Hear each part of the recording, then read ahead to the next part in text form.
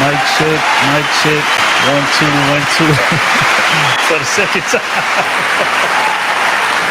Look, hey man, y'all gotta be patient with us, man. Stream y'all been acting up all night. I don't know what the hell is going on, man. But we here, and y'all know what time it is, man. We'll get this thing started. I want to salute to the mods in the building. Crusader Nation, turning up. I'm seeing leaves in the chat. Put a leaf in the chat if you can hear me clear. If the video ain't, if the video is smooth and all of those good things, I want to see leaves in the chat, man. We here. Okay. Okay. Okay. Perfect. Perfect. Perfect. We good to go. As we always do, man, before we get this thing started, I have to introduce these amazing panelists we have up here this evening or this morning, depending on where you're at. First and foremost, we have Miss B. Taylor in the building with us this evening. We have OT in the building with us this evening. Miss Queen Sheba in the building with us this evening. The Lucky Marie is in the building with us this evening. The one and only Smooth in the building with us this evening. Miss Saida is in the building this evening. And then last but not least, we have Mr. Ronan in the building with us. Indeed, Ricky Williams Boxing is in the building with us. Y'all not tapped into their platform. What the hell are y'all doing? Before we get this thing started, mental health check, man. Is everybody all right? Everybody good? Solid. Thank you. Yeah. Smash the like button, everybody. Do your job. Do your job. Go ahead, smash the like button. Get it out the way. Facts. Can I just say, shout out to Uncle Stepdaddy. I saw his message last week, and I really appreciated all the Crusaders and everybody. So, salute to bro, man. Crusader Nation be showing up and showing out. I be seeing it, bro. We be on them other panels and stuff. I be seeing leaves all through the chat, man. I love to see it. If y'all have not liked the stream, man, make sure y'all stop what y'all doing right now before we go any further and like the stream. Interesting topic tonight, man. I expect a few fireworks, expect a few disagreements.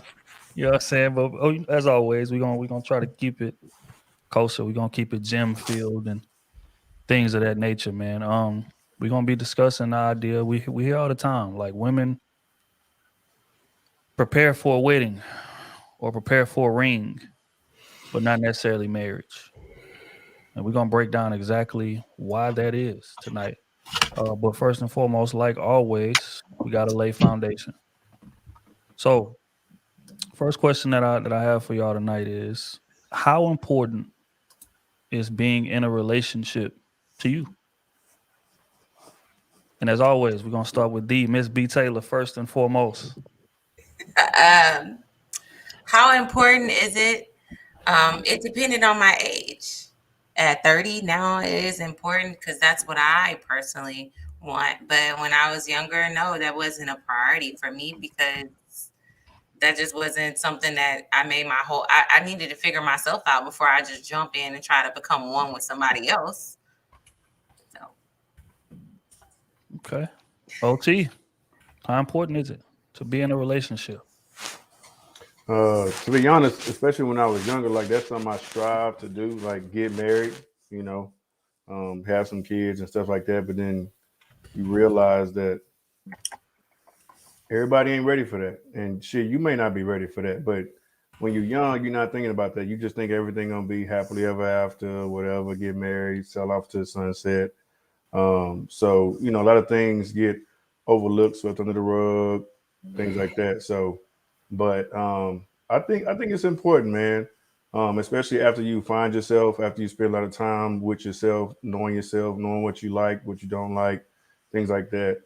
Once you do that, I think it's very important because you want to further your legacy. So, getting with somebody that got the same goals, or or at least similar, and then y'all work together and try to really make some type of impact on the world. So yeah, I think it is important. Hey, Miss Lucky, how important is being in a relationship to you at this stage in life? In every stage, relationship is important. In a lot of cases, relationships can save your life. I think that a lot of times when we get caught up in trying to complete ourselves before we find people, we don't realize how much time that takes. And sometimes people finish their completion of who they are once they get in a relationship. Because I hear a lot of women, once they get married to the right man, they say, I feel like he completed me. The same thing, vice versa. A lot of men, when they get married to the right woman, they start to elevate, they start to reach certain goals. So I think relationship is very important. We were designed to fellowship and have relationship. We're not designed to be solo individuals. So I would say it's the most important thing. Ricky, the importance of a relationship. How important is being in a relationship to you, bro? I think being in a relationship is very important to me at this point, because it's my life, it's my reality. You know what I'm saying? I think people don't put enough emphasis on that. And I think that's why a lot of people, especially if you've been in a long-term relationships, that's where it comes in when they break up or they go through something with that significant other and they split. That's where that I lose myself came from. You know what I'm saying? Because that's what you see as your world at large. You know what I mean? But as far as relationships, period, I value all relationships. I really do, because relationships to me are more important than currency. Right? It's more important than money, because if you got the right people around you, money's never a problem. You know what I'm saying? Getting stuff done, the stuff you need to get done, never a problem if you got the right team around you. And again, I tell you all the time, it's all about relationships. Everything you dream and wish for, everything you think that makes you was developed and pulled from relationships. It's all about people. Everything else is secondary. That's all I got on it. Well said. I agree with that. Miss Saida, how important is being in a relationship at this stage in life? Extremely important at this stage, and I'm kind of like what Lucky said. It is very important. It depends on who you're with, because that person is either going to bring the best out of you or the worst out of you, and we become a reflection of the person that we're with. I personally don't like to do just casual things, because it leaves you with an emptiness, and I really hate that feeling. So I've always been into like serious relationship. But since I was younger, I was 22 when I got engaged. But my very first boyfriend, I was 19, and I wanted to marry that man. So I've always had that mentality, and now it hasn't changed, but I definitely notice more who the person that I'm going to be with, or like that I'm going to give a chance to. So it's what Lucky said pretty much. Well said. Ronan, the importance of being in a relationship at this stage in life. I'd say it's very, very important. It'll give me that needed level of growth and maturity at this stage. Taking the time to start having a healthy relationship with myself, being a sensible giver to myself. I've always thought about extending that to someone who is in that place. Again, they could bring the creative part of my gifts and, help enhance that legacy-minded sense of self I do have. So it feels good to think beyond yourself, be responsible, have a measure of proof to your principles and purpose, as many guys, or principles that many guys stand up to. So I say it's very important. Indeed. Miss Queen, importance of being in a relationship / You caught me off marriage at this guard. stage. Man, I've been liking little boys ever since I was a little girl. So I've been wanting a relationship ever since I was in like 5th grade. I value relationships. I love people. I love my marriage. I love my friendships. I love my relationships that I have at work. Um, I've always known that I wanted to be like in a relationship as a wife. I think people didn't understand the importance of relationships until COVID hit. A lot of people had to go through that alone. And I think that was a wake-up call, like a reality call, like a smack in the face, right, for a lot of people. And I remember me and my husband were talking about that. You're like, damn, it's a lot of people, that's just at home alone. Nobody's checking on them, So relationships are very important. And also, like, you need them from like a longevity perspective. Man can't live on bread alone. So that's my 2 cents. I would agree 1,000%. Smooth. Importance of relationships, being in a relationship at this stage in life. How important is it? I think that's the first step to changing our community, to be honest. I think marriage is the first step. You get what I'm saying? Because y'all know I am. I truly believe marriage make y'all stronger. You know what I'm saying? And make that unity. If you're doing it right, let me say that because people get divorced left and right. If you're getting married for the right reasons and you doing it right, you can build way more with two people than you was gonna do by yourself. So that's what I truly believe. Man, y'all crushing this, and it's concise. I like it. Yeah, to me, I mean, it's of the utmost importance. You know, I love who I am in a relationship. I'm not sure that I like the single me that much, if I'm gonna be honest. Because again, I'm the type of person to where, you know, I tell my wife all the time that she's my probation officer. She keeps me on the right path where I'm supposed to be going. I feel like single me is a bit reckless. You know, is a bit less patient, you know, short tempered, things of that nature. So, but relationship me is laid back, thinking, you know, 3 to 4 or 5 steps ahead of the game, you know, because you have more to lose or have more to lose. So, you know, it causes you to not react, you know, in a way that you might have when you were single. You know what I'm saying? And it causes you to be a bit more diligent in setting up plays for your future. Compared to when you're single, you feel like, well, shit, man, I got time. I get around to it. Let me just do what I feel like doing right now, and then we'll get around to the like important shit later. But you know, when you're in a relationship, especially as a man, you know, you have a different sense of obligation because it's not just you that you're in charge of taking care of. So yeah, you know, to answer the question bluntly, it's of the utmost importance to me at this stage in life. Um, Next question that I have for y'all, because it seems like everybody's pretty much on the same page and by speaking about the importance of it. I want to know, where did that stem from for y'all? Because you know, a lot of times we speak on this part about, or this platform about, not really having a lot of examples, and that could kind of push people away from the idea. But you know, it seems like it hadn't jaded too many people on this panel. So I want to see, you know, where does that passion for being in a relationship stem from for each of y'all? B Taylor, you can go first. For me, romantic relationships. Well, first of all, I want to say friendships are very, very important.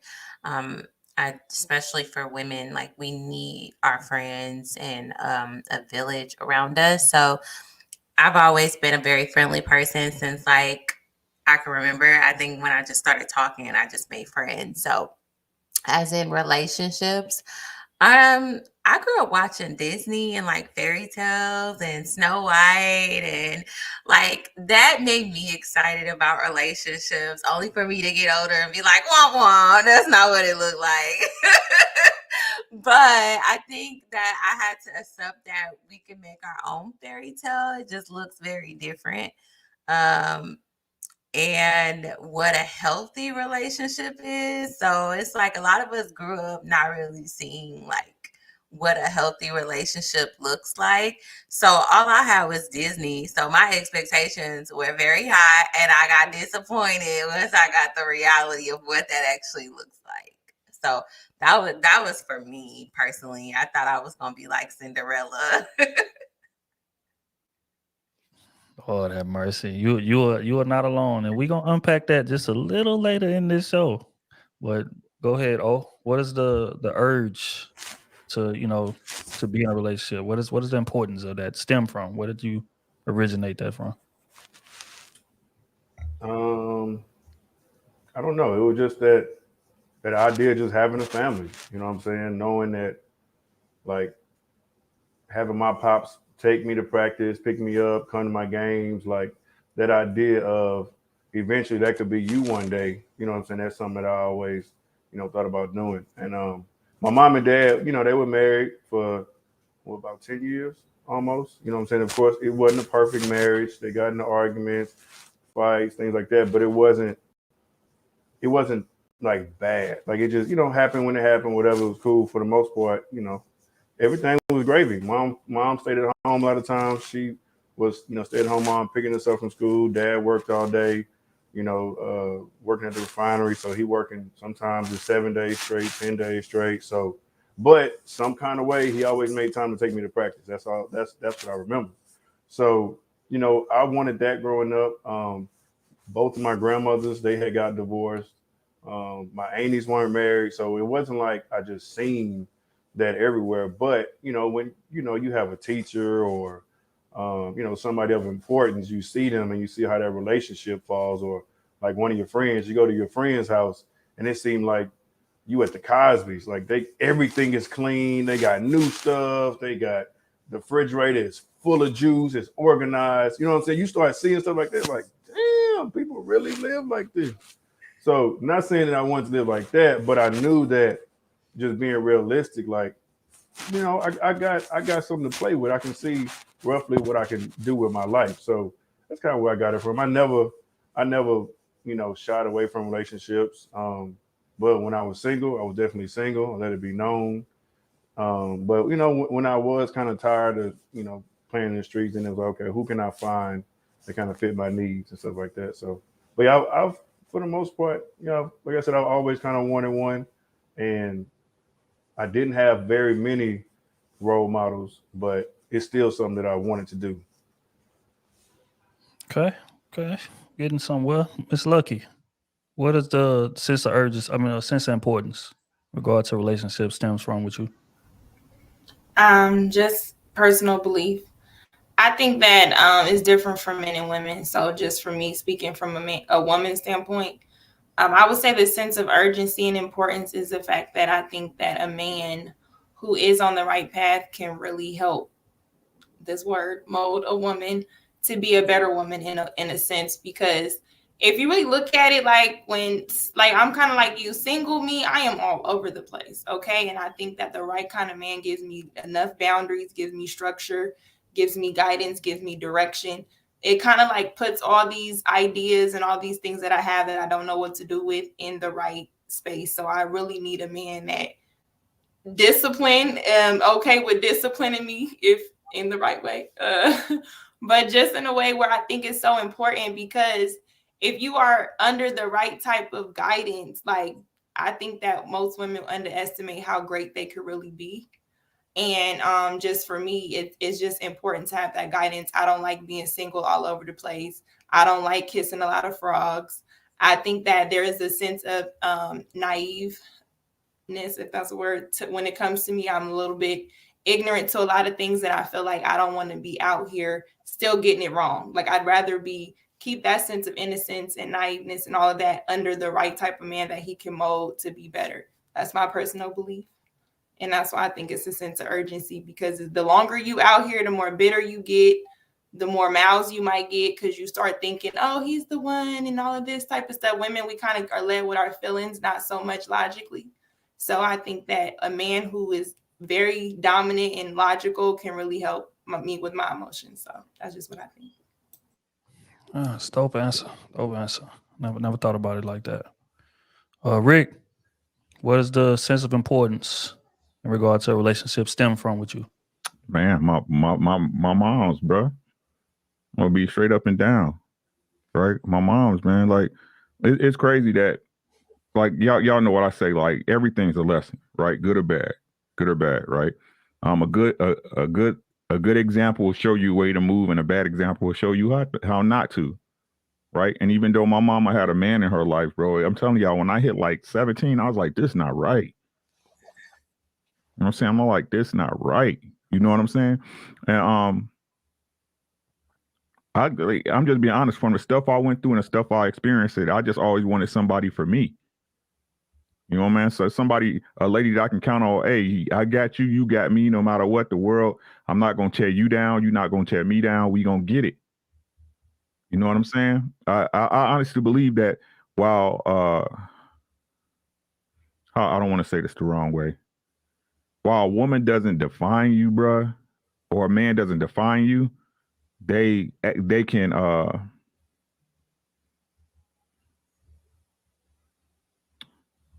like like they say, like, inspire. They can inspire you, right? And men move different when they know somebody need them, right? The day me and my wife relationship changed when she honestly said, "I need you," right?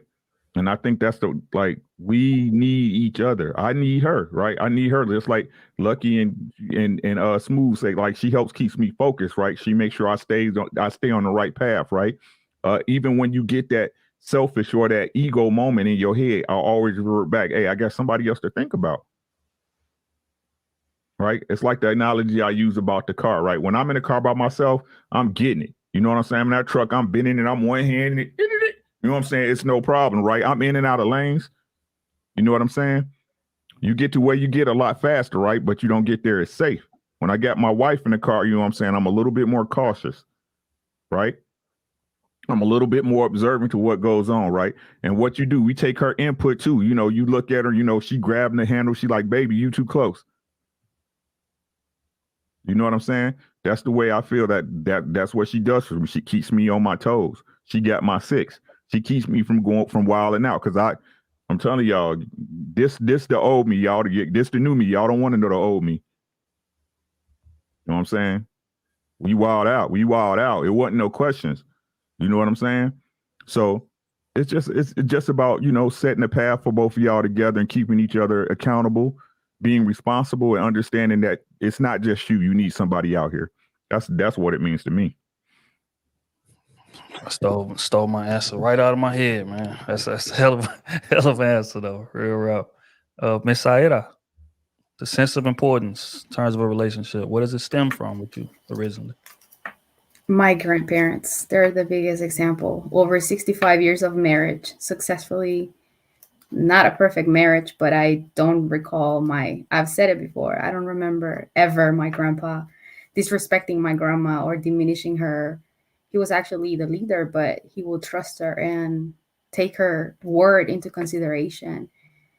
And, you know, that's my biggest example. Even after my grandfather's death, I can see the love of my grandmother for him and what she's doing, you know, sacrificing for him because this is what he will want to do. So yeah, that's my biggest example. Got you. Ronan, what does the importance stem from in terms of a relationship? Due to the parents, I've seen some good spots. In most cases, I have seen how not to do it. Seeing how to work on conflict resolution, and similar to what Smooth and Lucky in a sense said, I'm more community minded. I don't want to contribute to another ethnic outpost out here. I look to lead by example. Talking about sons, daughters, family, learn how to communicate, learn how to lead effectively.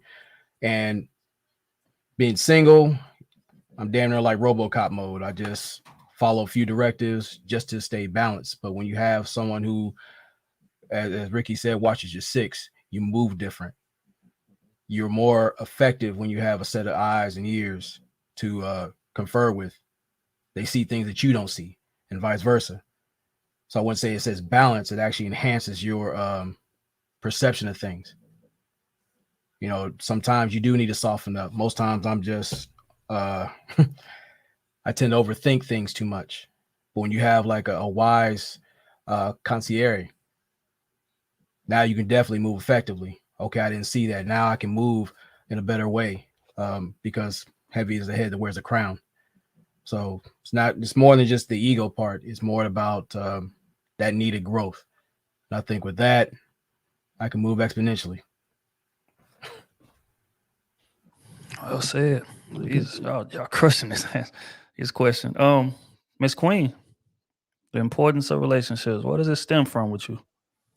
I think I have a two-part answer. I think it's little girls, it's embedded in us to want relationships. When you think about the toys that we give little girls, we give them strollers, baby dolls, change your baby's diaper, go get your baby. So I think from jump, little girls, it's that blueprint that's set for us, whether it's consciously or subconsciously.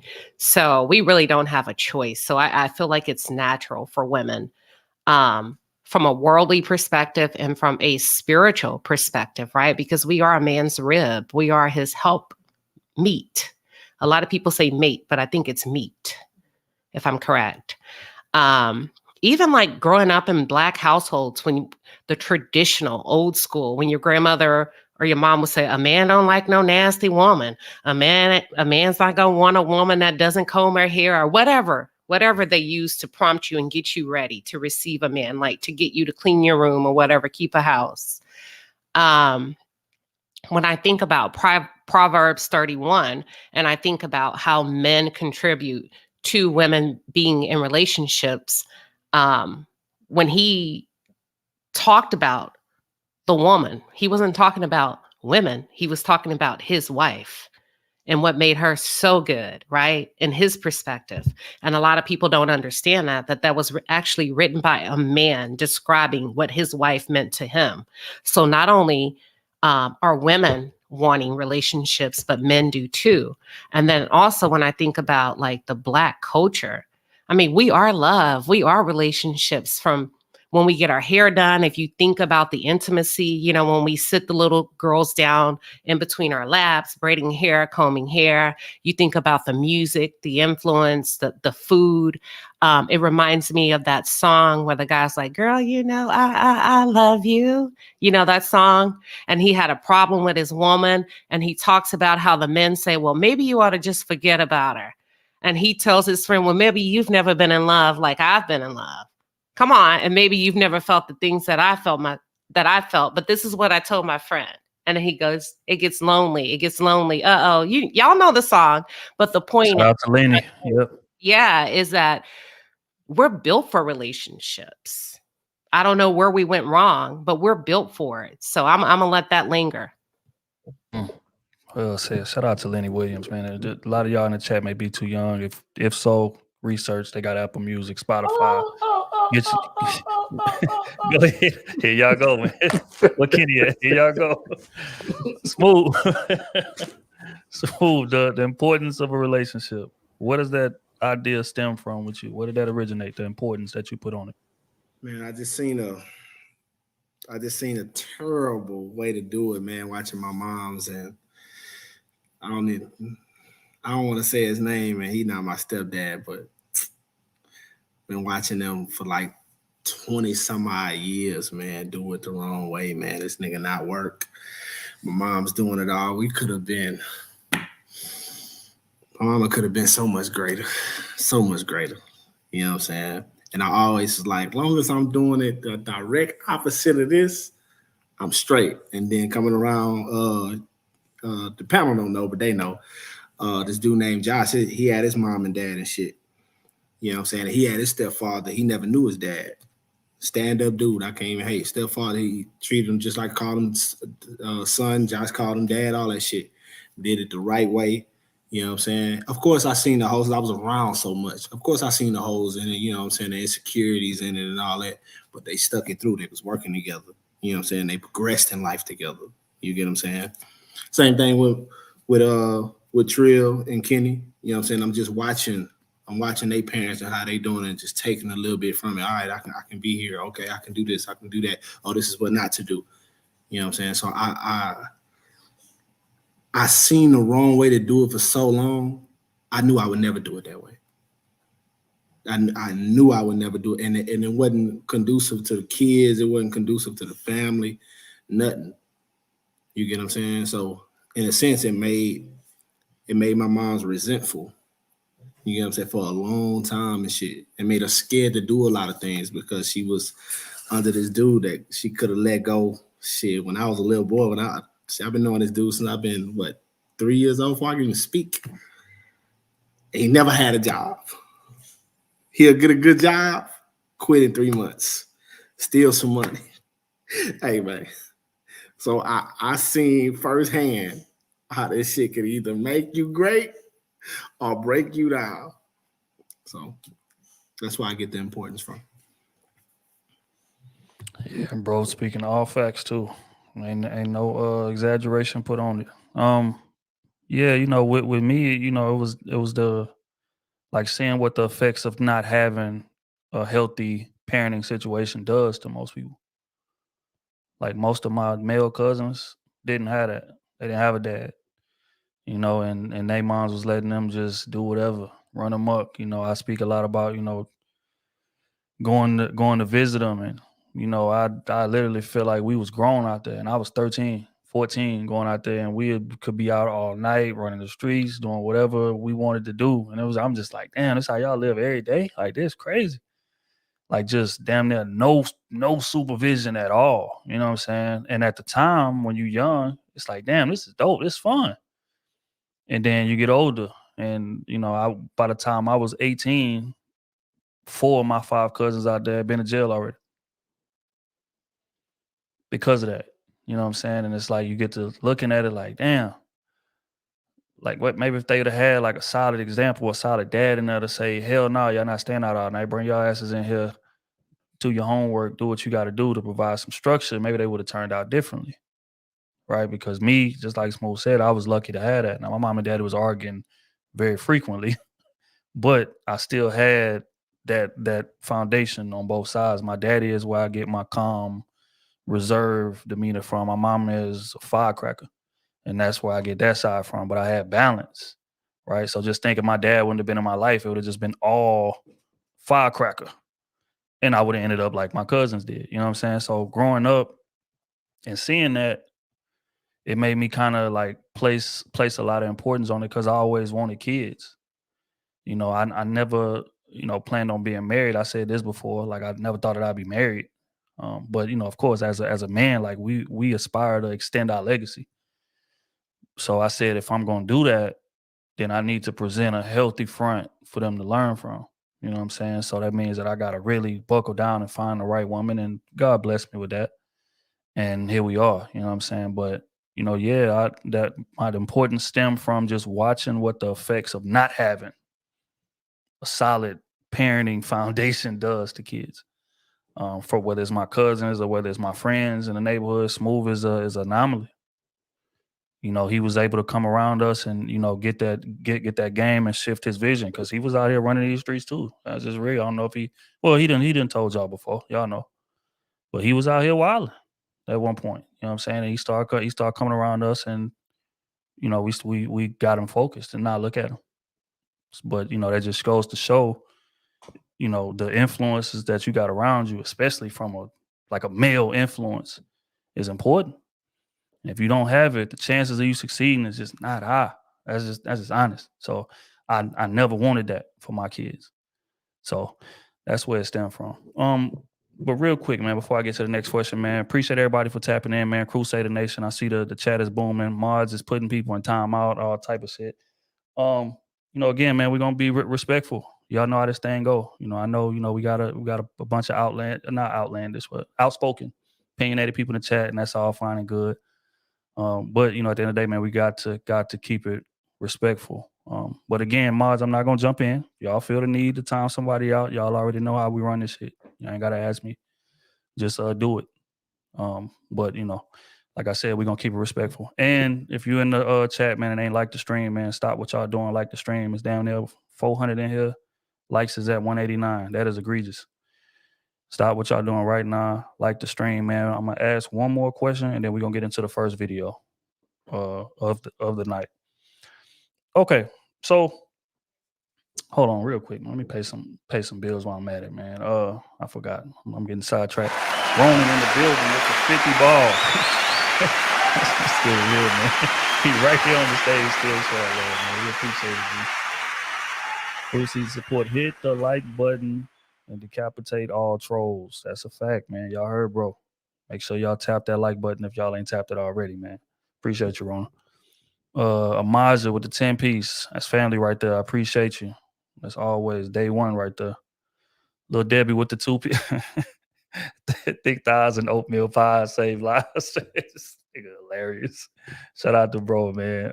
Matthew with the 5-piece beat Taylor. Crazy thing is, guys who try to give women that Disney fantasy are the guys women call corny and put them in the friend zone. A lot of times it's true, but let's slow down here. We're gonna get to that a little later. Hey, that boy got a great name. You hear me? Great first name. Oh wow! Greatest first name I ever seen. Yeah. I wouldn't go that far, man. Salute to Dub Will in the building, man, with the 5-piece, man. That's family right there too, man. Appreciate it coming through, showing love as always. But yeah, like I said, man, like the stream. If y'all ain't liked it, man, we gonna get into the next question. One more question, and then we're gonna play the first video. The next question I got was, what was y'all expectations when y'all first got into a serious relationship? Don't talk to me about the middle school relationship. Don't talk to me about the high school relationship. Wow. Talk to me about the serious relationship when you first got into it. Like, what was your expectations? To marry. You know, in comparison to, like I said, we done set the foundation so far. I done got how important it is, and I got where the importance stem from. So with all this knowledge, you go out there, you find somebody that you feel like, hey man, we can go to the next level, and y'all head in that direction. What was your expectations? Mine, I go Okay, well, first. I dive go off the ahead. deep end. Mine was I seen greatness in my wife that she didn't even see, she didn't even know she had. You know what I'm saying? And I knew talking with my wife, because when I met my wife, we was man, we spent plethora of nights just talking. You know what I'm saying? Dudes ringing her phone up, and I'm like, bro, answer that. You know what I'm saying? I don't know nigga come shoot this hoe up. You know what I'm saying? Because I'm gonna answer my phone when somebody call. You know what I'm saying? But I got to know her in that moment. You get what I'm saying? Like really know like the essence of her, like what she believed, you know what I'm saying, like where she wanted to take her life. But I also seen once she hit a certain level, my wife would be comfortable. You get what I'm saying? And I'm like, nah, you could take it bigger than that. You get what I'm saying? And my wife, in a sense, is scared of the unknown. Me, I don't give a fuck. I sell it all and go get some shit. Fail and then go get it again. You know what I'm saying? My wife ain't with that. You get what I'm saying? So the ambition in it is through me. You get what I'm saying? But I had to find a way to make sure my wife seen the product of it all. You get what I'm saying? So with me pushing her to greatness, like looking back on the years, even she would tell you that I would have never done the things I've done without you guiding me. You know what I'm saying? And that's the essence of it all. You get what I'm saying? So that's what I take from this shit. You get what I'm saying? So I know we'll never divorce, but I know if we ever divorced, I know she would still be a great woman. We'll still have a great relationship. You get what I'm saying? Wouldn't be no animosity and all that type of shit though, because of what she foundationally believe. So that's what I seen in it. So essentially, you're saying going in, your expectations was one, loyalty. Two, we gonna push each other to greatness. That's what you felt like the expectations was walking That's a into fact. it. That's a fact. Okay. All right. Again, it's smooth jumped out there, man. Feel free to dive out there if you want to jump in. If not, I'm gonna start calling names again. But the question is, what was the expectation when you walked into your first serious relationship? Get down or I'll lay. go with mine. I'll go with mine. So marriage was for me an expectation for sure. But these are the things that a lot of people, it's not the majority. I'm just saying this is just my example, my reality, what happened to me. It's not what happens to everybody, of course. But he got into a relationship with me lying. He was married already, and I did not know that. He introduced me to family that was not his family. He introduced me to his friends that knew that he was married. He never spoke about his kid until like we were like 8 months in the relationship. And there was always that gut right there telling you something's wrong. And that was our issue all the time. Like, hey, something's wrong. I don't know your family. I don't know your mom. I know some of your family members, but they're like cousins, not your mom. Like, and I will always ask him for that. And that was an issue. And until like one day it was a really bad, discussion. He said, okay, so I have to tell you the truth. Said that he was married and his mom was not accepting that he was separating from her. So until she get it, like, and accept it, he will be able to introduce me to her. So he continued with the lie. And I was very understanding about it. Stupidly ignorant. I was 19. But on my second relationship, I got engaged. Angels brought us together. His demons do us apart. And my third relationship, I had a kid with him, and it didn't work for any other reason. But I have only been in serious relationships, and I can say I am not perfect, but I have not been the reason of the situations not working. So marriage it is. Got you. Oh, expectations. When you got into that first serious one, what was you expecting, man? Man, once I jumped into it, it was all or nothing. That's just how I am because I made that decision. I made the decision to be with you and only you when I've had these women whenever I wanted to. I was a gentleman, bowed out the game, going against the grain, going against my urges, you know what I'm saying? Because I felt this woman was someone I could see myself with down the line. Because that's what you want to do. You know, you want, again, like I said before, you want to build your legacy. And so, you know, after a point of time, it's the same stuff, different day. You know what I'm saying? It's the same vagina, just come in a different package. You know what I'm saying? So it's what's, you know what I'm saying? Who's gonna stick? You know what I'm saying? It's like eating food. You eat junk food, or you can get you a good soul food. You know what I'm saying? Where you got something hearty and that just stick to you for hours and hours. Or you can have just potato chips and candy. You know what I'm saying? So that's kind of how it was. So I wanted something that was, filling. So yeah, whenever I make that decision, it's for the long haul. You with the squad, you with the team. Automatically, I'm biased, whatever. Because in that moment, I make that decision. Now, as time goes on, it gets stronger and stronger. But when I make that decision, yeah, it's serious because it's either all or nothing with me. Like there is no in between. It's black and white. So I'll go next. Shout out to Sarada for that, being vulnerable and opening up about that, because I appreciate that vulnerability. I would say for me personally, um, I've always wanted marriage. If I dated you, I wanted to, ride off in the sunset with you. If we was together, I was already planning our wedding, like in my head. I'm like, oh my God, I just can't wait. Like I would sit on the phone and just talk about what our house is gonna look like, what our backyard is gonna be. Don't eat my strawberries in the refrigerator. Like I was laying out rules, what the house rules are gonna be. And so for me, like when that didn't happen, it was like a dream being killed because that's what was my end goal. And I feel like I just turned savage a little bit about the dating world because I just kept just getting disappointed in these relationships with men. So it kind of turned me a little savage, like, well, okay, well, if we're gonna do this, then I can't just be out here just a hopeless romantic. So for me, if I'm dating you and we're together and we're serious, marriage is always the end goal. It may not even be with the right person, but that's always like my end goal. It's Queen. Oh, wow. My first real relationship, I'm talking about head over heels in love with a damn narcissist. Hold on. Didn't even know.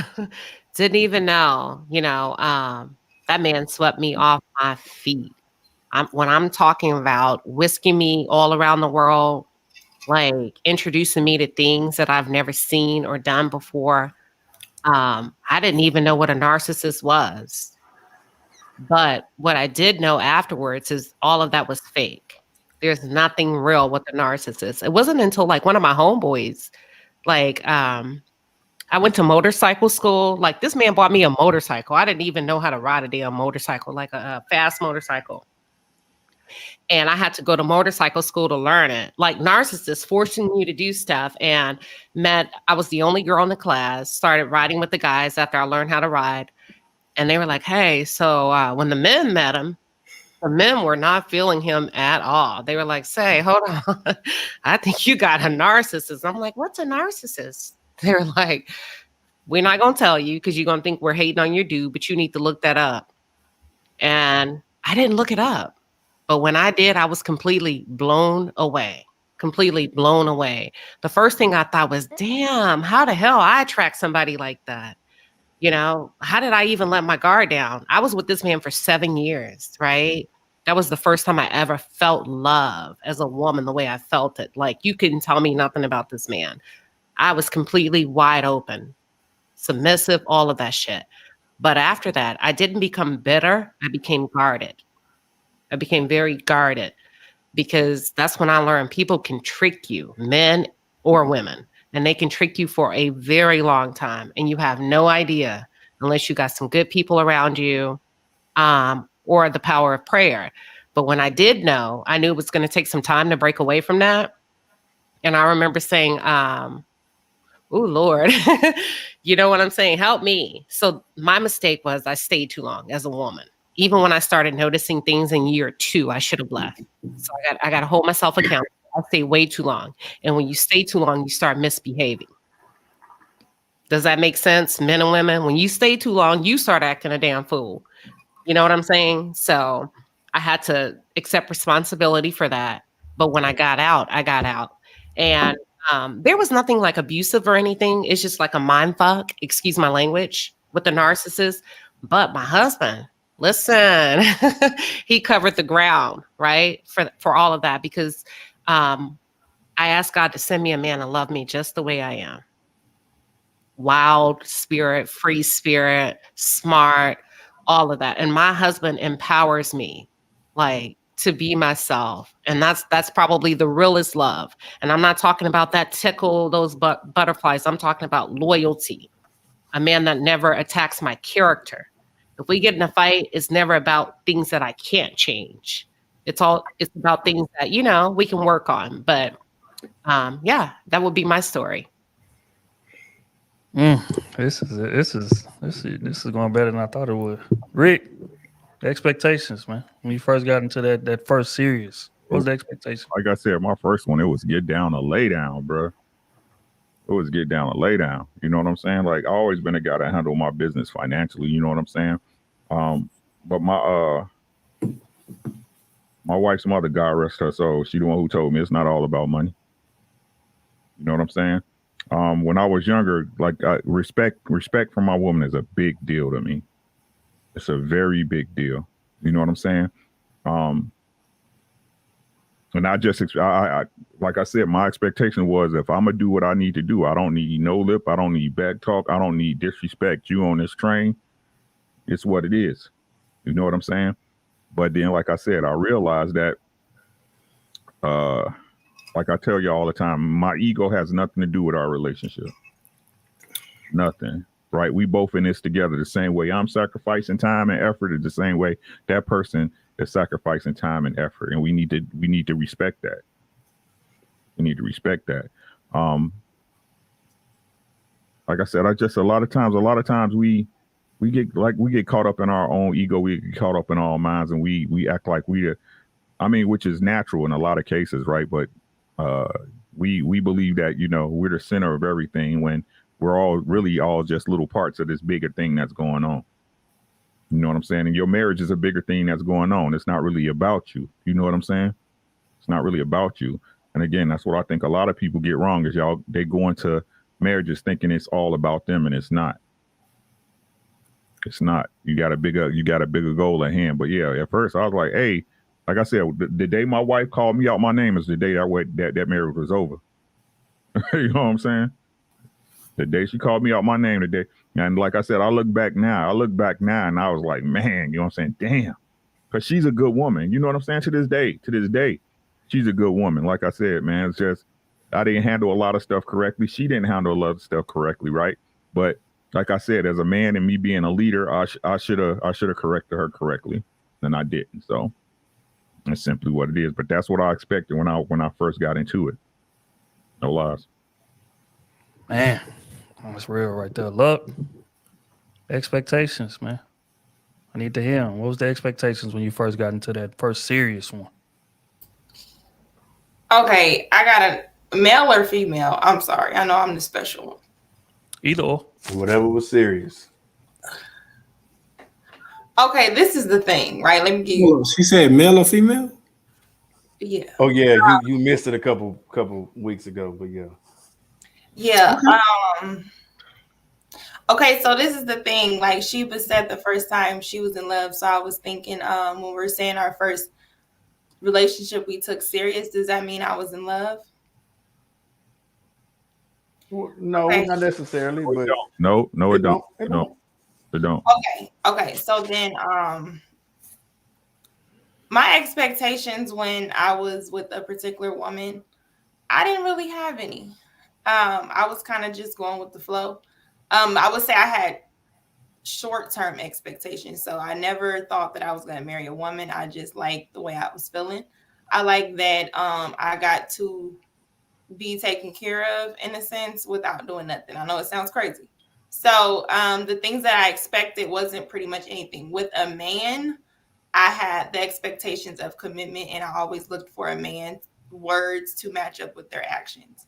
And for me, when I always felt like saying I love you, it was always because the other person felt that. And so I felt obligated to say it back. And then I started to fall in love with the idea of what they could be, even though there was nothing being reciprocated that showed that they loved me. So I can honestly say, up until recently, I have not even got a full understanding of what feeling in love felt like. So with a woman, my first serious relationship, it was serious because that was the longest relationship I had. That was the most emotion. Like we fought each other like it was not a healthy thing. Like, and we cheated on each other constantly. So I'm learning, y'all. Listen, I didn't have no expectations with her. It was what it was. It's over. With men, I would say my first relationship with the man where I had expectations, he didn't live up to it. It was cool like the first year, but once you got comfortable, it wasn't the same. So it kind of shifted. Like every time I thought that I was in a serious relationship or my emotions were serious for that person, the minute that the words didn't match up to their actions, I didn't feel that anymore. I didn't feel love. I didn't feel no type of.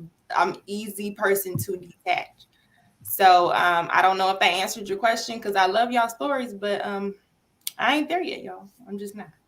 I'm there now. But y'all said first, so that's my answer. It's all good. It's raw and it's real. That's what we like. Like that. Like on this platform, man. Ronan, expectations, man. When you went to that, got to that first serious one, man. What was your expectations going in? Well, without proper guidance, I had my nose wide open, and I was all over about the idea of what she was to me. And she was naive, and it got to a certain point where, as much as you liked each other, you weren't on the same page. And even the idea of losing that person, you try to engage that person out of fear of losing them. That was one. The second two, the serious ones, what I found out is why would I wife these individuals when I was ready to divorce myself from myself? And with them, I was looking for a wife. To them, they were looking to be a warden.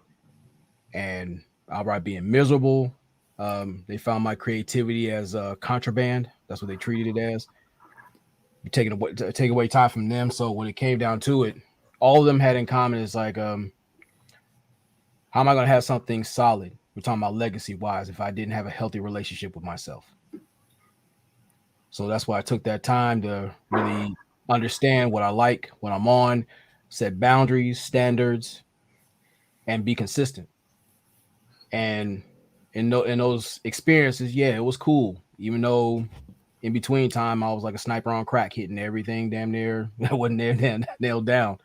But even in that period, I understood what the loneliest feeling of distance is within arm's reach. You can lay naked with somebody and still feel light years apart. So when it came down to it, it was something missing within myself, not seeing it for myself with parental examples, or everyone around me was either getting divorced or just settling for a relationship. I started working on me, and then I started seeing things open up. So now, at this time, things are starting to become a lot easier. But in those serious relationships, what I thought it was, I had to like really elope with reality. rather than leave it. Man, well said. With me, my expectations was failure. Shit, that's what I seen. This ain't gonna last. Let me just enjoy it while I can. Enjoy this, sex whenever I want it, and we get to kick it. It's gonna be all good times. I got me a homie. We gonna laugh. We gonna kick it. We gonna have fun. We gonna have a lot of sex. A lot of sex, and eventually, this thing is gonna end. That was my expectations. Because again, I'd never seen anything, even in my own house. Like I said, my mom and dad was married 30 years, but it was it was a rough road to the 30s. I'll tell you that. It was a rough road. And I'm like, I don't want my relationship to look like this. I'm sorry. So okay, this one is not deemed as successful to me. And then I go outside and I look around, family members. That's not a successful marriage. They then got divorced. The dad, my uncle was locked up. So again, you get to looking at this shit, and it's just like, likelihood of it lasting is low. So I'm gonna just enjoy it while I can. So that was my expectation, and don't get me wrong, I kind of treated it that way. I was kind of half in, 1 foot in, 1 foot out, kind of like protecting myself for what I felt like I knew was coming. How it is when you don't want to get too invested. I want to show a little bit of investment just so I can say that I did my job if it go left, but. I was always expecting it to end, and you can't thrive in a relationship if you're expecting it to end at some point. So that was my expectation. Um, but okay, so we're gonna go ahead and get into this first video because she's speaking about expectation, which is why I asked the question. We're gonna play this one and then we're gonna respond to it. While we playing this video, man, make sure that y'all tap that like button. If y'all ain't tapped the like button already, man, we appreciate y'all. Crusader Nation in the building. I mean, a hell of a conversation is about to get even better. So we're gonna go ahead and play the clip, man. And while it's playing, y'all tap that like button. I almost broke up with my husband because I thought he was boring. Turns out he was just healthy and sane. You see, when I was dating my husband, I realized how joyful he was, how active he was, how motivated, career, goal-driven, money saver, never wanted any problems. And every time we became misaligned, he would just want to sit down and talk about it calmly, hear each other out, forgive each other if necessary, and just move on and continue growing. And I misinterpreted this as him not fighting for my love. You see, I grew up in a very chaotic type of love, the novela type, where everybody's slamming doors, yelling at each other, you don't talk to each other for days. And so I thought that that was love. I thought that that was passion. And what I want to remind you of is to look back at the type of love that you grew up around and ask yourself if you were just addicted to a chaotic, dramatic type of love, and realize that that's not the type of love that you need now in your relationship, that you need now to grow. God doesn't want that for you. You understand? Look at that for a second and ask yourself, how do you want to love? How do you want to be loved? Because I'll tell you one thing, it's not the novella type of love. So again, I felt like that clip was perfect. You know what I'm saying? So we gonna run it back one more time for anybody who didn't hear it the first time. Everybody that went to go grab something to eat, went to use the bathroom right quick. We're gonna run it back one more time, man, because she said some powerful shit, and we're gonna break down. I want y'all to get y'all responses ready. Queen, we coming to you first. I want y'all to get y'all responses ready. I almost broke up with my husband because I thought he was boring. Turns out he was just healthy and sane.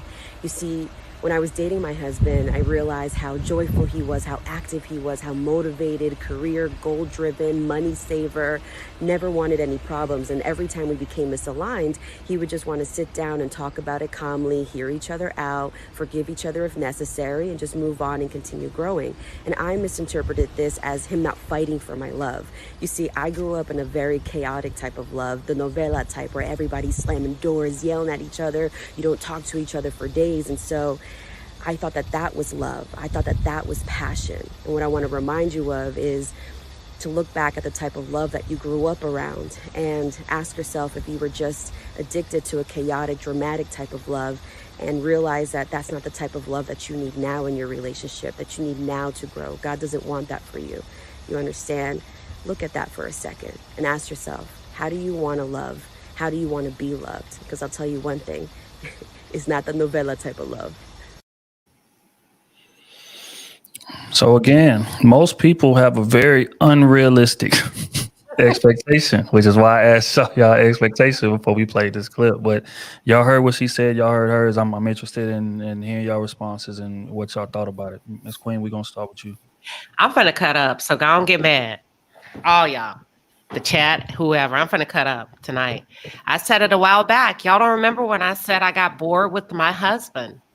Do y'all remember a few weeks ago, a couple of months ago on this panel? I keeps it real, right? And then I said a therapist explained that a lot of people mistake stability for boring when it's actually stability. So let's go back.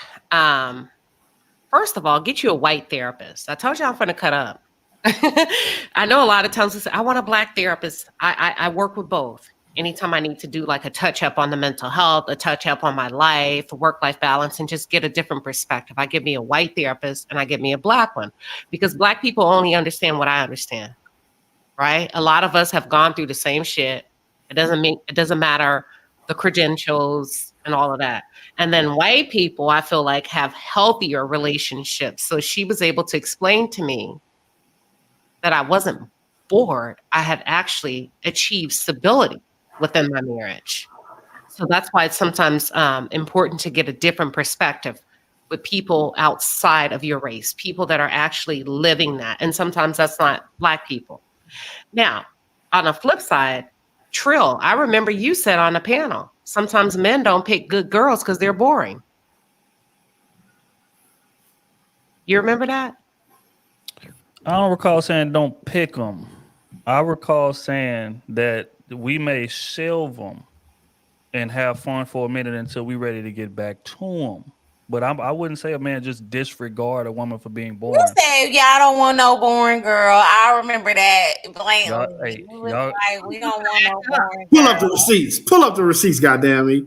they gonna have to show me the footage because that don't sound like something I would say. But to address it while we're here, I think again, if you look around at most men's wives or most men, the woman that a man settles down with, it's not gonna be the wild chick that he know. It ain't gonna be the one that he had fun with. That she willing to smash whatever, doing all kind of crazy shit. That's not the one that he tends to settle with. He tends to settle down with the one who's a bit more grounded, a bit more, reserved, a bit more laid back. But again, if I remember right, what I said was that woman will definitely get looked over or put to the side for a second while we having our fun. Now, when we ready to settle, we going back to her.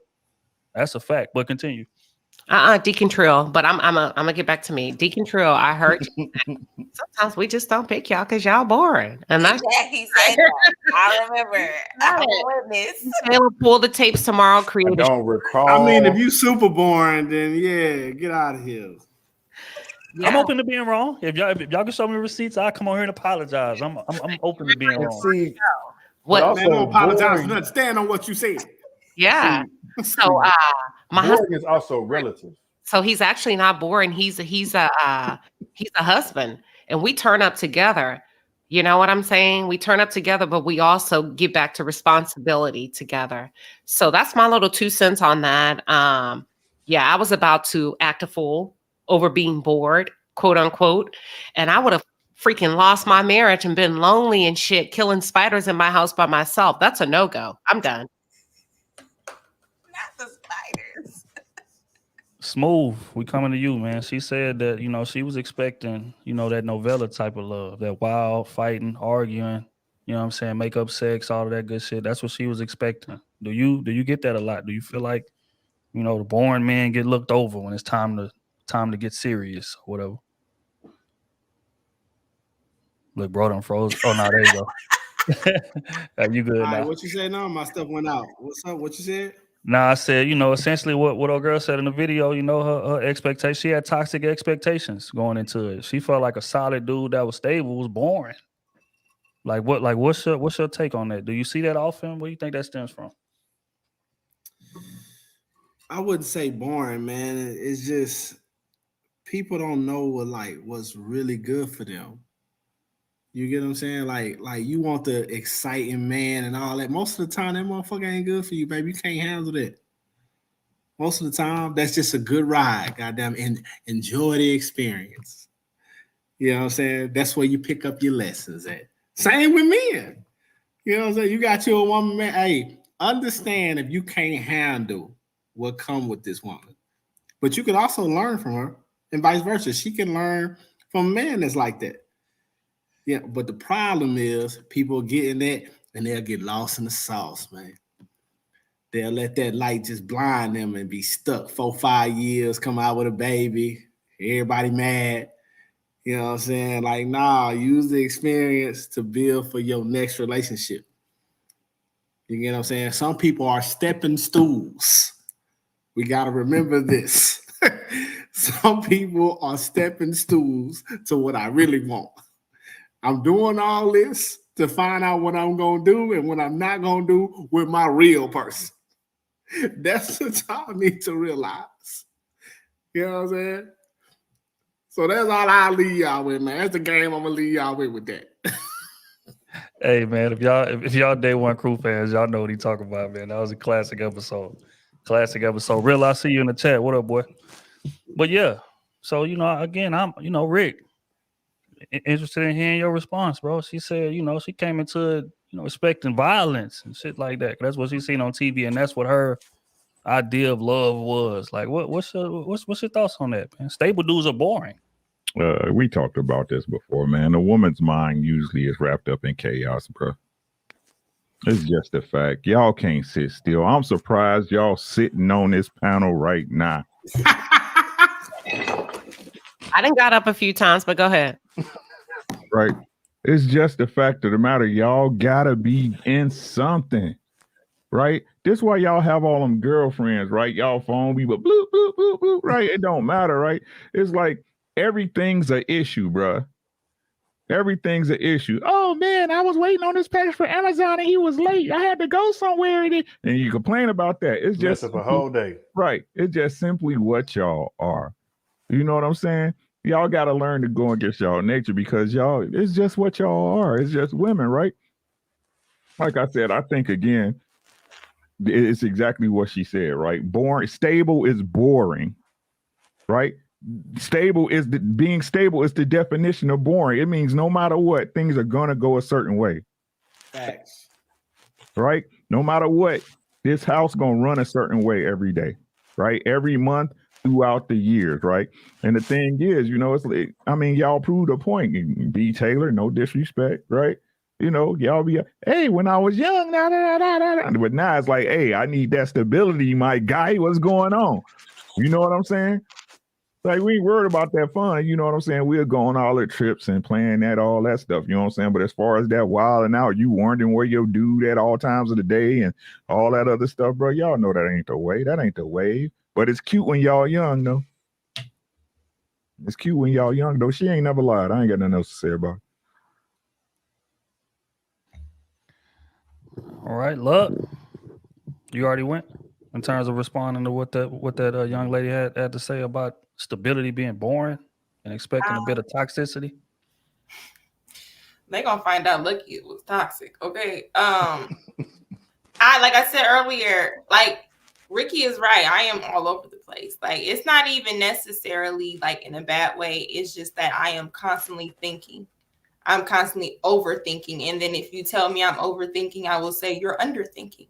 Like, I just have to be thinking. And I think, like, in the relationship I am now, it was times where I try not to be boring, right? Because it could just be silence. He's the type, like, if we chilling, I just want your leg on me and be quiet. That's cool with me. To me, it's like, oh, he's not talking to me. Am I boring? Should I say something? I'm just thinking, right? So, for me, it's never been. I'm cool with boring because I like to be the exciting one. I'm the person, like, you could be boring with 5 followers. I don't even like nobody who always got to be seen. Like, I'm that person. So boring has always been attractive. Like, boring doesn't mean that you aren't exciting when you need to be. I think boring, like she just said, is stability, but it's also something that's consistent. And if you're a person, most women are not used to consistency. They're used to men who just go with the flow. So when you meet a man who is constantly consistent in the same routine, every morning I eat the same things. Like most successful people, if you ever listen to successful people or motivational speakers or things like that, they have the same routine every single day. They get up at the same time, they meditate, they do the same thing, and they are successful. So success, the road to success, what some people would say is boring, and that's why most people can't stay diligent in the ride. So because most people are all over the place. So I love boring, but me, I think I always try not to be boring. Like, oh, you want me to wear this? Which one you want me to do my hair? Like, tell me I could be 5 different women. Like, long as you ain't cheating, we going. Like, it's whatever. So I'm cool with boring. I just think that for women, like you said, we are all over the place because we overthink. And I think we overthink because we are used to chaotic situations. Like me, I can be comfortable in chaotic situations. But if I noticed when I started to get in areas where it's quiet and it's just content, sometimes I create the chaos, even in a conversation where it's something that he simply said. I'm hearing something else because I'm used to that being the response, So I had to work on that and all those things. So yeah, I said I'm gonna be honest. So. Look here, man. As you speaking, I'm just having flashbacks. Yeah. This facts. Oh. It wasn't that deep, y'all. Says stability is boring, man. She need a little toxicity, or she expect a little toxicity in her life. Absolutely. And I'm gonna say it from 2 perspectives. One was my personal perspective. It was like my second serious relationship. It was a point where, like, in a relationship, we were trying to just figure out. It was like a hurdle that we were trying to get over. We kind of hit out like our plateau of the relationship. All the fun and games was over. Things were getting serious. We talking about moving in together. We talking about weddings and like serious talk starting to come about. And then it was just one day when she was just talking about how she wasn't happy, and then talking about how she felt that I wasn't. I mean, similar to what the lady saying, like we get into it, and I'm not trying to argue like that. I'm just trying to fix the shit so we can keep pushing. She wanted me to, like, get in her face, like she wanted a little rough. I was like, she wanted me to bump her around, like that's what she wanted. Whenever we got into it, and she was like, you act like you just don't care. I was like, I do care because I'm trying to fix the situation, but you want me to go upside your head, or you want me to call you out your name? Like, is that what you want?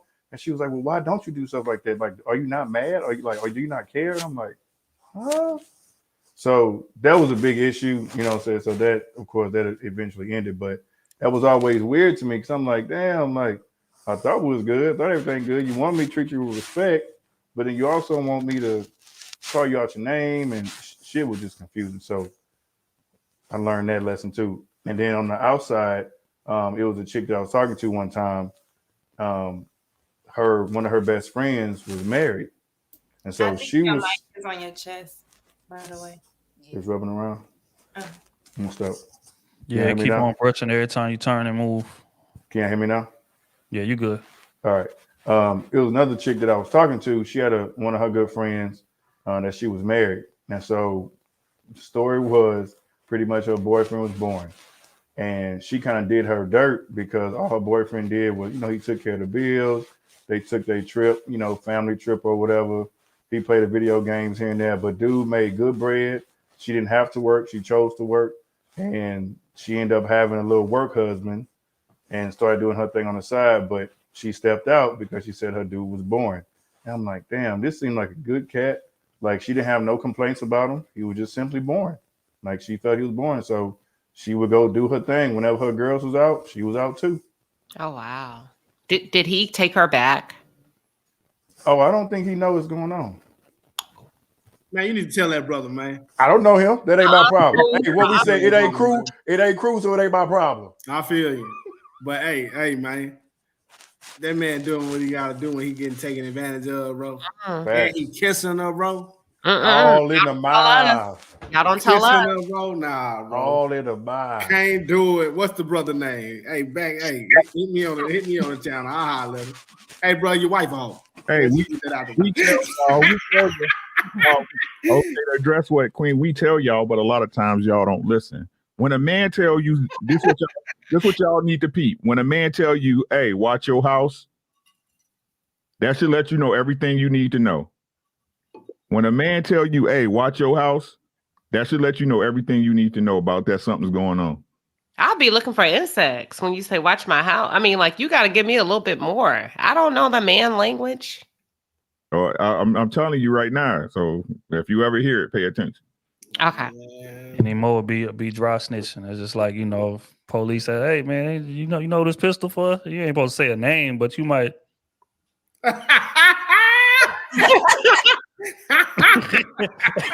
There's two people here, and it ain't for me. I mean, I can't give you a government, but I mean, it's just if you kind of put context clues together. Just look to your right. Straight up. But B. Taylor, what's your thoughts on this young lady's view about relationships, man? I don't understand why everyone is defining excitement has to align with toxic. Like, just because I want excitement in my relationship doesn't mean that I want toxic in my relationship. I want a man that puts in effort. I want a man who is spontaneous. I want a man that's like wants to keep the fire lit in our relationship. I don't want it to just be boring. I don't think anybody want a boring relationship. We can, compromise all day and say, "Oh, well, it's safe." Yeah, and it's boring. Like, let's do something spontaneous. Like, even if it's something small, babe, let's go for a drive. Let's go just do something spontaneous to keep the relationship alive. This is why a lot of people grow bored with each other and find excitement outside of their marriage and relationships because they're not putting in the effort into their relationship. When I was toxic, I didn't like being toxic, nor did I like being in a toxic relationship. I didn't find fun if a man called me out my name. I didn't find it fun when he disrespected me. I didn't find it fun when I found out I had to get up in his face about something. It wasn't fun. It was like an adrenaline rush, but I wouldn't say, "Ooh, I miss those days." I never missed those days. I wanted something healthy and I wanted fire, and it don't have to be like that every day. It don't have to be like that every week. But as long as I'm in a relationship where there's a spark that keeps me lit and spontaneous, I don't see anything wrong with that. And it's crazy how we think of excitement, immediately we go towards toxic, because you can have an exciting relationship without it being toxic. Nobody wants to just be in a relationship and the man is on his game every day, ignoring you. Like, or he just speaks to you and we just keep it moving. Like, what's the plan? What are we doing to focus on ourselves? That's me personally. Even when I was toxic, and I still, I've seen a lot of toxic stuff growing up.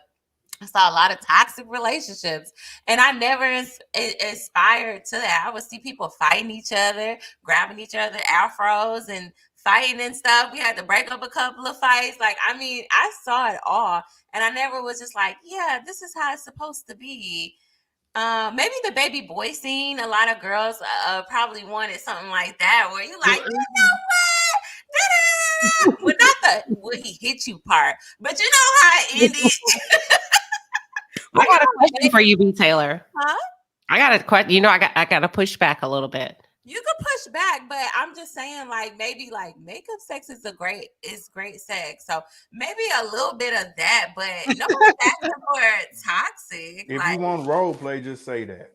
Well, okay. Well, why we gotta get mad? You know what I'm saying? Just to it's real feelings behind it. Like, I want to be like mad at one point, and then that's toxic. How is it makeup sex if it wasn't toxic? Exactly. Well, no, not toxic, but like we can get in an argument. Like, arguments are gonna happen, but it's just no. It's some people who don't argue; they just disagree. Hold on. When the argument women looks different. Wait, argument looks different for everybody. Argument, disagreement, it looks different for everybody. I would say, I don't know. Makeup sex is great. Hey, what do you do when you 10, 15 years deep in a marriage, in a relationship with somebody? Y'all done did it all. I'm gonna tell you right now. Y'all done did it all. Has your wife spanked you with a belt yet? Everything. Come on, we ain't doing that. Yes. Ricky said it. Ricky has done it. Remember, he said it. Look, hey, move like it like that.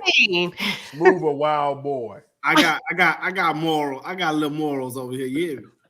So there's a couple things that's just off the table. Somebody said, "Hell no." Do something different, like take dance classes, No. or you know, go Dance. somewhere y'all never been, or like like do something like go horse riding, or just something different, or like just do something out of your element. Well, I have a question. I have 2 questions now. I only have one until OT spoke. So I'm gonna hit him first, and I'm gonna hit all the men first. I'm a sniper. I'll pick y'all off one by one. So let me go. I'm gonna start with OT. Now you said she talked about what she wanted, and you said about role playing. Mm-hmm. The women gave an example of role playing with a thug, and y'all ate us alive. That's a stretch. No one mentioned a That role wasn't play. role playing. That was not a role play. They actually What was said role they play with liked a a thug? I thug. missed that. We It's not- I mean- said Trill asked us something about a thug, and we said a prug. We said, "Come home, Go hard. put me on the bed." Don't we talk? I mean, we gave a lot of fun role playing, and y'all said With a thug nigga. Was that Y'all, when you said nigga. right? Y'all want the actual thug? With a thug nigga. Come on now, you ain't gonna do that. I You Come not on gonna now. get that off. You want the actual person? no. You not gonna get that off. So you want a street thug or a thug No, that done made it women out the were giving streets? you women. We painted a visual of a role playing incident. I mean, of just like a scenario of what we would like intimately, and y'all lost y'all damn mind. She said that's who they wanted them to be. So you wanted the one that made it Right. out of the streets, the one that made it out the streets. I'm gonna tell you right now, the one that made it out the streets, he ain't gonna be with all that crazy ass shit. Man.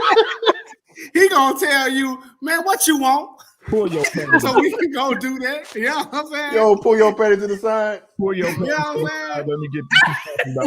That's what y'all Yeah, that's nasty for us. Yeah. That's freaky for us. Pull them to the side. We ain't got to get naked. She be trying it for real though. She be trying it. My second question, B. Taylor, you said I like a little spark. My question to you is, how often do you ignite the spark How for often your man instead of waiting for him to ignite yours? How? Because a lot of women don't want to do that for the man. I would make suggestions. I'm like, hey, can we do this? Can we, Right, can we do this? right. Yeah. No, how often do you make it happen? You ain't gonna do So I can make it. Well, on his birthday. Wow, nigga only You get see? blessed on the birthday. That's it. One time a Father's year. Day. One time That's a year. it. Don't you ask for nothing else outside them days, Jim. This what we be talking about right here. Prime Hey, example. Poor man. This Hey, what we the be talking about anniversary's right supposed to be here. for both of y'all. The anniversary for her. Let On his birthday, I go all out. them talk. Let them talk. Don't. You benefited from that. Hey, she benefited on his birthday. You know what I'm saying? I don't want to see you on my birthday. You like to hang with the gang. One day out the year. 365 days in a year. 1 year. But you want this man tap dasking with monkey shoes on and shit. Oh, make it exciting for me. Get the fuck out of here. Get out of here, man. Hey, women crazy, dog. If you make it, no, we both win. We both win because if you make it exciting for us, I'm gonna make it. I'm gonna end the night off. It Very can't be. exciting. It can't be two winners. Only one person can win. It's either me or you. Only one. What? Why it can't just be both of us? No, on a birthday. On a birthday. Hey, ladies, I'm gonna give y'all some game. On your man birthday, if he don't tell you, hey babe, let's go out to dinner or something like that, don't think that's your day. You get what I'm saying? Because you gotta realize a man only get 2 days that he can claim for himself. That's a birthday, and if he a father, that's it. That's it. Wait, what you mean? Like, don't claim it. Don't hey, you need to be Don't asking claim him, it so as what's your yours. plans for your birthday? Yeah. You know what I'm saying? And not be mad if he be like, hey man, I'm gonna hang with the gang. We're gonna get a section here, or we going out of town here and all that. Hey, bro. Look at that face. Look at that face. Because Wait, hold on. No, because But everybody get 2 days, to be honest, if she's a mother and if it's her birthday. They got no, girlfriend no, day. no, They got look. Valentine's Day. Sweeties They Day. got Valentine's Day, Woman's and Day. that's for Christmas. No, that ain't. That when we go to Walmart, all they got is rolling. Ain't no niggas on no Are rolling. you going to All we Ain't get no is niggas on no socks, rolling.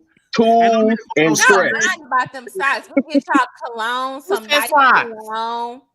We get y'all some nice cologne. Jupe is not nice cologne. Stop.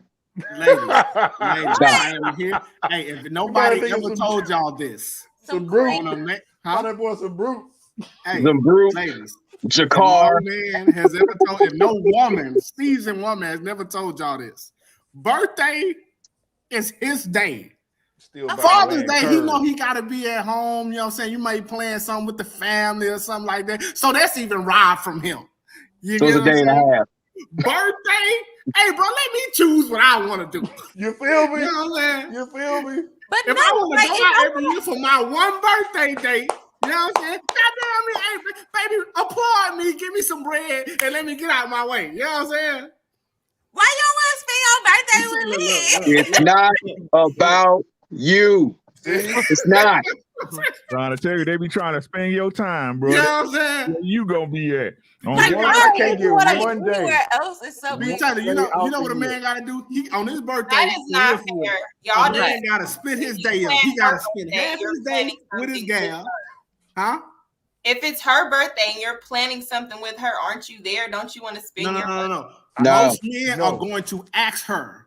Most men are say, "Hey, babe, what you want to do on your birthday?" Yep. You know what I'm saying? Why you Because we respectful of y'all time. Y'all get a lot of time in You relationships. want See, that's you want to go on a boring. trip? That's You want to go boring. on a Thank trip you, with your Trill. girls? That's Go. the Bye word bye. boring. See Why you are when you you get asking back. There we go. There we go. Because Here look, we you go. know why? You know why I'm at? You know why a man is asking you that for your birthday? Is your birthday? Is your day? So I want to You do get what what I'm you saying? want So to if you do. want to Okay, go out but with the girls, or you got a girls trip No. planned, a man ain't finna be like, "Oh, nah, you can't go. I got dinner set up. I want that." Ain't no we man don't doing plan that, bro. girls trip. Most women, they want to be with their man for their birthday. Yeah. Exactly. Man, We do. My well, husband, hey, like, my birthday's Friday. I'm basic. I love Austin, Texas. If I could Mhm. afford, you know how expensive it is Yeah. to live here. yeah, So it we're ain't going to up that Austin. much. And I love my dog. So he's like, I found a house to take the dog. I know that's boring, but that's important to me. Does Yeah. that make sense? Like instead of but on the opposite end, his birthday was a week before. And I'm like, what you want to do? His list, I'm like, bro, that's a lot of money. Wow. Hey, Like, I get one day. I get one day. One day. Goddamn it, let's blow it. I was like, God damn, why are y'all coming up with all these lists? Like, when did men started? We You know stepping why? up now. We know Because our we work. know God damn it's it. one day out the year where I can ask for anything and she not No, complain. no. Okay. We No, know what I our do work is now, I ask goddamn it. you, what do you want to do for your birthday? And where do you want to go? And he's like, oh, I want to go here. So, okay. So Friday night is, I have to suck it up and let him go out with his boys. Wow. My Wow. question is this. Why is there anything to suck Why is up? that any That's the animosity issue. towards that? Exactly. My Because question I'm not is this. there. And he's just having fun without me. I don't like that. Like, Wow. why you smiling? Lord And forbid. I'm The not guys there. go out to the Tom Box Balls. Right. I'm Lord, just a little slightly toxic. So I don't. Lord forbid he have fun with. Yeah, like why you having fun without me? Like, like we could party together Hey, with your this friends. proves Lord But you don't every forbid, want man boy. point. A man can't laugh without his woman. Right. Nope. At You need all. a Start laughing, permission she look slip. at what you laughing at. You can't even sneeze You know what I'm without. saying? But He then- can't What you laugh. doing with that unauthorized You know joy? what? You know what? I have to say something about what Taylor is saying. I think a lot of women are like that, very needy until like you have someone that does that to you, and that you start appreciating your alone time and respecting someone else's time. Because when I had that controlling person in my life, that was just I couldn't do anything without that person, and everything that I did, it was wrong if it was not around. Until you have that, that's when you're like, wow. Because I cannot see myself going to the gym. Like, I see couples at the gym, like literally kissing, like, and I'm like, oh my gosh, I would be so freaking annoyed. I'll be like, oh, leave me alone. So I mean, I no, give him, look, this is the day. I give him Friday out with the boys' night. Then Saturday, I give plan him the dinner. you give You him, give him you give him. Time. his we sick balls? It's his Saturday. time. Saturday, Yeah. It's his time. and so then He has the Sunday, right to like, be out. This Lord, He I is. did this whole big weekend thing, and it was really nice. It was like family and friends. I got everybody together, and then we, I got a nice hotel, like at Zaza, like you know, and we had fun. Like I got a Word of massage. advice, fellas: make sure you had their birthday freedom papers signed before you No, celebrate your birthday. You need a like permission giving, slip like you're on a field like trip. she doesn't bother him by giving. She doesn't bother him. She doesn't call him. Yeah, Finish, I let her didn't. finish. When he went out with his friends, I let it be. Like I wasn't like controlling. I sucked it up as in I would want to be there having fun with him and turning up with him. But I had to. What's wrong with feeling like that? So, Like, so B. Taylor, here's my question: did you give your boyfriend a birthday curfew no, on his birthday? he was out until 4. Yeah, I thought so. Okay, I have a question. Yeah, Be what's telling up? to add I have Warden a to that quick name. question. Go ahead, OT. No, I'm just saying be telling to add Warden in that name. Go ahead. Yeah, Warden Taylor. Yeah, Warden Y'all Taylor. take Yeah. trips? I have a question. Do y'all take trips like out the country? We're going to Vegas without y'all's women? All of that kind of stuff. Y'all do You got that? that right. Yeah, Yes. Y'all do that? That shit is Yes. absolutely necessary. Do y'all know It's how necessary. annoying y'all are? And we check in all 6 times y'all want us to check Queen in. Sheba, and How come y'all call, can't just go to whatever. church? Queen Sheba, you know why a man needs that for real? A man need that time with his boys by himself, unbothered, to reset, bro. It's a lot of pressure performing for y'all every day, making sure you comfortable. You get what I'm saying? It's a lot of pressure. So that time he get with his boys out, wherever the hell they choose to be with. To be honest with you, he not thinking about that phone hitting you and all. He gonna give you that grace morning call. Hey, baby, you good? You know what I'm saying? Everything good at the house, and then trying to go about his whole day. You know what I'm saying? See, hey, women petty, dog. Well, but see, this is my whole thing. It's like when it comes, there's a major way to lose a dude is micromanagement of his time. When he's out there doing his thing, he's chilling with his boys. He's chilling with his boys. They don't get to sit there and chop it up, chill. And sometimes, if you a solid chick anyway, he gonna brag about you enough as is. Now he ain't gonna be that goofy in there talking about you every 5-10 minutes. But his boys see what he has, and he celebrates that. Like, man, let's go out here, chill, chop it up, have fun on your fucking birthday, at least. Not have to look at his phone for the 50th time because did you do this? Did you check in? Familiarity brings contempt, literally. You just said, I want love. I want a family. So she got to watch the kids on your birthday? She can't do shit with you on your birthday? I mean, hey, look, you got to realize. No, hold on. Let Ronan take up for himself. Oh, I knew she was waiting on this. Now say it again. Go ahead and say it again. I'm waiting on this because I got 2 weeks, so I'm 47. Let's go. That beatbox in his blood. Give him that IV with that beatbox. Go ahead. No, bring it. I'm good for it. Let's go. Question. No, but what I think is that we as women, and I'm going to include myself, even though I don't think like that, but I used to, we automatically think that he having his time alone is automatically cheating or like having something to do with another woman. Until like there, you actually know that he is with boys, like doing things that men do. You know, so I think we are automatically set to think that and just put ourselves in the negative. It's not automatically set. That's the insecurity level. It's an insecurity for sure. Not every woman feels like that. The same way Smooth just said, it's every day. Some women feel like every day. I'm a person, I'm cool with you getting your time. Because when you come back, you're going to unload, if y'all know what I'm saying. So, You're right. I mean, but I also understand like there are a lot of men who I want you to want to be with me on your birthday. So I understand what B. Taylor is saying because you're trying to take it personal, like why you don't want to be with me on your day. Yeah. But if you out in Vegas, I'm the type you can leave me at the room, come back and like go out, flirt, smack some ass, make sure you come back here. Hey. What? No. Women think for some reason. If you going to like a strip club, now you don't want to go to the strip club together, and I'll pay for you to get a lap dance while I'll be right there. See, micromanagement. I don't know, because I'm maybe get up off there. That's too much ass cheek. Stop it. Hey, so look, hey, me and the fellas, we go to Vegas. You know what I'm saying? At least once a year. We ain't did it last year, but before my wife went to Vegas, she would always be on me. But why you ain't call me? Why you ain't call me? Why you ain't call me? She went to Vegas. I ain't called one time.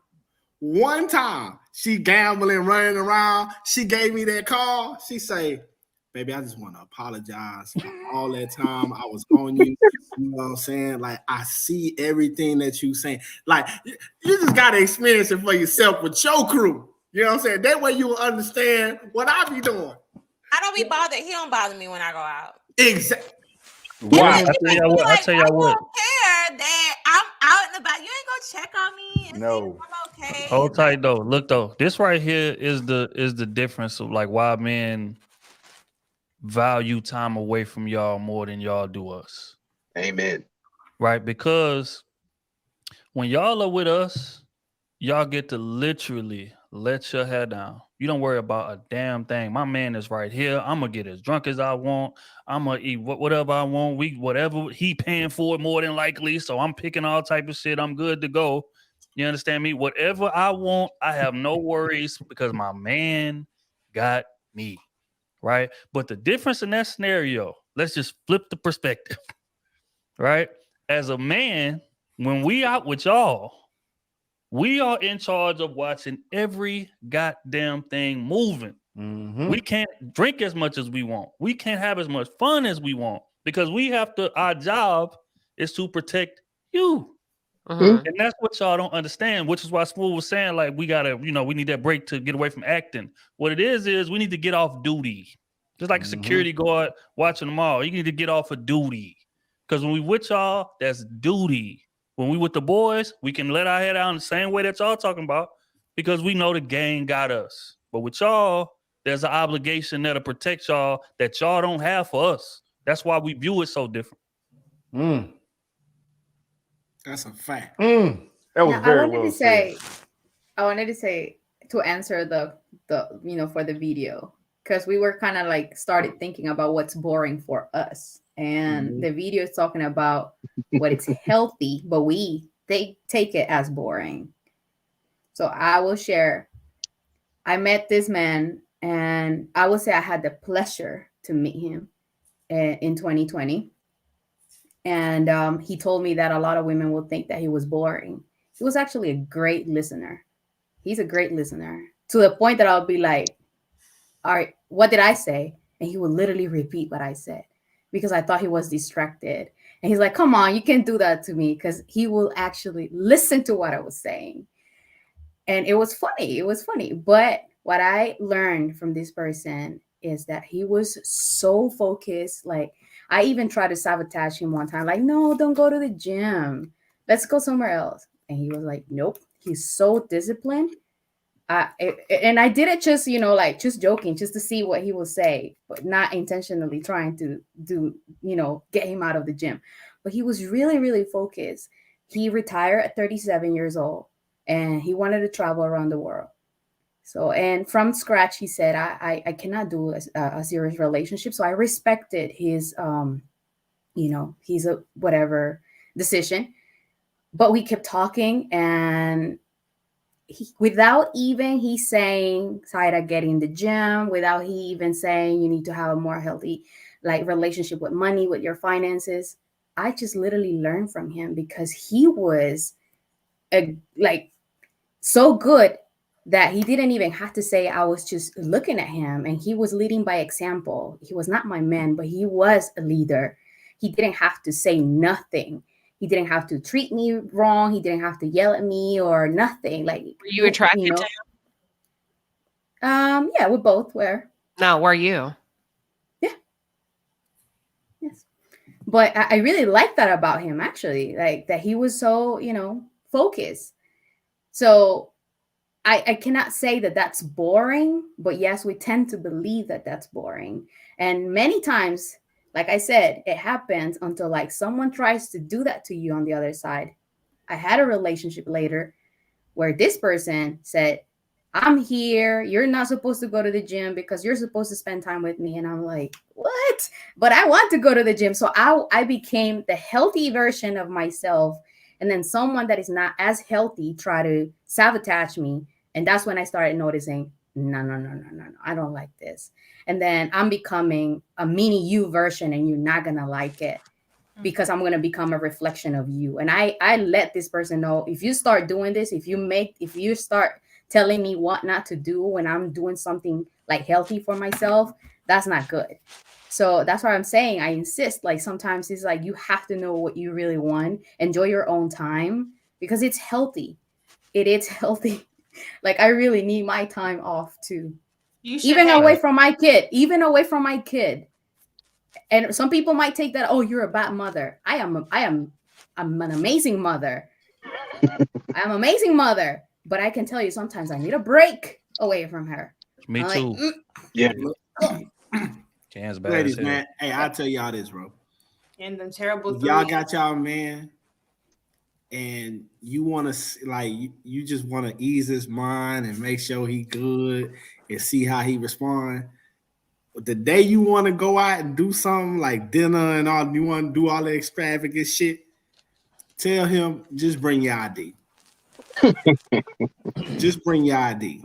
Pay for it all, fund it all, drive the whole way. Don't let him drive.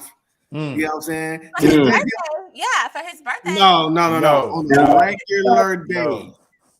On a regular day, you know what I'm saying? Hey, look, I got it all. Don't worry about nothing. Once a don't worry quarter. about nothing. That's doable. Take him to safe places to where he know he ain't got to be watching over you. You do watch all how that. you drink. Let him drink. You know what I'm saying? All that. That's the same treatment y'all get every time y'all start that car up and y'all going out with y'all man. That's the same treatment. Give him that once a month and watch how, you know what I'm saying, productive that man be for you. I agree. I did that during COVID. Nothing too extravagant. Mhm. I listened to the men that he talked about at work. There's certain ones I found their ass on Facebook, and I said, Yeah. I found them. We can investigate. We can investigate. And some of them I got their names wrong and pinged the wrong ones, but because certain times you work at work, two people can have the same name. Mhm. So I threw a happy hour for him within my budget. And I said, I'm throwing a happy hour, 1 hour. It's called a happy hour. So it's 1 hour. And then certain people that he talks about, especially, I took them to Steak 48. My husband still talks about that to this day. It's not brag. He still talks about that to this day. Because he was sitting up in here in some basketball shorts and people started showing up. He was like, damn. And when we opened the door, it was his coworkers, his homeboys from work. Like, it was all set up. He could not believe it. He was like, you should have told me. I would have got fly. I would have got dressed. I was like, don't worry. We're going to dinner. It was straight. People were begging. They did not want to leave our house after 1 hour. No, happy hour. You know what I'm saying? And that was probably one of the most creative things I've ever done for my husband. He still talks about it to this day. It didn't take a lot of money, the first half. The second, Steak 48, it's kind of tricky here. Yeah. But it does work. I have a question, if you don't mind. What's All up? right, hold on right quick. Lucky. Ronan, go ahead then. Lucky, you know, I'm he done had his sorry. hand up for 30 minutes. Go ahead, bro. I just want to address my fellow Scorpio, Miss Queen Sheba. Why isn't it as smooth and eloquently said? How come we're not extending that same grace in mass?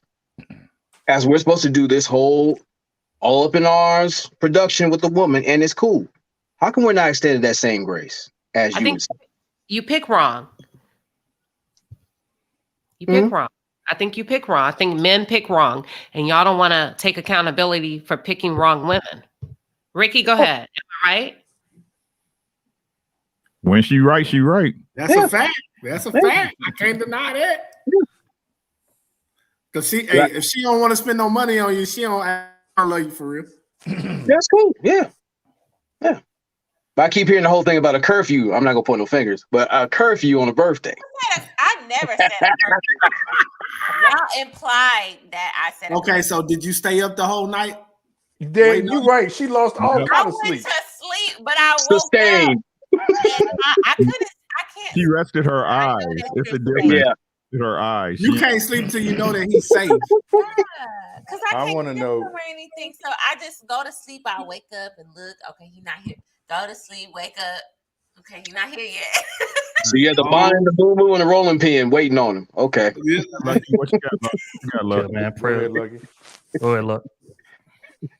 Now I was just listening to B Taylor, just everybody, and what Smooth was saying. And I was thinking, just me particularly, when you mentioned like do this once a month, like I like the kind of relationships where it's not really set. Like sometimes you paying for stuff. Sometimes I may be in the mall and say, "Oh, this is something I want to get for him." It shouldn't really be just do it once a month. You should just do it as frequent as because you love the person.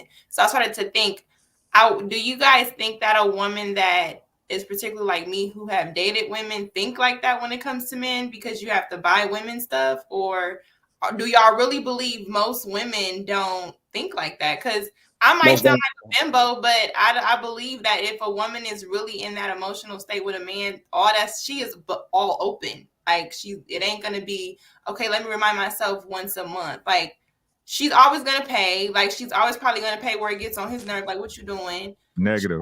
Well, what's that? To That's a answer your question, Lucky, no. Because I mean, Most it's like women, nope. Because no matter what y'all say, ladies, you dated girls, whatever. Once y'all get with a man, the expectation changes. it's different, yeah. yeah. It changes. Yeah, but to say like make sure you do this and just take your ID, like because you paying. There's a lot of women that take their husbands out all the time. I'm the type of person where I'm cool with it. Like, Yeah.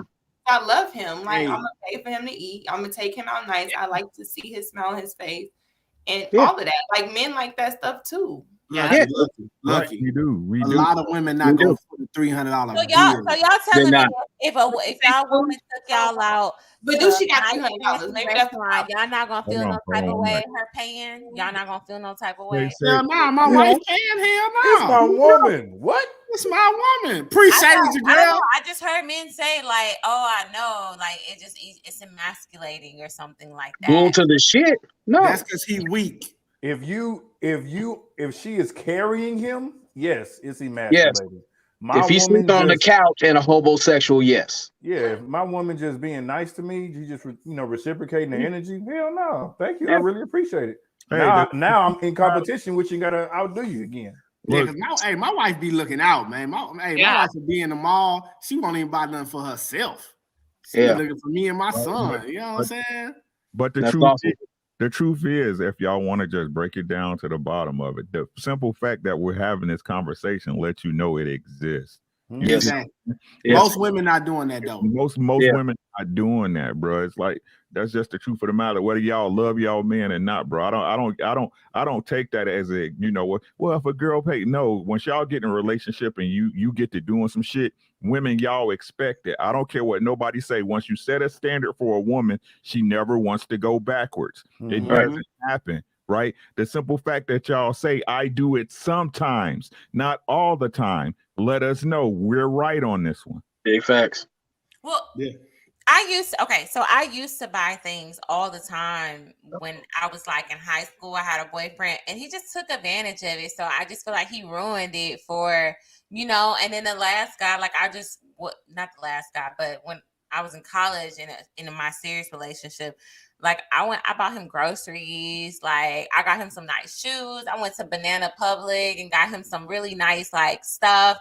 And like probably a few weeks later, I got cheated on. So I'm just like a little like hesitant on like going all out for a man at times, but I will. But I'm just not about to just randomly be buying you stuff because people, man or woman, they will take advantage of you. Even with myself, like I'm not about to just sit here and take advantage of a man with his money because he can do it or he has been doing it. So if I'm not that type of person, I don't want to be taken advantage of either. Like, if I'm at the mall, he just always expected me to buy him something. That's when you set an expectation for him that you're always going to be spending money on him. And I get what you're saying, B. Taylor. When it comes down to it, it's like number one is communication. Mm-hmm. Number two, we got to get out the old habit of putting an old face on a new situation. That's where we get fucked up at. Mm-hmm. We get a fresh start. We start a new establishment, a foundation. We start treating each other a certain way. That's why we establish our boundaries, how we're going to move and such and such.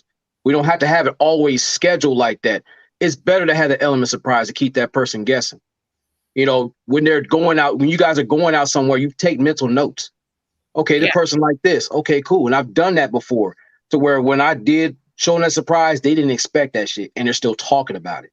Yeah, So I again, definitely it's like, have done it for the wrong. I will admit, I've definitely done those things for the wrong people, and definitely as they said, got jaded about it and just was like, well, you know what? Like, Well, I'm just, and there's So nothing how I wrong with feel that. about this, how I Go ahead. feel about this is that when you buy something or you want to give something to someone, it comes from the heart. You don't expect anything in return. That's for me though, and I have to say that I was bringing this person was vegan, and it was hard for him to get groceries for things that he could eat. So whenever I visited, I will bring like the type of food and ice cream that he could eat, and bread that he could eat.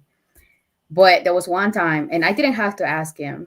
Like he had his specific diet, and I had mine, so I couldn't had no sugar, and he only had drinks that had sugar at his place. So the first time, that I tried to get something vegetarian, he was vegetarian. Sorry, I tried to get some juice from his fridge, and then I was like, "Now I'll get some water," just because he didn't have nothing that I could take. So I started bringing this stuff without expecting anything, and one day, without me asking for anything, he just had the drinks that I drink. Yeah. He's like, "Oh, I got you this." And I was like, "Oh, that's so thoughtful." Like he just did it naturally. And it was just reciprocal at that point. So that's the way I feel. And I'm glad Sire mentioned that. Sorry, Smooth. I'm glad Sire mentioned that there's three, and I've always said there's three types of givers that I've always mentioned. The selfish, sensible, and stupid type of givers. Selfish givers, they always hold a receipt over your head what they've done. And the only thing you want them to give you is just fucking distance and fucking like whatever the money back. I always say if it's not from the heart, don't start. I agree. No, when you're a senseless giver, all you're doing is giving and giving and giving until you start giving resentment, mainly to yourself. Yeah. That's what a lot of us happen. To be a sensible giver, the thing is, it's from the heart. You give as good as you get. You have standards for yourself. If you're with that person, they're a compliment to your taste.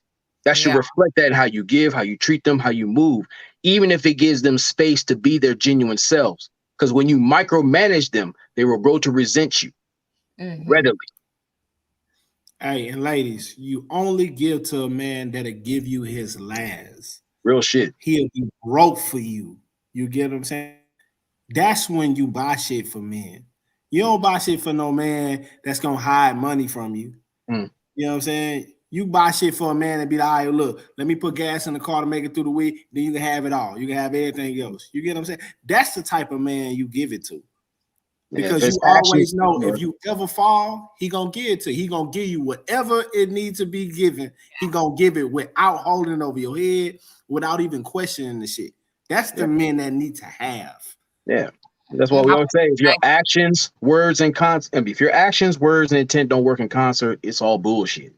I want to answer Taylor's question really quick. She asked something about like, how do you measure? How do you really know who to give to, who not? My first recommendation is treat people the way you want to be treated. That's the first thing I would say. My second recommendation, I always tell women, treat a man the same way you would treat your homegirl. If your homegirl took you out 3 times and paid for you 3 times, are you figuring out a way to pay for her the 4th time? So he's still a person. That's it. Like, you remember the 3-to-1 ratio. If she took you out 3 times, she's like, girl, let's go to happy hour. I got you. I got you. Same thing. He's like, he got you. He got you. He got you. Yeah. And you're not, it's kind of treat him the same way. That's it. All right, real quick, man. We're going to pay some bills, and then we're going to get to the last video. I want y'all to sharpen your blades, sharpen your shields. Oh, boy. This might get a bit testy here. All right. But before we get there, we're going to pay some bills real quick, man. I appreciate everybody for tapping in, man. Crusader Nation, man, doing y'all thing in the chat. Demar's doing their thing. Neek, I see you. Futuristic Vibes. DeSouza, I see you. Anime, I see you. JC, I seen you earlier. Miss Parker, of course. His family right there. Appreciate it, man. If y'all ain't like the stream, make sure y'all stop what y'all doing right now. Like the stream while we going through the super chats. Then when we get up out of here, we're going to play a video. And then I got a question that may shake things a bit.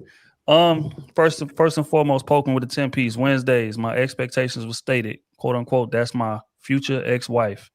17 years later, we still together. That's dope, man. Salute to you. 17 years. That ain't nothing to sneeze about, man. This shit. I don't think people know how hard this shit is, man. To keep it going We don't. for a long term. It's it's 10 work. So years. come on, man. If I ever hit the streets again, if a woman talk about a relationship, I'm out. We don't need you on the street, Smooth. We need you in the house with your family. Hey, that's why I'm at. But if I'm ever on these streets again, man, hey, boy, relationship. As soon as the girl say an R word, I'm out. I'm gone. But Brianna, what the 5-piece Red said, Otis want to be Larry June so bad. I'm crying. Damn, Red in that Damn, comment. you look like Larry June with your fake ass. Who's Larry? Hey. Who's that? Larry June. That's a Larry rapper. June That's is a a rapper. rapper from San Francisco. One of the best rappers from the West right now. I wouldn't say the best, but you know, I said one He of up them. there. He up there. he's straight. Yeah, man, salute to Larry, man. Stand up dude. Mo lives with a 2-piece. Peace looks like boredom to a chaotic spirit. That's a fact. That is a fact. Pokemon again with the 10-piece Deacon Trill. Spiders got them coming homes. I'm done. Oh, you talking about Queen? Yeah. Oh, Lord. Aqua the 2-piece Queen done started. Start Ricky Romance singing. Team D Taylor. Facts. I don't know why y'all be probing Oda sing, man. Him and Kenny. I'm so tired of that. Y'all niggas looking for that mixtape. It's never coming. I'm gonna see that it don't come out. But Matthew with the 5-piece fact. I've had a woman tell me I'll be the perfect guy for when a woman retires. Laughing my ass off, laying on the beach, enjoying life. Jesus Christ. Damn. Hey, you were supposed to fuck all her friends for saying that. Yeah. Right. Damn. That's egregious. And keep the tapes. Mo lives with the 10-piece facts move. It's something about that emotional roller coaster ride that many women enjoy. And for me, I tell women, if you're looking for thrills, chills, and spills over here, take your ass to an amusement park. That's a fact. Yeah. They got a bunch of rides in that bitch. Pick one. Straight up. Salute to Congo English with the 10-piece Queen. Great insight and respect to seeking counseling for your marriage. You find out how important the intangibles are in personal relationships, which is key. It's a fact, man. Tangibles is everything. Literally. Andre with the 10-piece. B Taylor, how often do you want that? Once a week, bi-weekly, once a month for the next 20 years, or what? Say B is a little toxic. He's talking about the spice. I will admit I'm a little toxic, but at least I can admit that. I think everybody has a little toxicness in them. Define a little. You're lying. You're lying. I would say bi-weekly. I would say bi-weekly for sure. What somebody say? He say Lil is relative. Lil is relative. Right. Hey, Lil can produce a child just like Big can. Yeah, hey. I'm just saying. In trouble. Lil can keep in a relationship 3 years longer than you were supposed to be in it. But that's not a conversation for another day. Andre with the 2-piece said that they want thug love. Sad they want thug love. Y'all did say that. And speaking of, I'm a man of my word. I do remember saying that I didn't want no boring chick. Y'all right. Sure did. Y'all right. But it was in the context of what B Taylor was talking about. That's a motherfucker that's just super boring. Yeah. No man want that. I don't want you to be super boring. I But want we you to be don't low want key. super boring either. That's the equivalent. Like no woman wants to just a man just sitting on the game eating pizza. Y'all just sitting on the couch ain't saying nothing to each other. Just boring. Like that man works a dangerous job. Yeah. Like, I pay the bills. I don't gotta do anything else. I just pay the bills. Because he work a dangerous job. He's trying to be safe. Dangerous job, man. This is my relief. We have to differentiate the boring that was being mentioned on the video, which is healthiness, and compared to the boringness that she's mentioning right now. That's for sure something I don't like either. Yeah. So just clarifying that, there's a difference between actually being unhealthy, boring, and then like something that it is healthy, but you think men don't care. They don't like take that ass and let me see what. Okay, so now let me give you an example. You're so simple. Let me give you an example. I personally don't care if a man is on a video game as long as he's doing what he's supposed to do when he's supposed to do it. But we're talking about what they want at first. Right. It's at first it's Let me see what you working with. Let me see what that ass look like. That's a fact. Blow the whistle. Goddamn. Blow the whistle. Well, you from the ceiling with it or not? Yeah. And then let me see how you work a knife and a fork when I take you out to eat. Let me see how you can train. Can you read? No, but that's why I said, like, I don't care if he does it as long as he's doing what he's supposed to do when he's supposed to do it. So if he's doing what he's supposed to do, I don't care. And the reason why I'm saying is because I also had, well, this is actually, I'm going too personal, but it's the father of my child. He was very controlling, and to the point that he wanted me to wake up and I couldn't have breakfast. I wanted to have breakfast and put some gasoline in this body, which is my car, right? I wanted to put gas to function. No, he said, clean the house first. And he was literally supervising everything. A woman doesn't need to be supervised, especially not me. Like, I've been doing this all my life. But he didn't want me to eat first and then clean the house. I cleaned the house before going to sleep. Now you want me to clean the house in the morning again? Like, nobody has done any mess. And then I would say, it's clean. And then I want to do the dishes first and then clean the floor. What's the problem if I do it in the order that I want to do it? So he was very, very controlling. It was horrible. So that's what I'm saying. Like, you know what you should have did? Go ahead, Smooth. You know what you should have did for real, for real? You knew that relationship was dead with y'all. That was dead. But you should have saved the next person by pistol whipping him under the counter. Oh my God. You know what I'm saying? You should have pistol whipped him under the counter. That way, when he got with his next woman, he'd have flashbacks of you. Oh no, I can't do this to this one. You know what I'm saying? Look here, man. This is a PG-13 show on this platform. We do not encourage violence.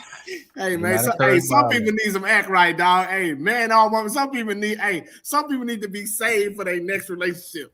The as do the Medea, post some hot grits on them. Yeah. You got. Well, let me ask this. I want to ask a question. Which half do you want? This brings us to feminine woman versus masculine woman. You did everything he asked, and he was still an asshole. Is that correct? As a feminine woman. No, that's one of the reasons why he pretty much didn't like me, because I will be like, what's the problem if I do it in this order? At the end of the day, it's me doing it. But hold on. Were you in that scenario? Were you being feminine or masculine? It could be taken either way, but my tone of voice was always passive. From your perspective, it was passive. My tone of voice was passive. I would just tell him, but yeah. So what I think it matters is how you say things. So I would try to, sometimes I wouldn't even say anything. I would just let him talk. Most of the time, that's what would happen. Like, whatever you say, I'm still going to eat. I'm still going to do it. I'm still going to clean the way I want to clean. But it was annoying to have him here, like, and the reason why is because, those are other details. But again, like, he was very controlling. So that's why at that moment, I remember thinking, man, I wish he was just a normal man, like on the couch with the remote on his hand, like not saying anything. Oh my God, get out of my space, So that's why I was saying, like, once you're there and you had that, you really don't want to have it again. Some people need to be destroyed for their next relationship to work. Hey, Sire. He got his karma. I want to add a suggestion. Maybe if you went to the bathroom, have some liquid detergent soap, and feed him a horse laxative first and foremost, you might have some fun when he leaves. Yeah, look here, man. He's the father of my child, and I it's all in love. We do not. I will not do anything to harm him. My daughter loves him, and I will never. She doesn't even know anything about this. Like, when she asked, like, why it didn't work with her father, I'm like, oh, we didn't agree with many things. We didn't have things in common, like stuff like that. Eventually, she will know. I don't condone violence, but I condone lessons. And people need to learn. And the only way you learn is through trial and tribulation, goddamn me. Well, what I was suggesting, it's not violence, it's just an eccentric colonic. That's all it is. Talking about that 1950s coffee, that 1950s tea, the wives made for their husband. Oh, have mercy, man. Real quick, man. Salute to Malevolent Elephant in the building with the 500, man. Like I said, when you got rich friends, things like these happen, man. Salute to that, man. Always showing love. That's family right there. We definitely gonna have to tap in. We'll get brought up on this panel one of these days, man. To come talk some shit. But salute to Malevolent Elephant, man. Make sure y'all tapped into his YouTube channel if y'all ain't tapped in.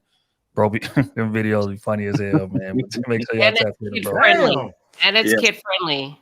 Fact. Yeah. Fact. Bless us. Spencer Campbell with the 10-piece crew season salute. I had a conversation with a friend who just got engaged. Hold on. I Wrong- don't mean to cut you off. Crew season with a K, big dog. He know.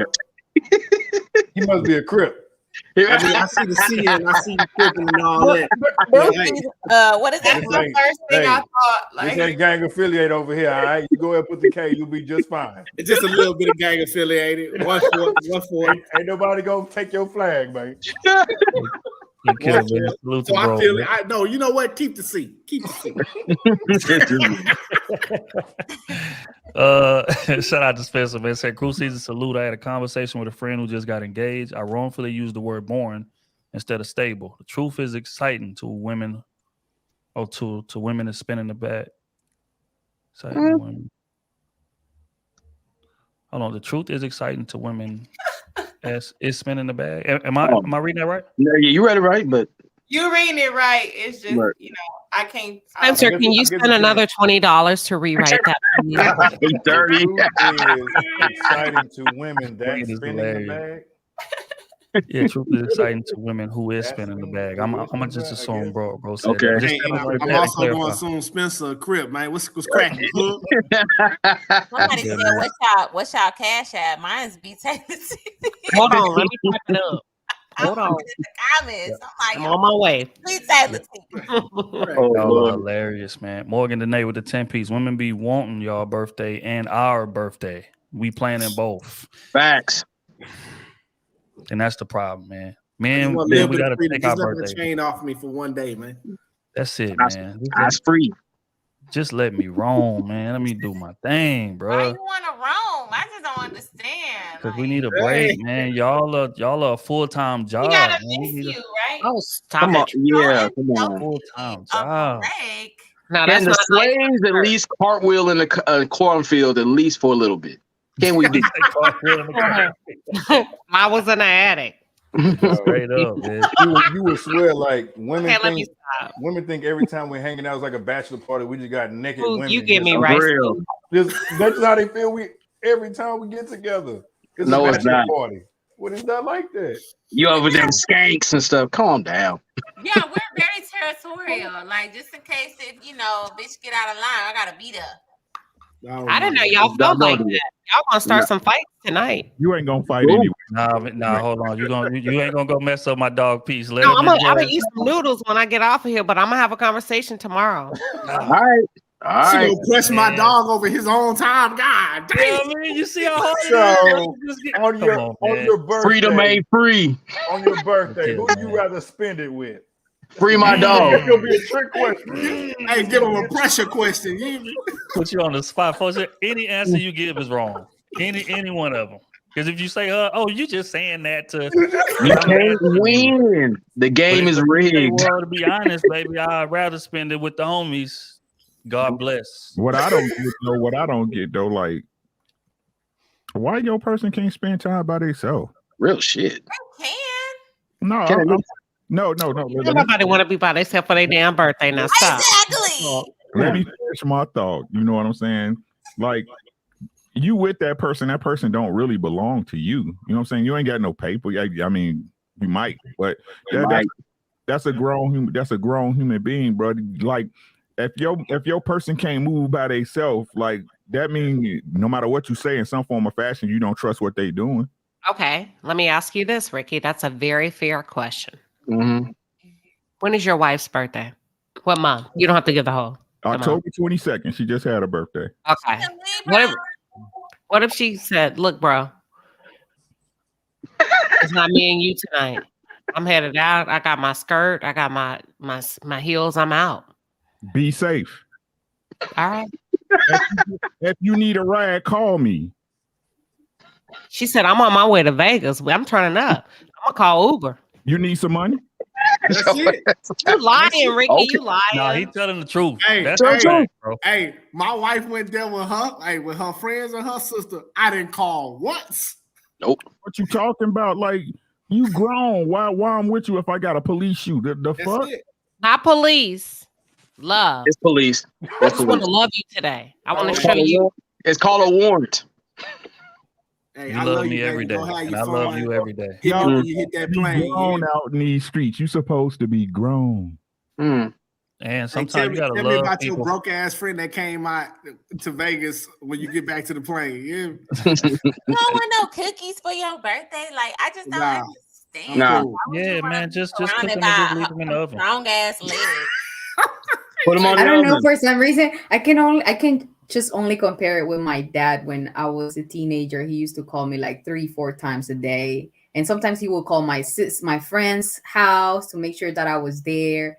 And then eventually those calls were decreasing, like no longer. Now I can be gone for 2 days and be like, is the baby with you? Like my daughter, or is with her father? And I'm like, nah, she's with me. Okay, be safe. So like that's the only way I can compare it in a way, because the calls start decreasing a little bit when you're like growing, like when you're responsible, when you know that, when more likely he knows that I'm not doing anything wrong. Yeah, I call Diana, have you ever loved a man that you wanted to spend time with on his birthday? Outside of your dad being like an example, have you ever felt that?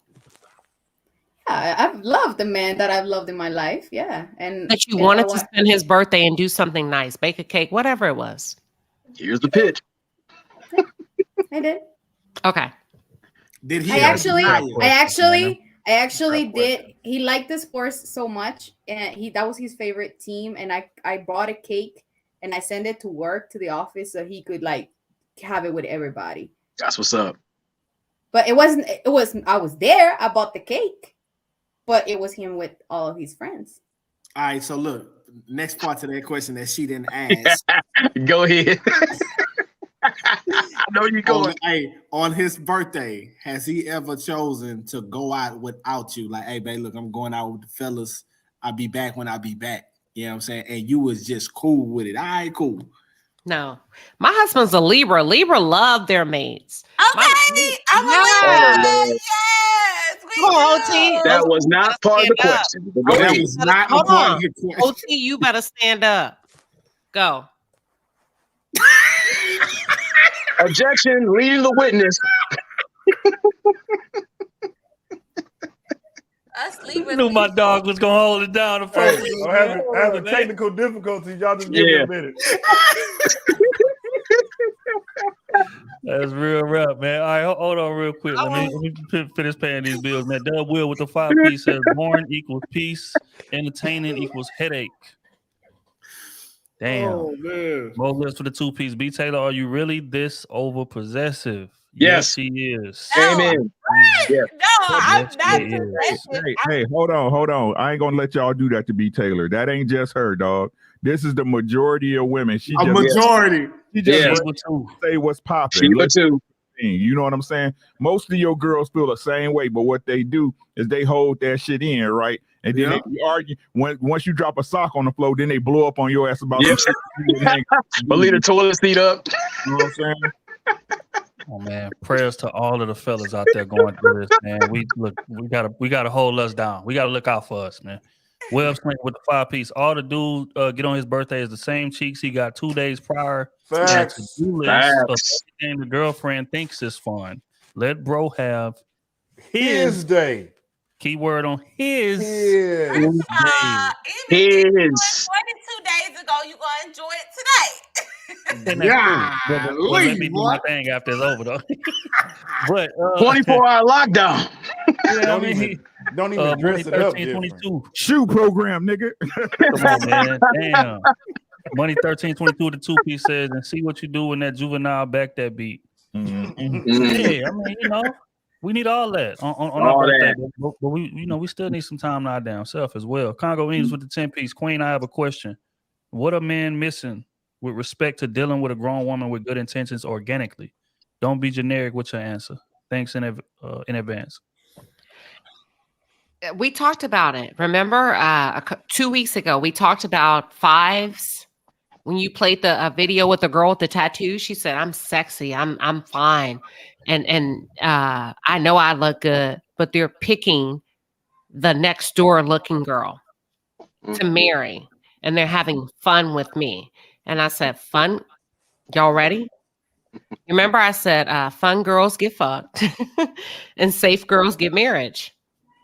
So what are we missing? You're having too much fun too long with the wrong girls. And you start to do it unprotected. I'm sorry, no offense. And you get stuck in situations that you can't back out of. So if you want a wife, act like a husband. Well said. You heard? Jesus Christ.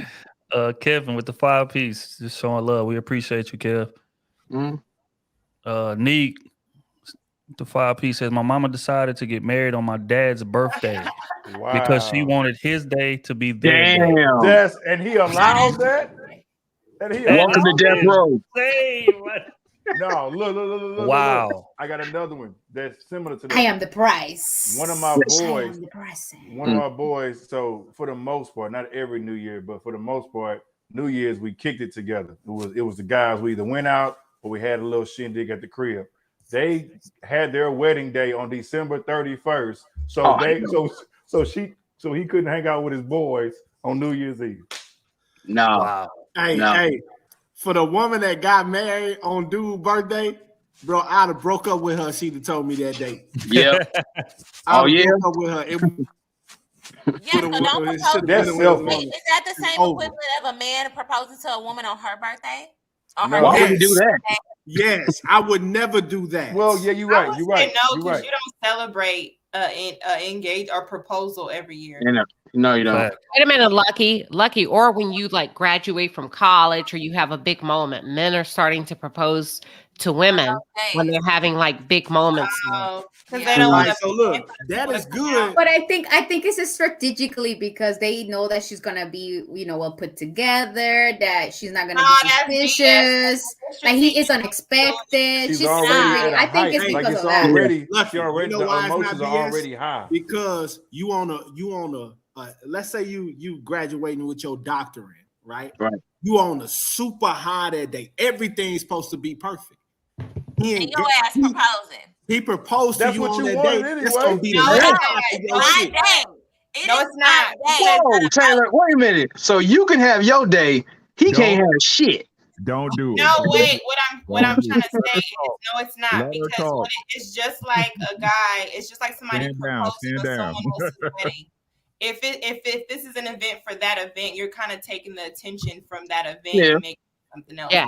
So it's more thoughtful where you plan it on your own if you're going to propose, not say, oh, everybody there, let me do it.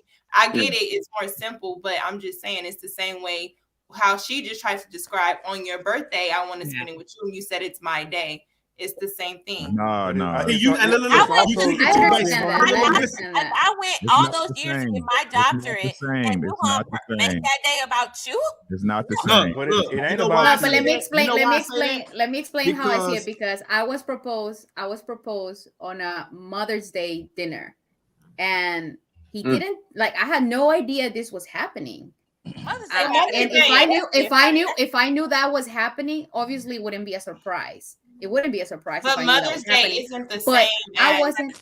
No, but hold on. But this is my point. I wasn't dressed up like as I wish I was. Dressed up for to be proposed. But obviously, if I knew, it wouldn't be a surprise. So that's what I'm saying. Like I remember, and this is what I'm. We need to get some order in this piece. We need to get some order in this piece. I'm raising my hand, right? Y'all, the reason why women don't like that because it takes the shine away from you, right? Yeah.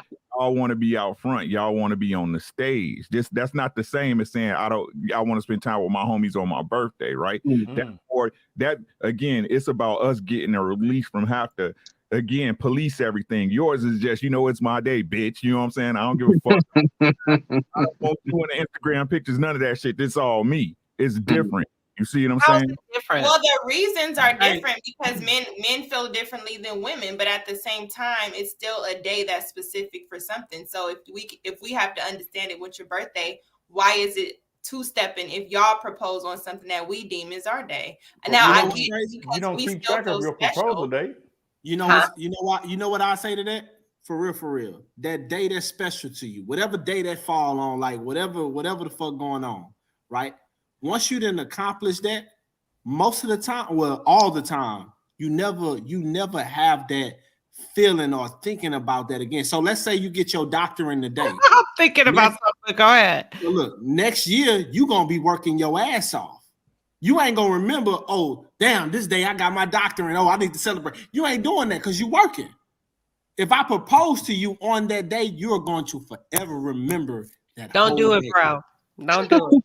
No, I agree with that. It's all about her because sometimes men may look at it like this gonna be the cherry on top of her day. Soon as she get it, I'm gonna propose, and everybody gonna be like, "Oh, girl, that's a good one, right?" All the family in town, like that's lazy. That's lazy proposal. Lazy. You got all the family in town and stuff. That's lazy. You got the close friends, the best friend that she ain't seen in 4 or 5 years coming down for the graduation. How often we gonna get this opportunity? Hey, y'all know what I would say now? Since y'all talking like this, hey fellas, everybody that's in these chats and watching this video, that's gonna watch this video, man. Hey.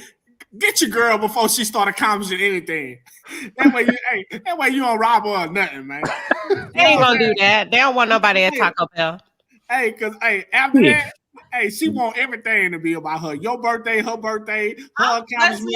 Hell, you can graduate. You can graduate from it's her day. She don't want it to be her day. No, but I think the thing is why we act. Well, I don't know. Educate me, y'all. Why I feel like why are we acting like we celebrating the engagement day every year? I don't give a damn. Thank you. You're not. I'm not about to be. I'm just like, oh yeah, I remember this day.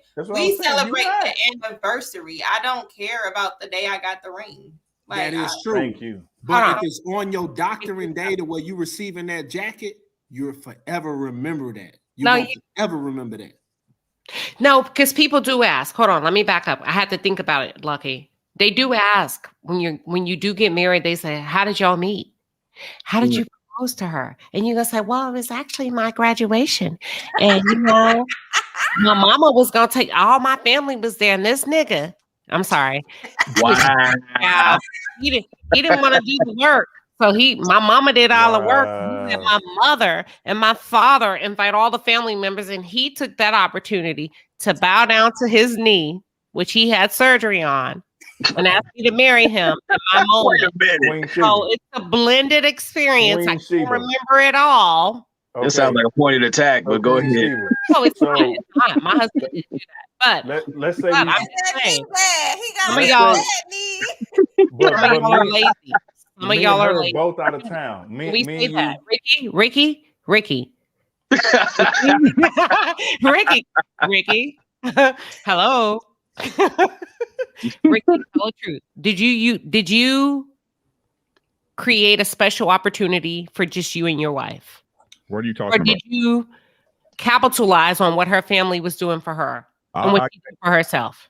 I bought my wife ring at the mall, and I got down on her knee when we bought it and proposed to her in the mall. It wasn't nothing special. No, it was special for you because you wouldn't have bought it. No, it wasn't special for me. It had to be done. I did what had to be done. Oh, that's what's up.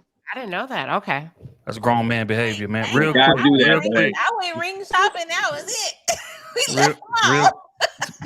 Hold on.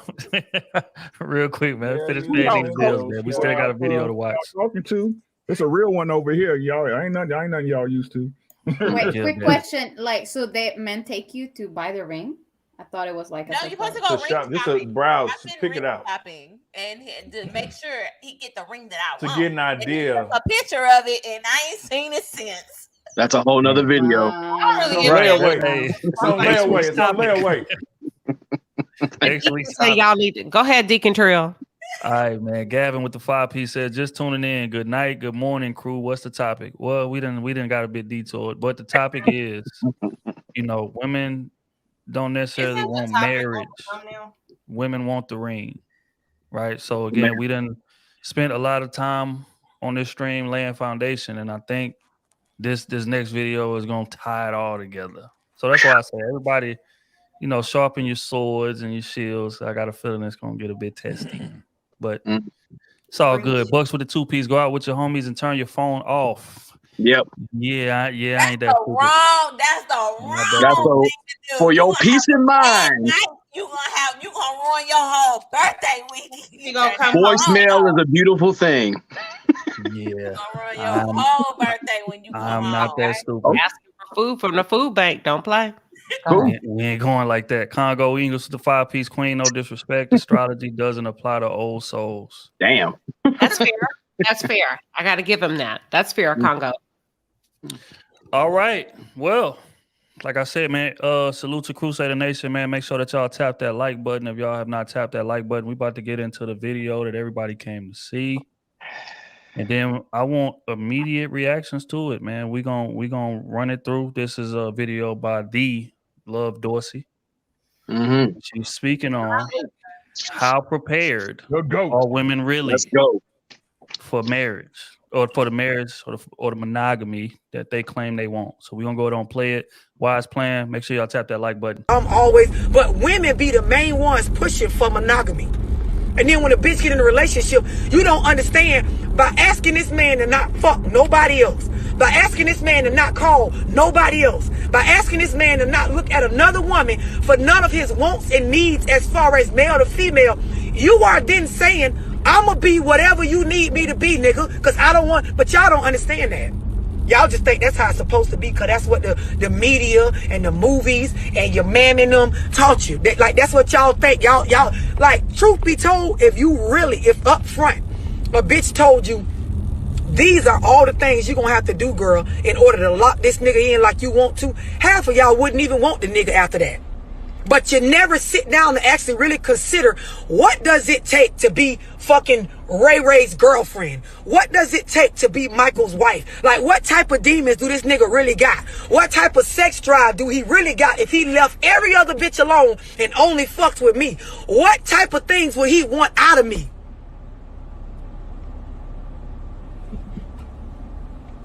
Y'all be one a nigga that's rich and a freak and got a great personality, but is low key, don't talk to nobody, but is a people person, but is like, y'all want all this shit. And girl, if you actually had to entertain that nigga nonstop by yourself, bitch, you be a circus monkey. The way you would have to suck dick on Tuesday, swing from the ceiling fan on Thursday, be.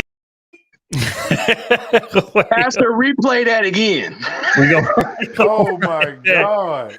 We're going to run it back because, again, we always say, relationships, monogamy in general is typically a woman's idea. But are they really prepared for what all it entails? So we're going to play it one more time for the people who didn't get it the first time. But women be the main ones pushing for monogamy. And then when a bitch get in a relationship, you don't understand, by asking this man to not fuck nobody else, by asking this man to not call nobody else, by asking this man to not look at another woman for none of his wants and needs as far as male to female, you are then saying, I'ma be whatever you need me to be, nigga, because I don't want, but y'all don't understand that. Y'all just think that's how it's supposed to be, because that's what the media and the movies and your man and them taught you. That's what y'all think. Y'all, like, truth be told, if up front a bitch told you, these are all the things you're going to have to do, girl, in order to lock this nigga in like you want to, half of y'all wouldn't even want the nigga after that. But you never sit down to actually really consider, what does it take to be fucking Ray Ray's girlfriend? What does it take to be Michael's wife? Like, what type of demons do this nigga really got? What type of sex drive do he really got if he left every other bitch alone and only fucked with me? What type of things would he want out of me?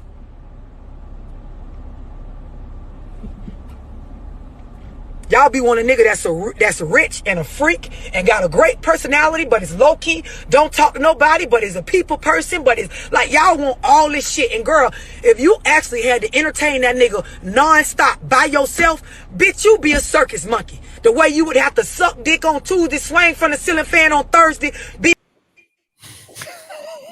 Oh, let's get into this shit, please. I wanted to hear the entire thing.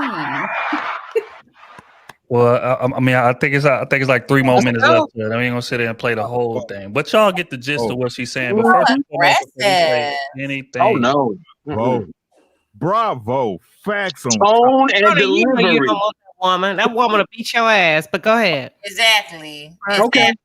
I call cap. Facts on top of facts, bro. Amen. It's open. I ain't gonna call no names. Whoever want to jump out there first, it's all good. Well, I'll jump out there first because I specifically remember I was gang tackled a few weeks ago about the same conversation, and someone specifically said it might be you. But hearing from this lady, this is the same situation I dealt with, trying to get a starfish to perform, and this was the same conversation. If you're not tuned in, if you don't have that if you're not sexually synced, you have a high sex drive, and this one has a sex drive of dead turtle. She said something about demons. You ain't ready for his demon, girl. Sound like Demons? all you know was Sex Where'd you and get that from? fucking sex addict and all this other. What she say? She said a lot. She said a lot. Selective hearing, but go ahead. It didn't sound healthy. She said a lot, and y'all wasn't listening. Listening again. We heard her. Hold up. Chill out. Relax. Right? So let's address what we discussed, because it's circular, because all my shit's based in the truth, right? Expectations. Ricky like that freaky shit, but go ahead. So listen, no, this ain't about no freaky shit. It's about some real shit. Take your time, Pastor. About some real shit. Slow down. Y'all got y'all wine. Take a sip. Relax. And let me drive this car. Right? So, Trill, my boy, so eloquently explained tonight on this very panel, right, that men have an understanding of the task. Right? We understand it when we out in these streets, right? We got to keep our eye open. We got to keep our head on a swivel, right? Because we understand the job of being your man, right? We understand it in our home, just like, boy, you a goddamn genius, boy. You a goddamn genius, boy, right? So just like we just broke down the whole situation. Hey, Queen Sheba, and I quote, "Hey, bro, I'm out. I'm going to Vegas. Hey, go. You need some money?" Right? We understand the assignment. Why don't y'all? What's the assignment? The assignment is to provide everything you need within this situation. But again, the expectations are different. Let me put it this way, right? When a young girl tells you, my daddy gave me everything, we got to step up to the plate. But when we tell you, my mom gave you everything, it's you sport and you a mama's boy. Yeah. The expectations for men and women are totally different. I'm calling cap. You can or you won't. Put 12 hats on. It is what it is. You got a cap next to you, go and put it on. Put 12 hats and a neck brace on. It is what it is, right? I'm calling cap. Because depending on how fine your wife is, I don't know who said it. Hold on, please. Go ahead. I'm sorry. I'm going to let y'all get it. I'm telling you. I'm going to let y'all get it, right? But the thing is, the truth is in the pudding, right? Y'all say every time, not y'all, because it's never, hey, y'all, you women, exceptional. You got, mwah. The cream always rises to the top. You got the creme de la creme. Right? But every other woman in the world, right? Every other woman in the world, what's the story they tell us, fellas? You know what? Take me as I am. If you can't accept me at my worst, you don't deserve me at my best. Right? Right? This is the expectation, right? But again, men are expected to elevate your life. We're expected to give you a better standard. We're expected, right? Y'all can shake, hey, sis, you can shake your head all you want, right? But if that man didn't live up to a certain standard, would you be with him? Did you hear what I said? So you know what, Deacon, can you mute his mic? Deacon, Preach, Pastor. I'm gonna take it back because Lucky can't find the mute button. Turn his mic up. Right? I can't find the mute button. These are the facts. It's simply what it is. And like I keep telling y'all, we understand the game better than y'all. Y'all the ones who don't play the game right. Y'all don't. All right. Y'all get the results y'all get. Y'all wonder, hey, why is it like this? Because even though we don't say it, right? We peep game. We peep game. Now, if we wanted to be even and be fair, smooth, and we wanted to, be above board, right? When the shit hit the fan, we gonna tell you, hey, this is the way it's looking, right? Right? But why should we tell y'all when y'all come in here and don't even meet the expectation that y'all supposed to set? Right? You giving me all this ass, all this good loving at the beginning, but as soon as you get comfortable, lazy, whatever the fuck ever, right? Right? You expect this. You expect this. You expect this stability, right? Everything getting taken care of. I covered you. I take care of the house, right? But then it's, oh, you fucking boring. All right. So I'm going to tell y'all, like I always tell y'all, no disrespect to you ladies on the panel and nobody in the chat. Would y'all please pick a fucking lie? I'm going to call Cap all the way around. Somebody give Ricky a blue cap for his birthday next year. Wow, you call it. Somebody. And if y'all can't do it, I'll do it. I'll give him a Dallas Cowboy. It don't even matter. I need to hear this, Chief. I need to hear this. I want to hear this shit. All right. If your wife looked like Lizzo, you would happily let her go to Vegas unaccompanied, unsupervised. Happily. No, girl. Whatever I can do. But if your wife, Lucky asked a question a couple of weeks ago. She said, it was something along the lines of, women that are married or women that are in relationships, how do they dress differently when they're with their homegirls versus when they're with their men and they really turn it up? Depending on how your wife look, depends on her hall pass that you give her. So we're not gonna sit up here and act like if you know you have to do that tonight. That's a plastic man reach, but go ahead. No, it ain't no reach. That's a big ass cap. Whatever. No, it ain't. It ain't. Inspector Gadget reach. Go Gadget on. Mr. Fantastic reach. If you ain't never had no fine ass woman, it is. Okay, that's cap. No, it's not. And men in the chat, don't leave me hanging. No, you're gonna blow your shoulder out doing that. Depending on how the woman looks. Through my 10 Men will years. come out of the woodwork if they see that woman. You know your woman is like fine. Look, like I have a friend. She is beautiful, green, piercing eyes, everything. That woman step out the house, men are just coming out of nowhere. Her husband, what's up? He know what's up, so he knows she go to Vegas.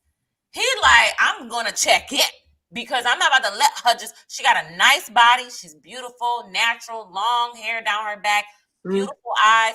They are coming out of nowhere, and they're following her everywhere we go.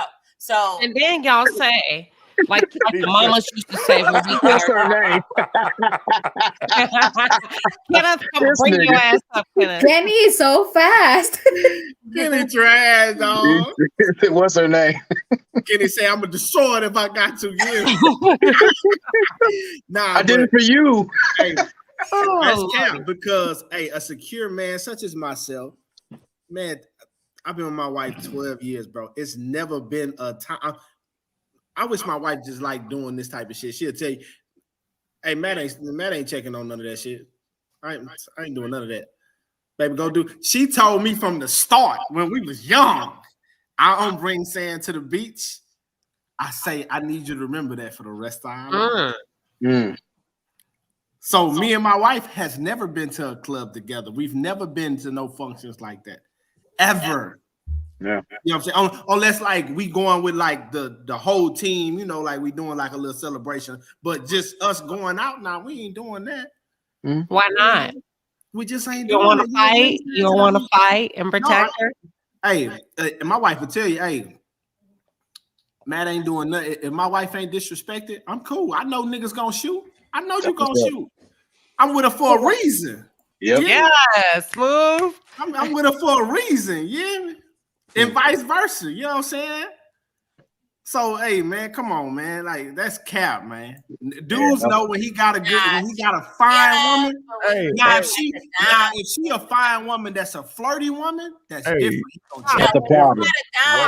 That's a problem. That's different. He come through. He want to declare. Hold up. I just want to say one thing, and then I'm gonna shut up. Right? It went from to addressing my point to the reason why you allow your woman to do something like that because she ugly. And that was a big reach. That's the only part they got. Yeah, that's basically what you said. Get hall passes like that. Nobody said ugly because you made us I here. want to say something. You said less. You said built bad. Y'all preach women hitting the wall all the time. Y'all She preach went through a wall. Go ahead. Y'all preach that wives are basic. Y'all preach that men like younger women. So we're just making a point. Nobody said ugly. I said if she looked like Lizzo, body wise, yeah, you gonna book her first class and send her out. Go, baby. I said that's that ass to the moon. Shit. She do what she gonna do. But see though, just real quick, Queen Sheba, and this is what a hole is in your theory, right? Because what we not factoring in here is she could be gorgeous. Mm-hmm. But who the fuck am I? Goddamn me. It's not just a privilege for me to be there. Like this has to be established here. Like she's not doing me a favor. No, we're gonna be honest. So again, sure, if she's gorgeous or whatever, sure you are. I chose you. You're supposed to be. Goddamn me. But keyword, I chose you. Yeah. Goddamn me. Damn so, again, just as easily as you can go out there and get all that attention, what you think happened to me when we go to camp? But why you showing up with that kind of energy? I ain't showing up with no kind. I can't adjust my face. No. Hold on. Wait. I'm not showing up with no energy. The energy that I'm showing up with is one of somebody. Like I said, we are both privileged to be here, and this is why I speak about all the time. Mm-hmm. Like, so what? You got a date within your league. Yeah. Or, you know what? Let me rephrase that. You got a date within your confidence level. Yep. Yeah. Because if you have a woman who's you feel insecure to be with, you feel like she's doing me a favor being here, so you're gonna feel like a nigga can easily come through there and take her if he look better than you, or if he got more money than you, or whatever the case may be. But in that scenario, you down in yourself. Real shit. And that's something that I mean, I'm sure I can speak for all the fellas on this panel, but I mean for sure, that's something that I would never do. Right. So again, I'm not gonna check up on you just because you're attractive. I'm attractive. So what difference does that make? No, Trill, because it's a safety thing. It's a safety thing. You know, you got a woman. Like, I literally walk out with this woman. People from all different races are like, oh my God. Like, so he knows that she's a target and a lot of people are going to be after her. He's going to check in and be like, making sure she's good. Or he's going to teach her how to move before she goes out there. Right? Me being your man, and again, being understanding of how attractive you are, it's like, baby, when you outside, you need to look out for this. You need to move like this. You don't need to be drinking too much because you need to be on point. Who gonna be there? Okay, well, Tanya ass, she gets super drunk, so I don't know about that. You might need to invite your homegirl from work. She a little bit more, stable, so she can watch you out there. But again, you are my woman. So how you move outside is a direct reflection of my guidance, my leadership. So if I'm insecure with how you moving, that means I'm insecure with what I'm teaching you or not teaching you. Yeah. So again, it doesn't have much to do with looks, more so than that man's confidence level and his ability to lead and coach your ass up as to how you're supposed to move outside. Now, if I'm coaching you and you moving another way, then you will be replaced. You won't be my girl. You can go free roam and do whatever it is that you want to do, right? But if you've taken the tool list that I'm giving you, I'm not going to worry about you because you know how to move. But what was the first thing that your parents or your mom and your dad told you when driving? It's not you that I'm worried about. It's the other drivers. Right. Men say that a lot. It's called preventative. I know how preventative maintenance. That's what it is. As Trill was saying. If you, I mean, again, she's a kid. Again, I said it before. She's a compliment to my taste and vice versa. Now, if she chooses to move on, cool. If she stays, either way, I win. Respectively. I'm not worried about this old insecurity thing. I'm not checking her phone, all that crazy stuff. Again, you as a man who's confident, you give them enough rope to redeem themselves or hang themselves. That's it. And just real quick, what good is me checking in by phone gonna do if you all the way in Vegas? If a nigga gonna do something to you that's outside of your control or whatever, I'm not gonna be able to get that anyway. What you gonna You do? just call to say I love you. Have fun. Well, see, but the fact of the matter is the same way that a nigga can do something to you in Vegas, he could do something to you when you go to the grocery store or when you leaving work or when you doing whatever. I can't be around you 24/7. So again, it's about the tutelage. I'm gonna teach you how to move, but in terms of me calling and checking on you 5 times while you out, that ain't gonna save you from shit. I agree with Trill. Because in many cases, men can attest they've been on both sides of the phone, where she was supposed to be with some other dude. He called and check in, and she's out there doing some service. Or you're on the other side of the phone, and she says she's doing what she's supposed to be doing, and she's servicing somebody else. So if they're going to move that way, nothing is stopping them. You have free will, choices and consequences. Quincy, what you said about the road thing, your parents talking about, I'm not worried about you, I'm worried about the other drivers. That's the wrong thing to teach. Damn, real worry shit. about them because I'm too ferocious out here. It is not. It is not. Don't give me a reason. Right. It is not my job. Look, it is not my job to police no human being, bro. No. Real shit. Wrong. Like I said earlier, if this is a question, why are we together? Yeah. Right. Real shit.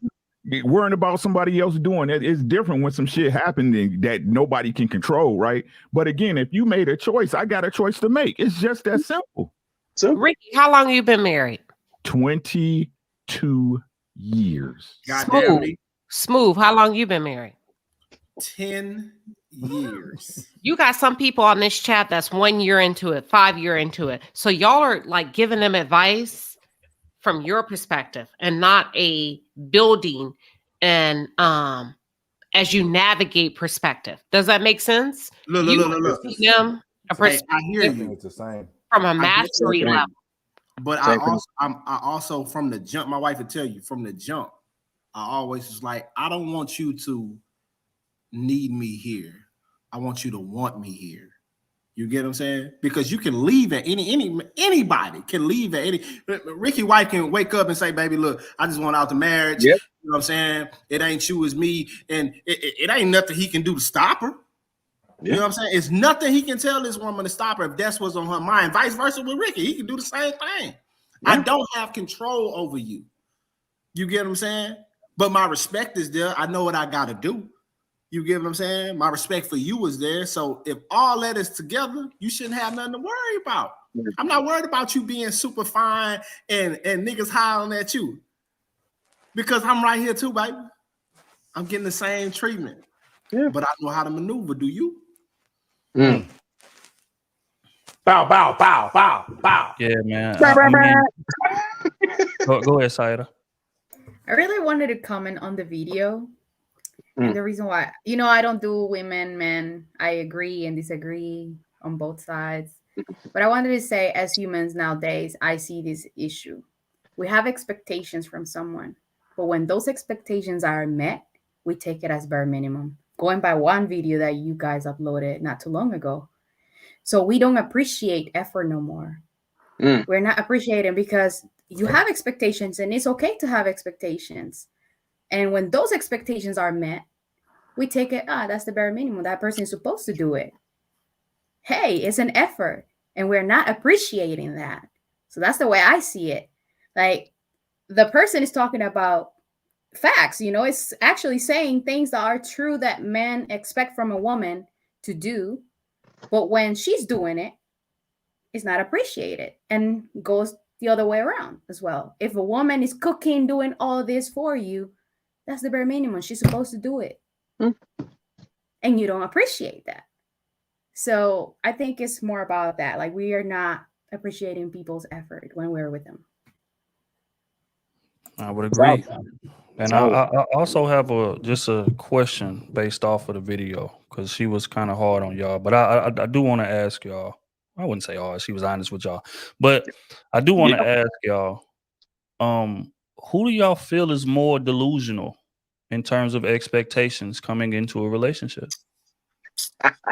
We know what side. Come on, the ladies even know what side. That should be easy. Everybody, it should be unanimous. Yeah. I think the problem is not even the expectations. Is that we think it's potential. Okay, I see the potential in you, and we fall for the potential without even looking at this is the reality. This is what this man is right now, and we fall for the potential when it shouldn't be like that. And I think men nowadays are doing, in a way, they're doing that as well. But don't get me wrong. Here I go with it. You want a woman that is in shape, that looks in a certain way, that behaves in a certain way. Are you appreciating those type of women, or are you actually going with something different? I'm gonna jump because in. when she does, so that's it goes to the same thing. Men are more delusional when it comes to a relationship. I'm listening. I'm ready right for here. this. I'm front row center. I'm listening. Come on, bring your chair up, because these are VIP tickets. Come on. Hey, God, I need you to listen to this too. You hear me? I need you to Men are listen. extremely delusional. Men confuse their mothers with their wives because their mothers are often their first loves. Two separate components. I'm listening. Okay, two separate. listening. Ricky, stay on mute. Hold on. Let me get Rona. Put your hand down, Rona. I'm waiting. Go ahead. And mute your mic, please. Thank you. Men are delusional. They look at a woman as a sex tool, a maid, a mommy, and a cheerleader. She's something to pump, to dump, to cook, to clean. It doesn't matter if she's feminine, masculine, because he will trade your ass out at the slightest inconvenience. You can pray with him. You can have his babies. You can be feminine. You can be masculine. But when he's done, he's done. If he's not a real man, and real means he's gone through the fire. Somebody has given him a really good example of what a woman should mean to him. I think women lose in relationships. Women sacrifice a lot in relationships. You got niggas wanting women to go half on rent. Have sex. Girl, inflation up 12%. Hold on. You gonna pay something? Give me half of your retirement. Give me half. Birth my babies. Clean my house. I want a birthday party too. Give him a birthday party like his mama did. Cook and clean for him. Make the bed. All of that shit. And then be happy with him where he is. I'm done. So, look, Queen Sheba, I would ask this. Sheba, first up her name, Queen of the Andals. Stop it. All we gotta do is hold the mirror. Hey, Look here, man. Hold on, wait, Smooth. Wait. Let me Give it give to her a her. round of because Give it this to is her. a fair platform. Give it This is to a her. balanced platform. She Give it to presented her. herself well. Let me give her, you know what I mean? Let me give her flowers. She presented herself well. I disagree, but I'm gonna give her flowers. She presented herself well. Go ahead, Smooth. All that was big cap. Big cap. A real man understands the difference between his wife and his mother. You're different, Smooth. No. No, you are different. You Once- praise your wife look, all the time. That's true. But once a man crosses that threshold of being a man, just because you 18, 19, 25, 30, don't mean you a man. That mindset do. What comes first?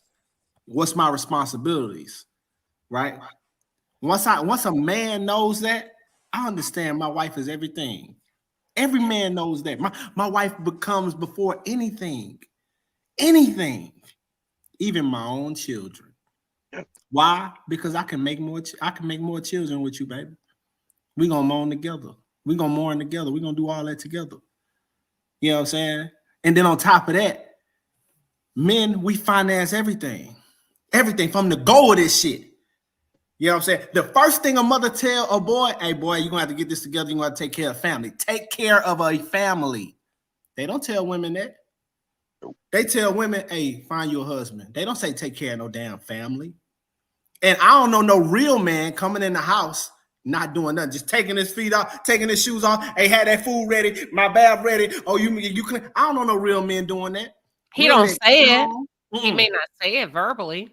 Real men is coming home, teaching their kids, rubbing his wife back, asking about her day, making so she good, making sure them kids good before he unwind himself. Most of the time, most men, which y'all probably don't know this, most time they only get their alone time at like 11, 12 a.m. when you sleep. Real shit. Unwind. And we don't complain. Real men don't complain. Why? Because that's the job. That's the job, baby. So all that you were saying, big cap. No, Smooth. Put your blue hat on. No. Big cap. Go ahead, Rick. Cat. Go ahead, Rick. Hey, shout out to Queen Sheba. I can't stand you, Ricky. She came to fight. She came to fight. I gotta give it to her. She came to Go fight. in. Go in. Like I just love the way you put yourself in a corner all the time. Like this is a beautiful thing. You said it yourself, real men. Did you hear what I said? You said it yourself. Right? So if we gonna distinguish, let's distinguish. And you Let's said go. it yourself, right? Let's go, Rick. You said it yourself. Don't be mad you picked wrong. Well, don't be mad you picked wrong. Well, I be damn. But let's take it to the house though. You ain't never been my mama. I don't look for you. Look, you ain't gonna never be my mama, but you call me daddy though. Slow down, pimp. What I said. I don't care what y'all keep saying, bruh. A real man is your own personal Jesus. I make shit shake. When it ain't no way, I make a way. We do it because it needs to be done, not because it makes us feel fuzzy inside. And it's giving. We don't give a fuck. We make it happen. And if you knew what you was choosing, you wouldn't been in those situations to even make the argument that you made tonight. Go on and pass that play. Get him a robe. Get him a robe. Get him a robe and a choir behind him. Play the organ. The doors of the church are not open. Somebody get that plate around over there. Yeah, get that plate around. No. It ain't no big cap. And a lot of y'all feel like it's big cap because you've only dealt with dysfunction for a long time, that you've normalized it. It's not big cap. Go ahead. I'm a pause. No, it is big cap. All those things you named that we said that we want y'all to be. Y'all want us to be an ATM. Y'all want us to be a preacher. Y'all want us to be a counselor. Y'all want us to slinging ninja. Y'all want us to be a certain height. Y'all want us to have that thing on us. Y'all want us to be romantic. Like there's a lot of roles that y'all want us to play too. And like Ricky said, y'all called us daddy. So it's like, I mean, so who's actually look at it both ways. Who's actually losing? Okay. I'm just saying. Okay. Matter of fact, y'all clown me. Y'all clown me the first time I came on, and I told you how I met my husband. And I said my husband was my friend, and I treated him like I would treat my homegirl. Hold on. And I said I paid his rent. He didn't ask me to. He lost his job, and y'all clown me as a woman. I didn't clown you. Remember that, Sayeda? You remember that? They clown me in the chat because I wasn't here for that. Yeah, not the ones here. I was about to say it's probably the people in the chat, which is maybe the chat. Yeah. Because if we would have, because as a man, if I'm down on my look and me and you are together and you step in like that, the moment I'm on my feet, like you are taking care give of me back like, all my money. You know what I'm saying? And he didn't ask me to pay his rent. That man didn't ask me for nothing, but he was my friend. You understood the assignment. I give you lost his job. Go ahead, Ricky. I'm sorry. Go ahead, Ricky. I gave you props. It's on tape. You understood the assignment. That's why you got chose. Yeah, that's why you got chose. That's and I told women. I ain't gonna never disrespect what you do and what you really did. I'm not. This was years ago, y'all. My husband was my friend before he was my husband. And that's why I tell women, treat men like you would your friend. If your friend acts out of pocket, would you correct your friend? If they disrespected you, then treat that man like that. But if your friend paid for you the 3-to-1 ratio, blah, blah, blah. But the whole point I'm trying to make is my husband called me when we were friends and said he lost his job. He didn't know nothing about me. He didn't know what I had in my pocket. But I knew how I wanted to be treated. And I thought, damn, that's my friend. Shit, if I lost my job, I don't know what he's making, but I know where I would be mentally, physically. So I said, listen, let me do this for you. Let me pay your rent to get you through the next month. I never said, give me my money back. First of all, I don't give out money if I need it back. Let's start here. Sound like me. So you got to be willing to take hell, I'm not offering you nothing if I need it back. He said, no, no, no. But when he did offer, he said, I'll take it if you let me pay you back. And I said, cool. He paid me back. So there's no cap here. Well, with all due respect, Queen, it's this unicorn mindset we have. Everybody doesn't have that same mindset. Everybody's not a team player. You got too many people who looking for financiers rather than a fiance. And that's what we got going on here. And I would also say, see, Queen, you grew up in a different time where, you know what I'm saying, like shit was cheaper and it was easy to take care of a woman and a family on one income. These days, that is I grew up poor. And yeah, I but, I'm saying, but even growing up poor, like, you know, even if he had a regular job, he can take care of family. Yeah. Back in the day, these days, if a man came to you, hey, for all the young ladies and that came up in my area and under, if a man comes to you and say, look, I'm only dealing with a woman that's going to be 50-50. They thinking, damn, I got to pay some bills. But what you're not actually thinking, if I'm single out here and I go get my apartment and the house and all that, I got to pay all them damn bills by myself. If this man is willing, by my damn self, look, then we have a fucking roommate. and That that's why sounds good. That's I'd why rather pay I it look. by myself. So you want me to come in? We both working. Yep. Yes. And cook and clean. We both cooking and cleaning. Look, get us moved. All right, so look, All hold on. I the- want to stop you right there. Let me stop you right there. Let me stop you right there. Let me stop you right there. Right? If you chose a good man, he's not gonna let you cook, clean, service kids by yourself. No, y'all both you gonna could say, share the no, load. no, you could be a good man, but that's where the delusion comes in. And I agree with Sheba. A lot of men. It's cap. It's cap. That's where a lot of delusion comes in, where he's like, that's a woman's duty. I'm going to fix up stuff around the house. I'm going to put oil in your car. That's my supplement of you taking care of the kids and cooking. So, no. But B, hey, swear to God, if every man, I care less what man it is, every man would be honored to take care of their woman, make sure she don't need for nothing, pay all the bills and all, but that's not realistic. Is it not realistic? Why That's is not that realistic. Why can't that be realistic? Making 40,000, the medium is 40,000. The medium for every man. Why do we have to settle? Why do y'all want women to settle for that? That's we not setting. No. I'm not saying you gotta settle. I'm not saying you gotta settle. That's the problem. I'm not saying you gotta settle. But it's only so many men making 100,000. Every man, you just not 100,000. I'll take a man that makes 50, and that's less. You think he's gonna be able to take care of you, 2 kids?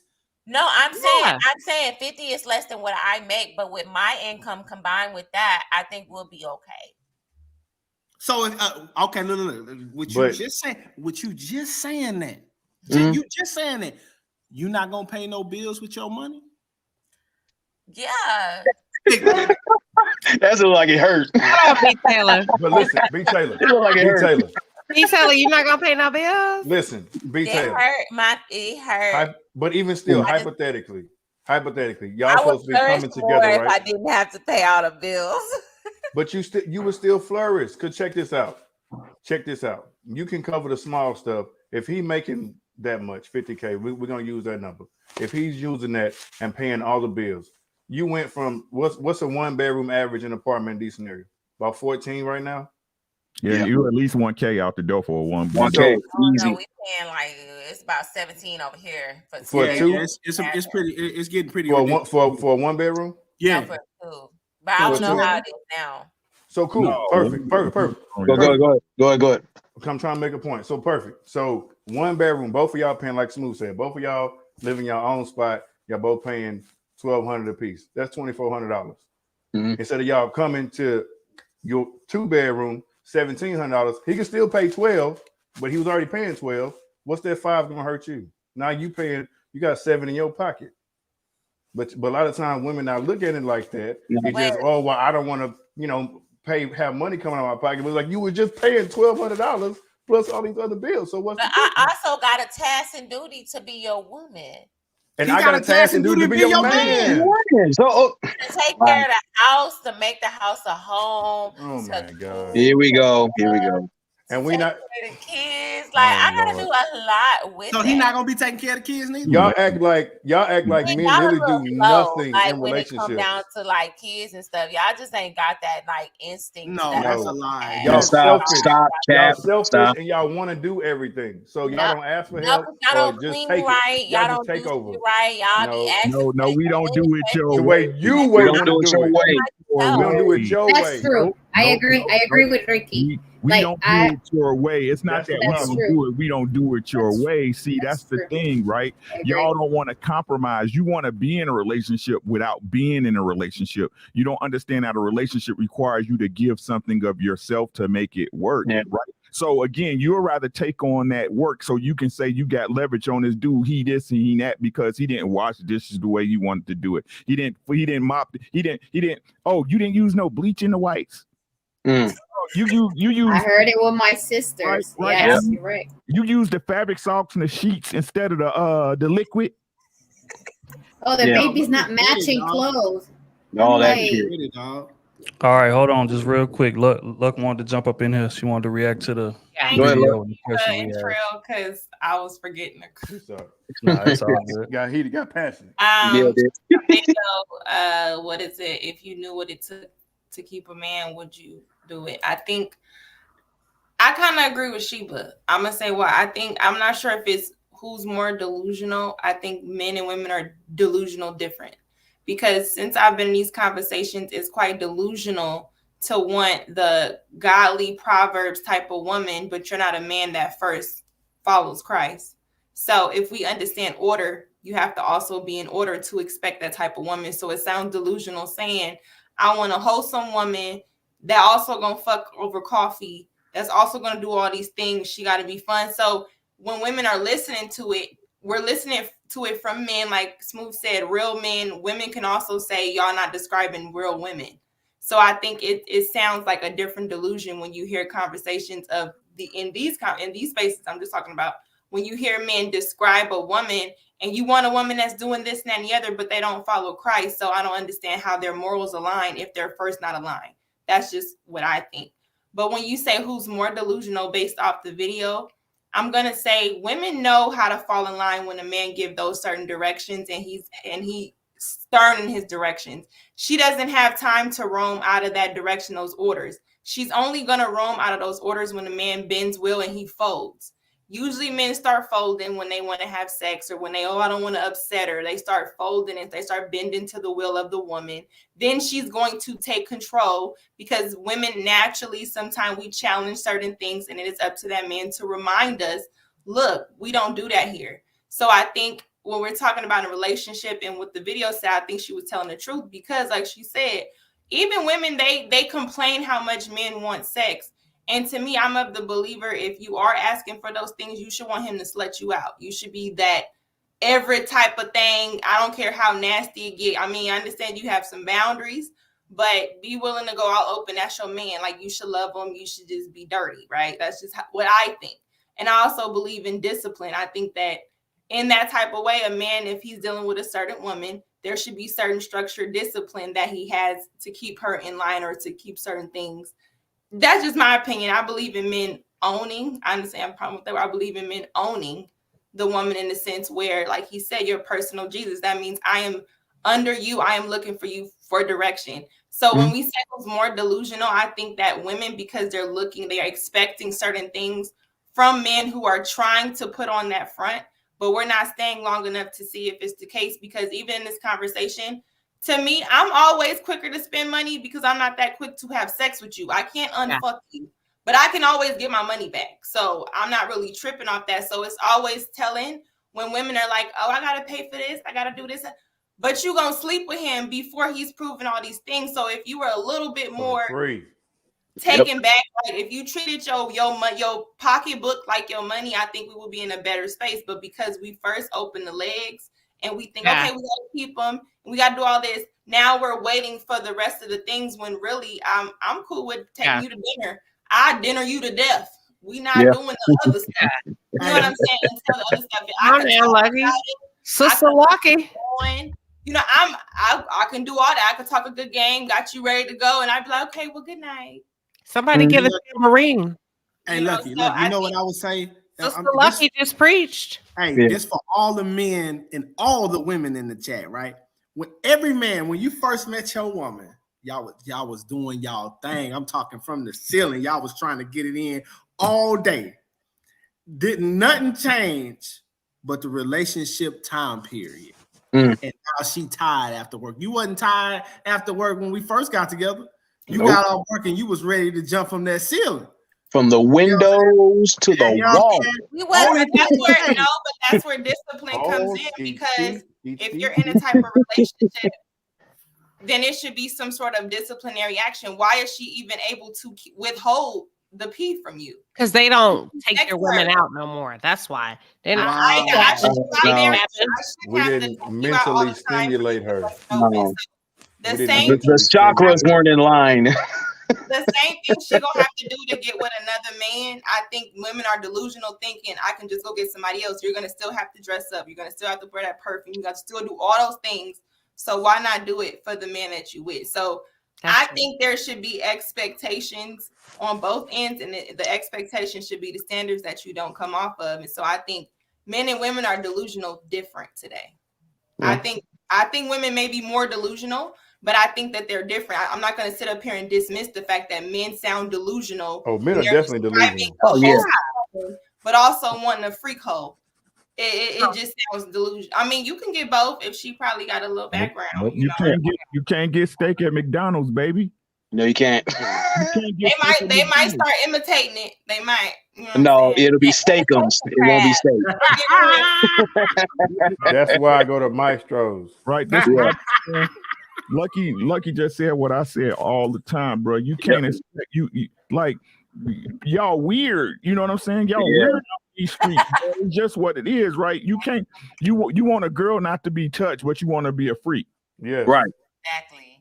Hold on. What did you say, Ricky? No, you expect the girl not to be touched, but want her to be a freak. Exactly. You see what I'm saying? So, for example, listen up, Queen. I got you, sis. Hold up, I got you. Did you hear what I said? You probably never been here for one of these, right? But I hold everybody accountable, right? You can't sit up there and say, and that y'all probably heard this before, right? Whatever. You know what I'm saying, right? You can't sit up there and say, right? Oh, you know what? I'm not waiting 3 or 4 dates before you give me some pussy, right? And then worry about a woman's body count. It's an oxymoron. Facts. It's an oxymoron, bruh.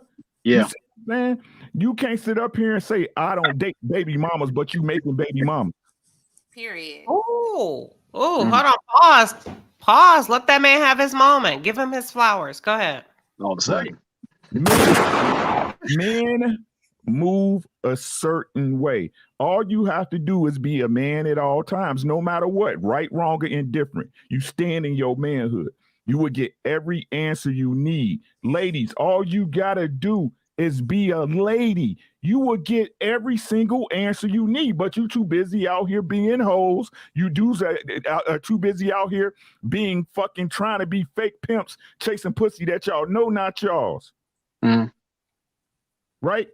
Again, bro, but if we gonna be honest about the situation, I ain't got no reason to lie to y'all. I have no reason to lie to y'all. Ladies, until y'all learn to control what y'all control, the game gonna remain the same.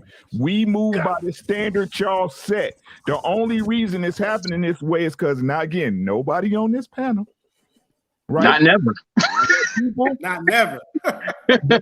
These ladies in the majority, these ladies that out here in the street, y'all have no self-control, none whatsoever. And if the game is to get a woman to take care of you, if the game is to get a woman to support you, for me to support you, and the one thing y'all really have to offer at the end of the day, which is y'all box, that's the only thing that y'all have. Yes. That's a cherry on top. Now I call bullshit. You can knock yourself out, but just what you got to understand, Queen Sheba. Any man would fuck you. Any man. It's the man that will take. But I wouldn't fuck any man. I wouldn't fuck any man. Go ahead, Rick. Finish, please. You let me finish my thought. Let me land this plane, right?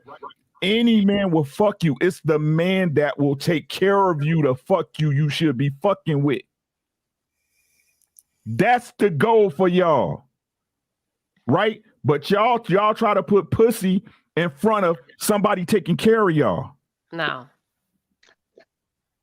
In many ways, I agree with Rick. We know it's easy. We know Again, not anybody on this. Make some good points. Oh, it's never this. Never English. here. I hear you. Never here. But This it's is the sacred truth. ground. It's the truth. Hey, so B Taylor, I got one question for you, right? We talk about this 50-50 thing. Let's say you meet a man, y'all making the same amount of money. You know he's capable of taking care of you and the kids and all that shit, right? What if he a great man? Let's say he a great man, he does everything right and all that shit that y'all about to move in together. Y'all discussing it. And then he tell you, hey, you got to go 50-50 with me. Is he a deal breaker? Look at If that he's face. doing everything that you would require from a man, would that be a deal breaker? Why would Look he? at that face.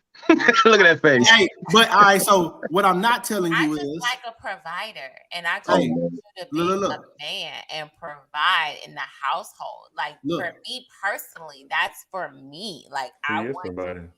like I'm not.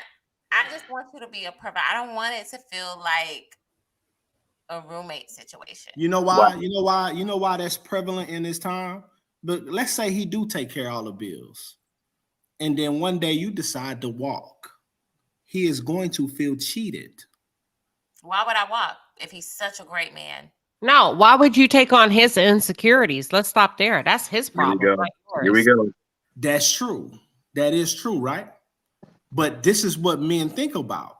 Because if I'm taking care of you and you stashing all your money, let's say something can happen. Shit, people ain't perfect. I'm not People stashing all ain't my perfect. money. I'm putting the money towards the Some, household. no. If y'all break up, are you going to be like, all right, look, you've been taking care of me for 5 years. Look, I'm gonna give you your half and let me get up out of here. You're not doing that. Hell no. Why are we breaking up? That's the thing. If he's such a great man, Irreconcilable differences. and differences on what? Because it happens. Because it just happens. If he's paying all the bills, I'm going to fall in the fuck line. Okay, but I know couples. I know great people that got married and got divorced. They just didn't work. It happens. We're gonna make it work. We're gonna make it work. You cannot decide that for the other party. I ain't signing shit. No, smooth. Real quick. Let's stay in that scenario, smooth guy. You said why would we break up? Yep. Let's say that again. This dude done been solid the whole time. Y'all married 5 years. He been paying all the bills. Your money been going to savings and trips. Mm-hmm. Right? But let's just say that he comes to you and say, look, man, I don't really feel valued in this marriage as much as I, should or whatever. And, we done been to counseling or whatever. The counseling is just not taking. It's just not working. So I feel like, it'll be best suited for, us to go our separate ways. You go your way, I go mine. I wish you the best. You know what I'm saying? And all of that, this, that, and the third, right? So all of this money that you've been putting toward the house and putting in the savings, right? Because he's been paying all the expenses. Are you willing to split that money in half and give him half? He leaving me? He's choosing to leave me, but one mistake. Yeah. Yes. No, we're not. Thank you, Jesus. There it is. So now, So that means that it's not our money. Not our money. That's your money. That's not our money. We're gonna work this thing out. How? What's the question? Look. Okay, I heard it, but I heard Big Taylor say he leaving me. So he's leaving. I saw what you did, Trill. Go ahead, man. Yeah. One more time. Go ahead. He's leaving. Yeah, no. He's not feeling value. Right. I'm gonna find a way to fix that. Like I don't understand. Run the question one more time. Wait. So what I said was, like I said, we've been married 5 years, but recently we done been on the rocks. Let's just say for the past year, we done tried counseling, whatever the case may be, but we just cannot seem to get on the same page. And he comes to you and says, "Hey, there's no foul play involved. I just feel like we're not on the same page, and I just feel like we growing apart. We're growing in two different directions, and I think that me and you will probably be best suited to go our own ways. You go your way, I go mine. I wish you the best. There's no hard feelings, whatever the case may be. And again, throughout this whole 5 years, he's been paying everything, all the bills, all the expenses. And your money's been going to vacation and savings for the house, right? So in that scenario, he comes to you and says, "Hey, look, I want to end this thing. I don't feel valued in this relationship. And I think it's time for me to move around." Are you willing to give him half of that money that you've been putting aside for the house and vacations because he's been paying all the expenses? Before you answer, what's not being said, with him spending all his money, he has no savings, little to none. His money don't look like yours to restart his life. Now you moving a goalpost. No, it's not, no, that's real. That's real. It's real. Because if I'm paying everything, my money don't look like the other side. That's just a fact. Are we married? Yeah, y'all married. He just said Y'all married. 5 years. He came respectfully. Hey, look. And you just gonna give up because we Taylor, have let me Selective jump in. hearing. give up. Y'all went got counseling and all Went that. counseling for a year. Yeah. and I'm just if I mutually felt like it wasn't going to work, Wow. my marriage wasn't going to work, and he asked me for what? What are you trying to say? He asked me for some money. Hold on. I'm Alimony. saying that Alimony. y'all say, because women You say think all the so? time, right, that he's paying the expenses, but my money, because you are working too throughout this whole time. You're not just sitting at home. You working. So you got checks coming in. But he's paying all the expenses. And women will say, hey, my money is going to the savings and to Family savings, vacations. our savings. Our Can I savings answer for this? the house. Right? So if I come to you and we didn't try counseling is just not working. You may still want to make it work. Right. But I feel like we done went to baby, we done went to two, three counselors. This shit is not going nowhere. Let's save ourselves the time, effort, and energy and heartache and stress. You go your way, I go mine. Are you willing to split that money that you've been putting in the savings in half? Yeah. Can I answer first and then B Taylor, you back me up? Oh boy. We got this, baby. That's Sit right. back. Ronan, go ahead. Ronan, hit mute. All right. Thank you. So, first of all, if a man comes home and says that to a woman, she will be emotionally torn up, period, for about a month, 2 months, 3 months, 4 months. And this is the part where we don't get to talk as men and women.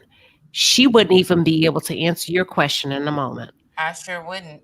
She's going to be so shocked. You know, when you take somebody by surprise, they weren't expecting that. I don't know the terminology. She's going to be taken aback. She's going to feel like she's having like a mental health breakdown. Depending on if she's a real woman, a real feminine woman, I don't care how much of a facade she's put on. If you leaving her and you coming home like that and you say, I ain't cheated on you. I'm going to believe it's another woman. No. Because you can't, depending on how mature you are emotionally.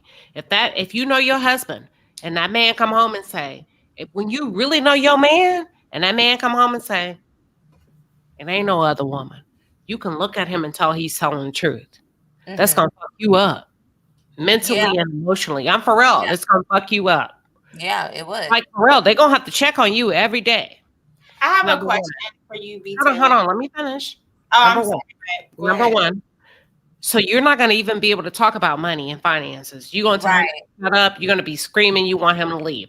Second of all, when you do get to the point about finances, depending on how you are as a woman, what you make as a woman, if there's kids involved, for me personally, I cannot speak for the women on the chat. And I don't want to do that. For me personally, I don't have kids. And based on what I spend, yeah, you cut me deep. Let's get this shit over with. I'm going to give you half. Go. And not because I don't like you. Not because I don't like you. I want the pain to stop. So I'm willing to pay whatever I got to pay to make you go so I can heal very quickly. That's it. At that point, it becomes for me. But see, hold on. Wait. Hold on. Let me rephrase the question because I don't like how you frame that. Do you feel like he's deserving of half? given the scenario. Deserving. Because at that point, you killed me. I don't even have feelings because you didn't even cheat. Most women have feelings around cheating. So you took that emotional magnet away. Normally, I can blame you because you're a bad guy because you cheated. But when you come to me and say, I don't want you, just because I don't want you. Wow. Yeah. But see, look I'm though. sorry. Wait. I'm sorry, Hold Queen. on. Go ahead. Look though. Because you got to understand, and this right here is where I feel like men don't get enough credit, right? Because women leave marriages at what 70-80% clip, right? So men They have a reason. Sure, we can tie it to whatever we want, but fact is, most women leave the relationship more than men at an alarming difference, right? So if you crushed that he's coming to you and saying that, how do you think I feel?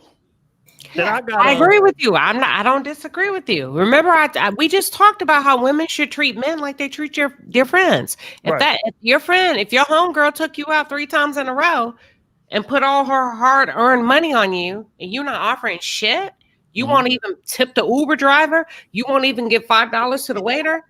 Come on, I just said, treat that man 3-to-1 ratio, just like you would treat your homegirl. Right. So I'm not capping. My argument is still the same across the board. Go ahead, Trey. I'm sorry. Which is why I just don't like how it was framed. I need don't to matter. hear you say that he deserves the money because he does. It's a split account. I'm talking about me. Yeah. And how I would handle it based on my income and how I operate. I've tried to coach a lot of women. I've told single women, take him out. I ain't taking no man out. Women are different. They're hard-headed. I'm talking about me and what I would do. Yeah, you got to go. And I'll pay for you to go. So my thing is, I'm gonna actually answer the question that was asked to me. And I would say that after I get through those emotions and really just know that there's no hope for our marriage, because I don't believe in I don't want to leave my marriage, or you just come up and tell me you don't want to be with me anymore. Like, we took vows, and I very much I take that serious. I would give it way longer than that. I would try to reconcile. But if I knew that I needed to walk away, of course, if that's our savings, that's not my savings. If we're married, that's a different ballgame. We're married, it's not me, it's us. So therefore, the money and the home and all of that all needs to be divided down. So yeah, I would give him half of that because that's our savings, not my savings. What I wanted to share is that, and this is what I see. Sometimes what you say, Trill, is the man is not feeling valued, right?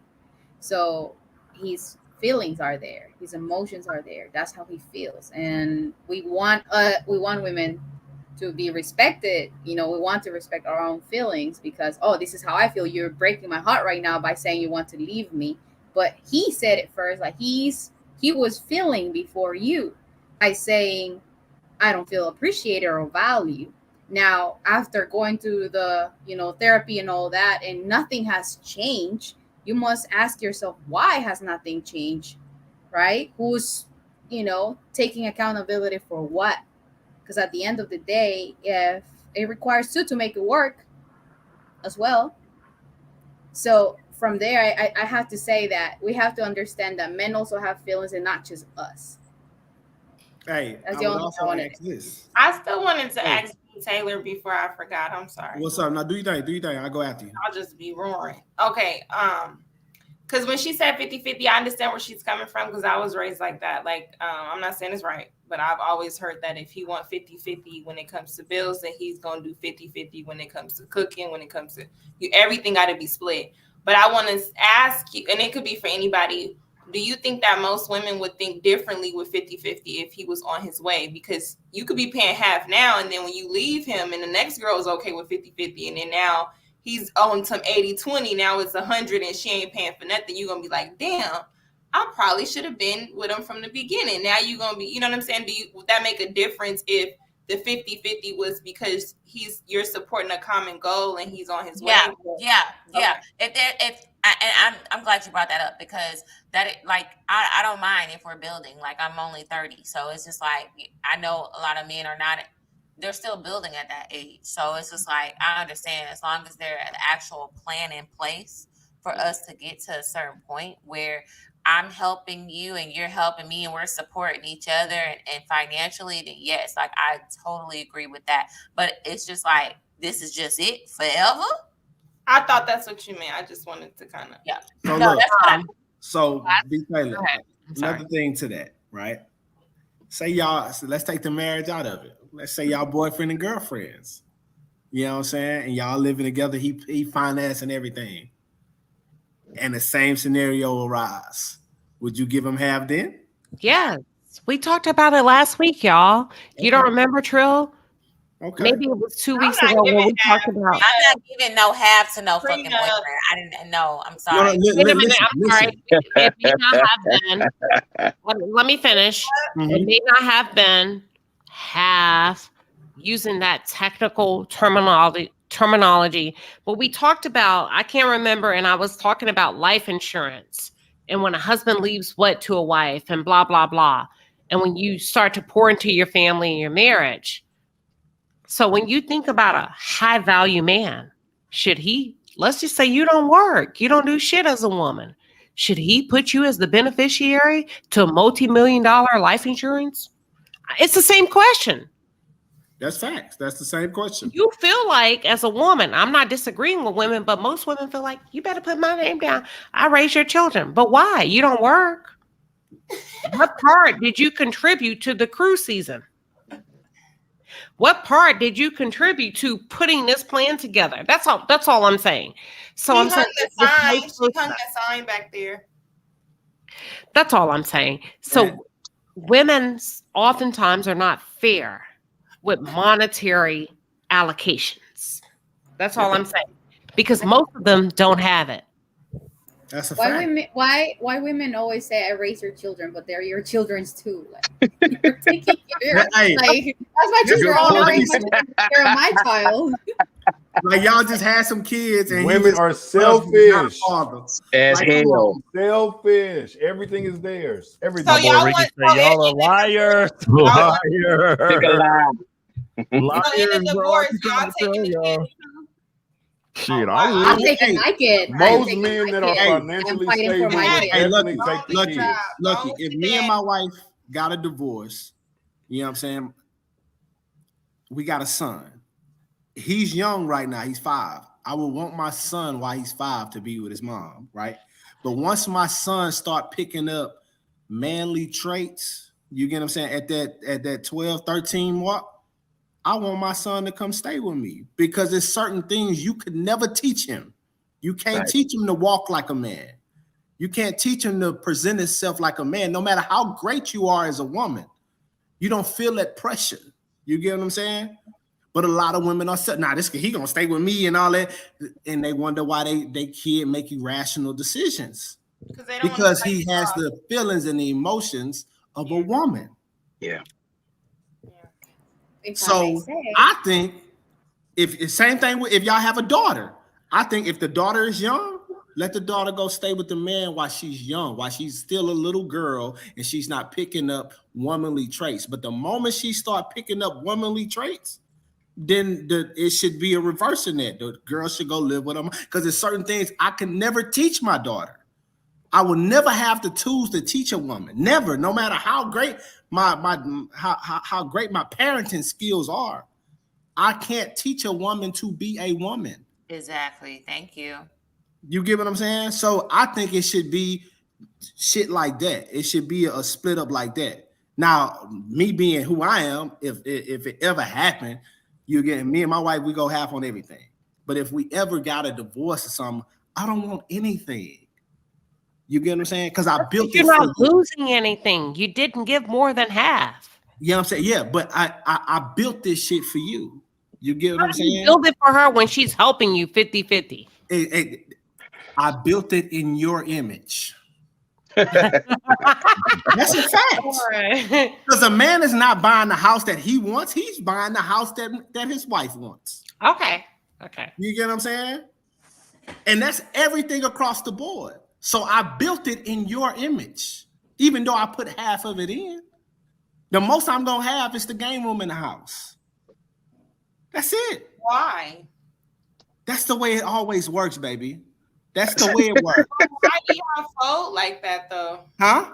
Why do y'all fold like It's that? not folding. It's not folding. My woman has a certain standard of how she sees her life going. It is my job to deliver. I'd be damned if I strip it from you because we getting a divorce. I'm gonna build it again. And then on top of that, if I get another woman, she is gonna have a different image than you. So I gotta build it in her image. You get what I'm saying? All I'm saying is if he's been financing it I all. only got one room in the house and I'm the one building shit. No, all these rooms got my name on it too. Like, what Hey, that ain't. Hey, I'm telling you right now, ain't no man ever thinking about that. Yeah. See, hold on. See, and hey, Lucky, shout out to you because you just made a great point, right? The simple point is that look, that's how y'all think. That's how y'all think, right? Y'all don't look at it. See, y'all don't look at it as that. Okay, all right, this house is for us, right? Right? Y'all don't even look at it like that. Y'all look at it like if it's this house and I'm putting into it, I got claim on this and this and then that. We don't look at it like that. This is, or I got this shit for you. I'm cool with an apartment. I'm cool with an apartment, like y'all said, that $1,900 1-bedroom apartment. You see what I'm saying? I'm cool with that. We do this shit for y'all.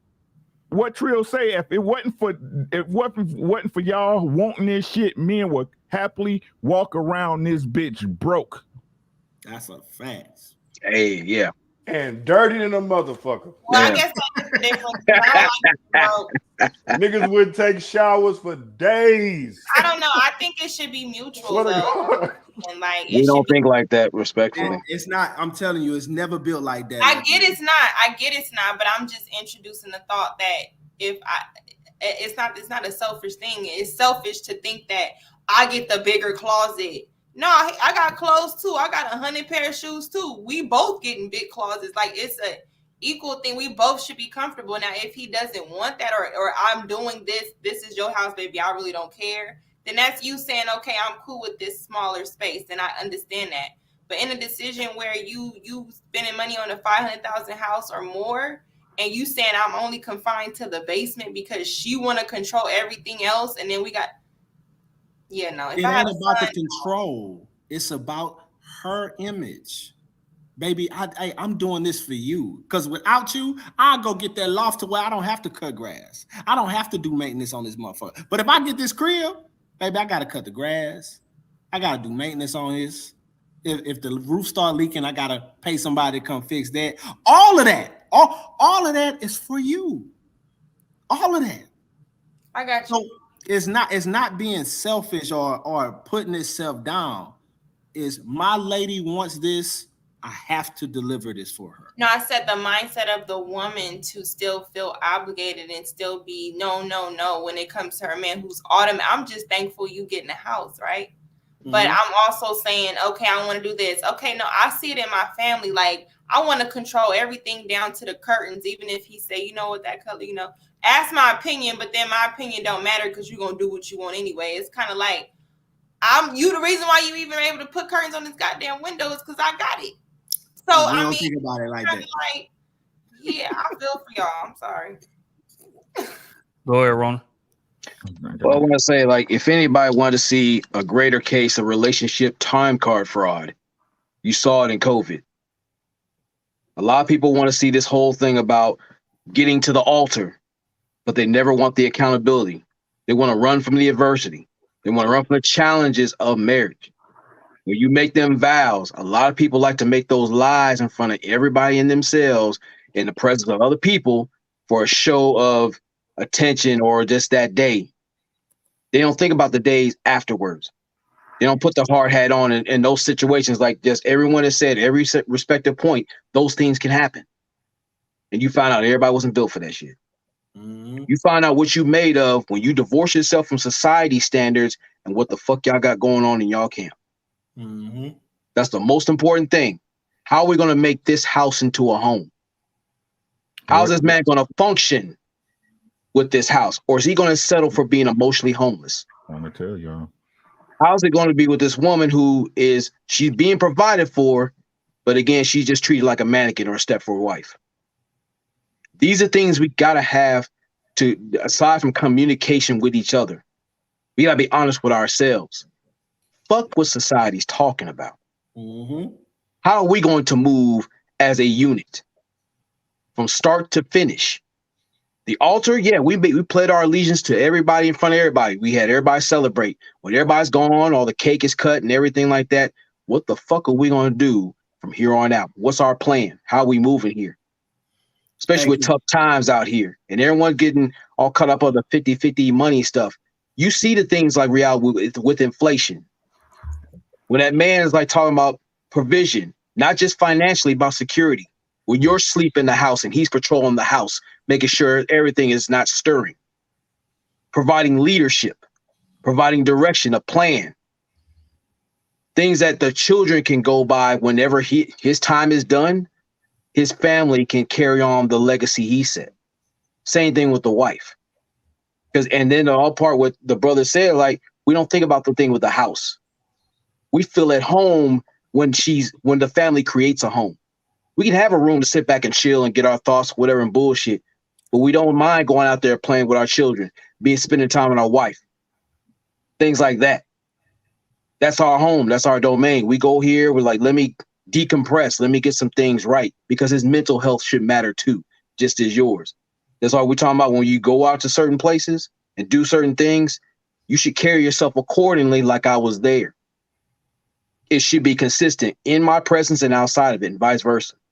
But there's too many people out there who want to sneak around and do extra shit, and then they don't want to accept the consequences that come from their silly action. So if you're going to sit there and do your thing and go get the ring and all this extra shit, spend that money, what are you really invested in? Are you worrying about the ring and the pomp and stance? Or is this a symbol of the commitment you guys have for yourself and each other? Because if your word don't mean shit, why even go to the altar at all? Hey, I said what I said because in the South, right here, where I live in Texas, you know what I'm saying, we got refinery land out here. We got a whole bunch of men making real money, life-changing money, right?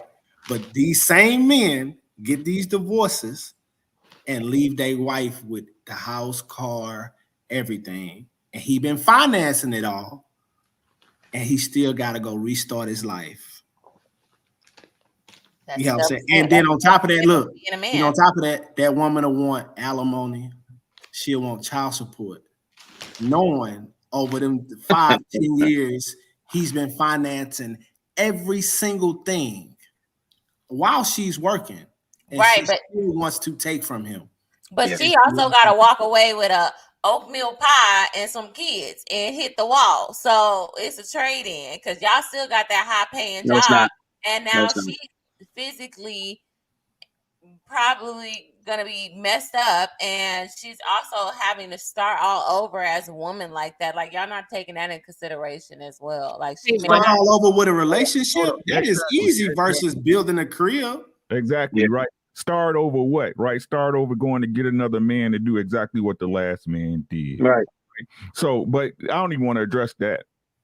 I want to address somebody said in the chat about your kids. Mm-hmm. Right? Listen to this. I need y'all to listen because words mean something. You should fight for your kids. Yeah. Why I gotta fight for my kids? Why? They're my children too. Right? It's crazy how y'all expect a man to do something, but y'all fight him tooth and nail to get it done. Some shit y'all gonna blame on him, right? Oh, he didn't fight for his kids. Why don't you just give them to me then?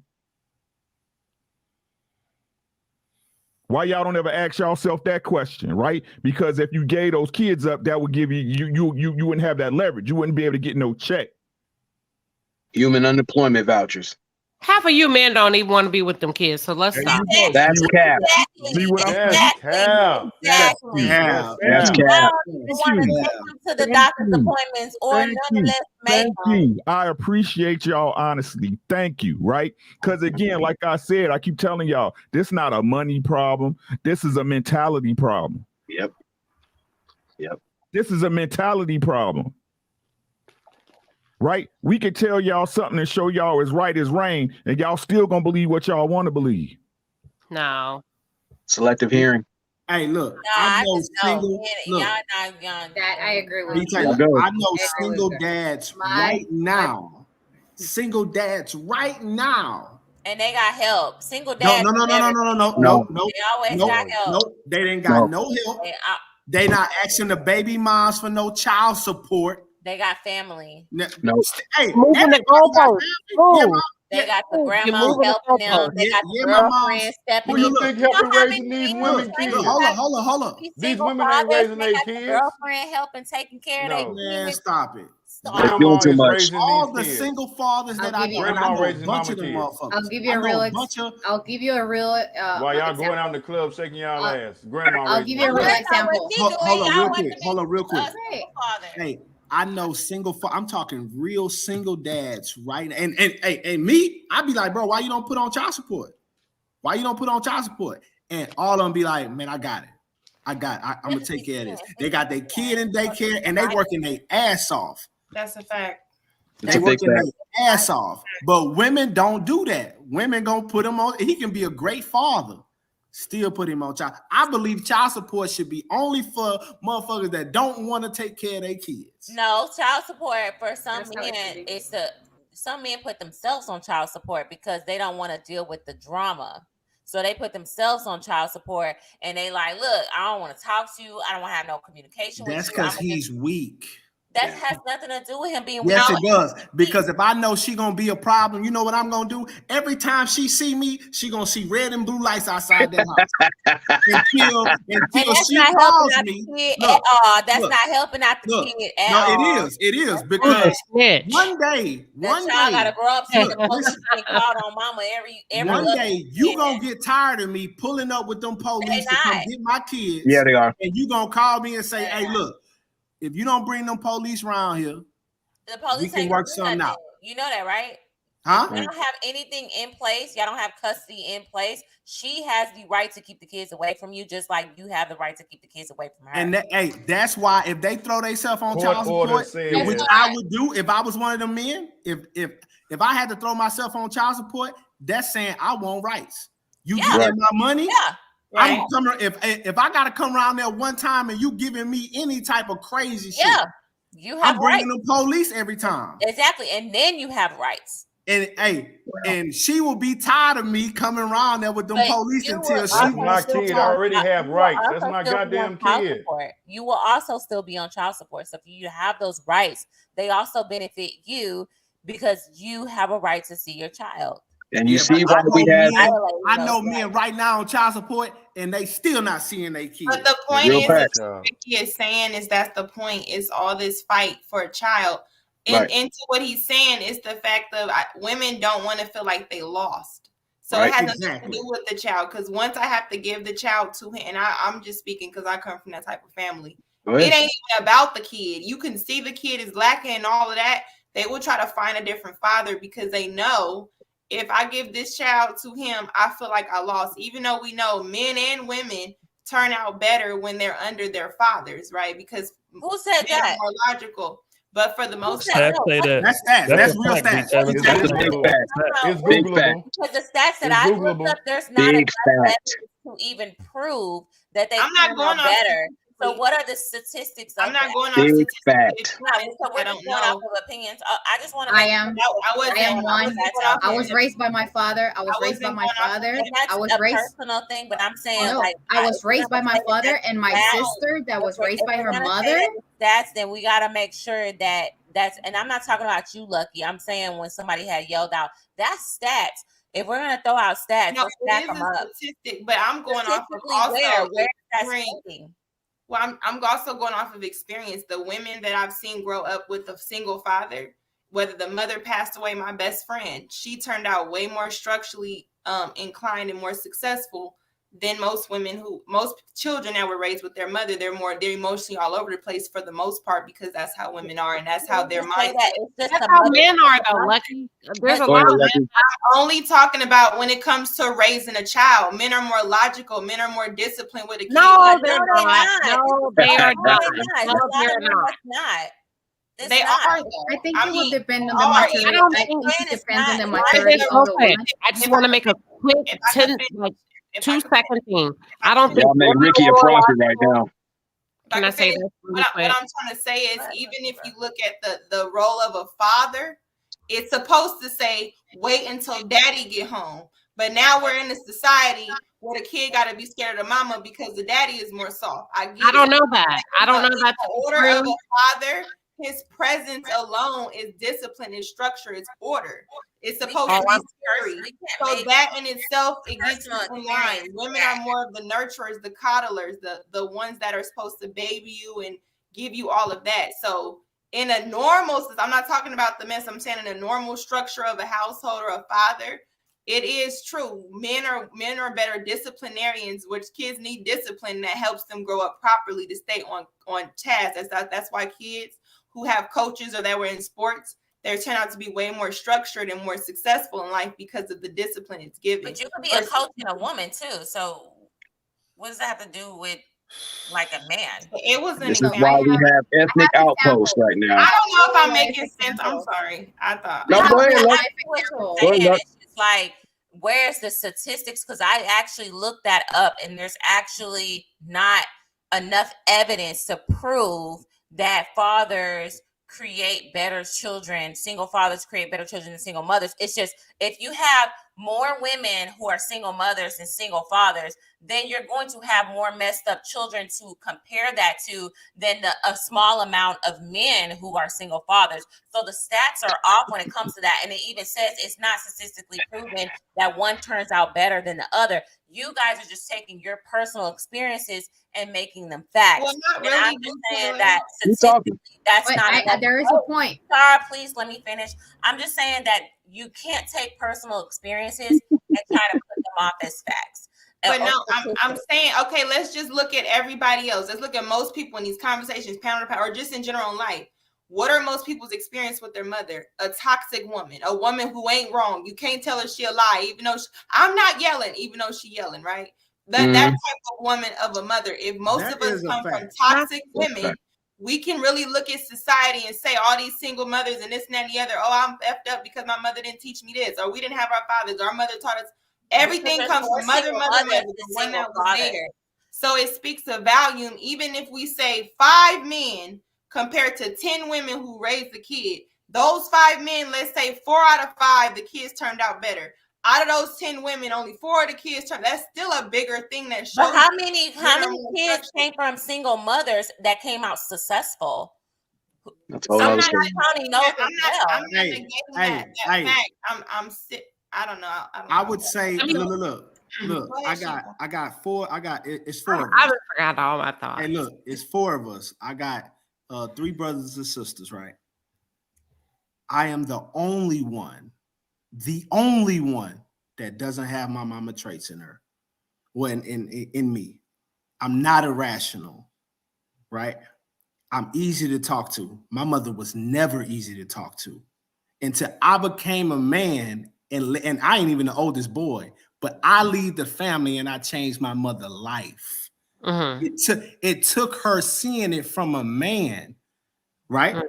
Because the moment I became a man, my mom questioned everything that I did because she was afraid herself. But who taught you to be a man? Yeah, I was gonna say, did your mother raise you? My mother raised me, right? But no. But I went against everything my mother taught me. Everything, because I knew it was wrong. I knew it was wrong. You're comparing that to your own personal experiences, because I know people personally who were raised by their father and they grew up also and had their own traumatic experiences as well. So if we're going to go off of personal experiences, we're going to take 4 men and compare them to the rate of how many more single mothers there are. The statistics are off. And you can look that up yourself. Go ahead, Queen Sheba. So all I want to say is, I think let me just stop. No, for real, because we're really talking about a sensitive topic in Black communities. This ain't no sensitive topic. This real that they be lying about. Let's go. No, I agree. I agree with you, Smooth. I don't think good parenting is specific to a gender. I don't think a woman is a worse parent or a man is a better. I think it depends on the woman. It depends on the man. That's all I wanted to say. I don't think because you're a single mother, you're the worst. I don't think because you are a father that have been kicked out of a child's life by manipulation of the mother that you're a worse father. Yeah. I think there's a lot of dynamics that we have to take into place. And I don't think because you get custody of a kid and you're a father that you're a good father. I think it just depends. That's all I'm saying. I try to be fair. I try to be fair across the board. I don't think women do a horrible job. I don't think men do a better job. I think it depends on the individuals. Yeah, because if we're talking about That's our all I'm trying to community, say. Hold up. Hold up. You running. You running. Hold on, B. Taylor. You running, right? Let get him, Rick. Hold on, Rick. Let's see Sarah talk. She Go been ahead, trying. Sada. Go ahead, Sada. My bad. So what I was thinking is, and I agree a little bit with everybody. I was raised by my father, and I don't think my life would be the same if would have been raised with my mom. To be honest, she was loving and caring and everything, but my mom is not the most mature person in the world till today. She's not. I love her to death, but she's not. Now, I can compare it with my youngest sister. Me and my sister were raised by my dad, but my youngest sister had to live with her mom.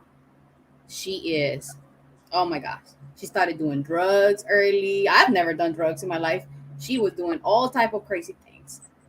So that's an example. Now, I have to say and agree with Queen. It depends on the mother because I am a single mother. Yeah.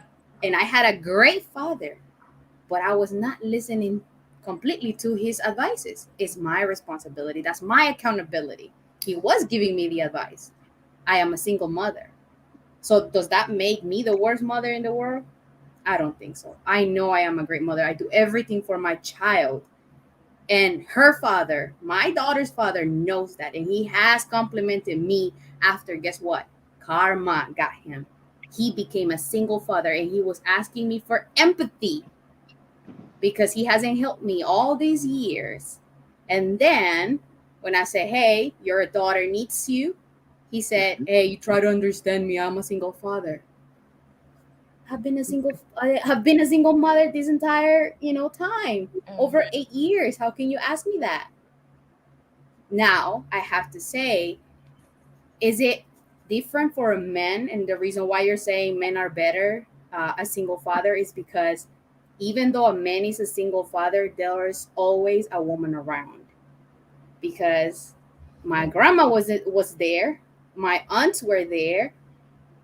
A woman will accept you with a kid, but for a single mother, it's very hard because not everybody has the privilege or blessing to have another man role. I chose to can't come back to my dad's house for that reason. I wanted my daughter to have a role model, my father as one. So I chose that. But other than that, if I wasn't here at my dad's house, I wouldn't have, probably I would be like with different men, introducing different people to my daughter. Yeah. So that creates an instability. So I'm wondering if that makes a difference. No, it does. Thank you for saying that, Sada, because like men are they always are going to have help. There's the aunties, the grandmothers, the mom, somebody, the girlfriend. Women are more accepted. If a woman who has no kids, I know so many women who are with me and with kids, and they came in and saw that he was a good dad. That makes a woman want that man more because they're already seeing that he has qualities of being a good father and that he stepped up. So he has an easier time finding a woman in the dating world that's going to accept him and his kid than a single mother who's looking for a man to actually step up in the home and do those same things. So I definitely agree with that. And like for people to just acknowledge that a single father is out here just doing it alone and everybody's just like, oh, well, kudos to you. Who cares? No, people are going to step in and there's going to be a village around him if he asks for the help. The reason why I'm saying this is by experience, though. My father's, daughter's father, he does have his mom helping him, his sister and aunties helping with the kid. I even help him sometimes because I notice that he doesn't speak. So I'm like more like, why does he like you so much? He lets you hug him, and it's like, because I have that, But what I'm saying is that he does have help. His mom never helped my daughter before. Never. She never sent him anything. She never asked, okay, I want to see my granddaughter, never. Until he had that kid. Then she started helping him. and then oh yeah, I have a granddaughter too. So I agree with that.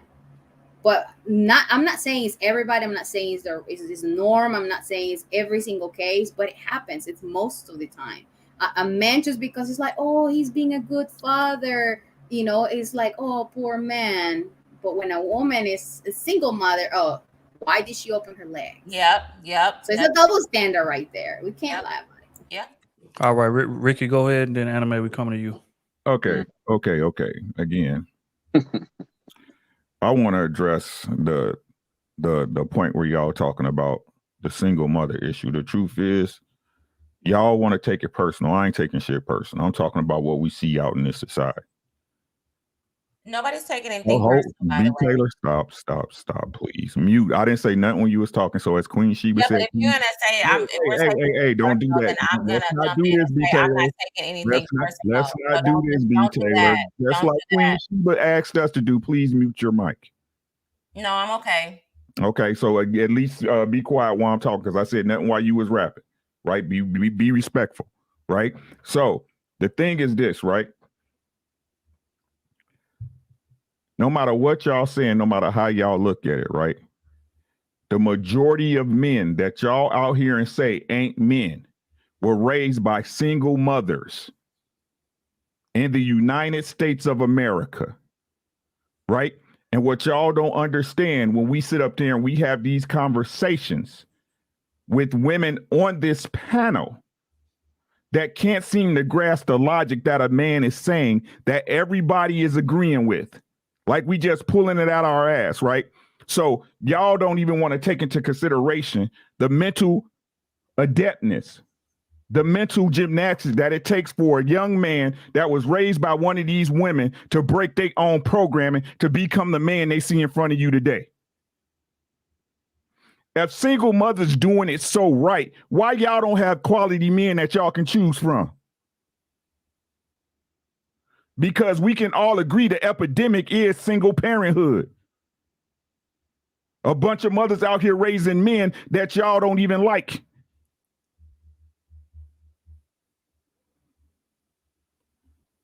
What part of the game is this? I'm going to say it again. Please pick a story. Pick one. Right? And for us to even up here and consider that men have more assistance when it comes to children, it's just weird to me how, right? Again, in these arguments and people say in the chat, you don't want to take your kids. You don't want to fight for your kids. The very thing that y'all say holds black men down, hold men under the thumb of authority, y'all use it against them in the courts when they want to see their children. Again, nobody on this panel, we talking about the majority. You can't sit up here and say you don't know no woman somewhere in your lifetime that it took some good dude that was taking care of his kids to court to get some more money out of him. The celebrities y'all want to sit up here and worship and say are the guideline, right? 50 Cent paying for a grown ass kid. Earthquake paid off his child support early, and his baby mama still trying to get raped, still trying to get ripped for some money. Which one is it? Why do I have to fight for my child? Is my child. You don't have to fight for him.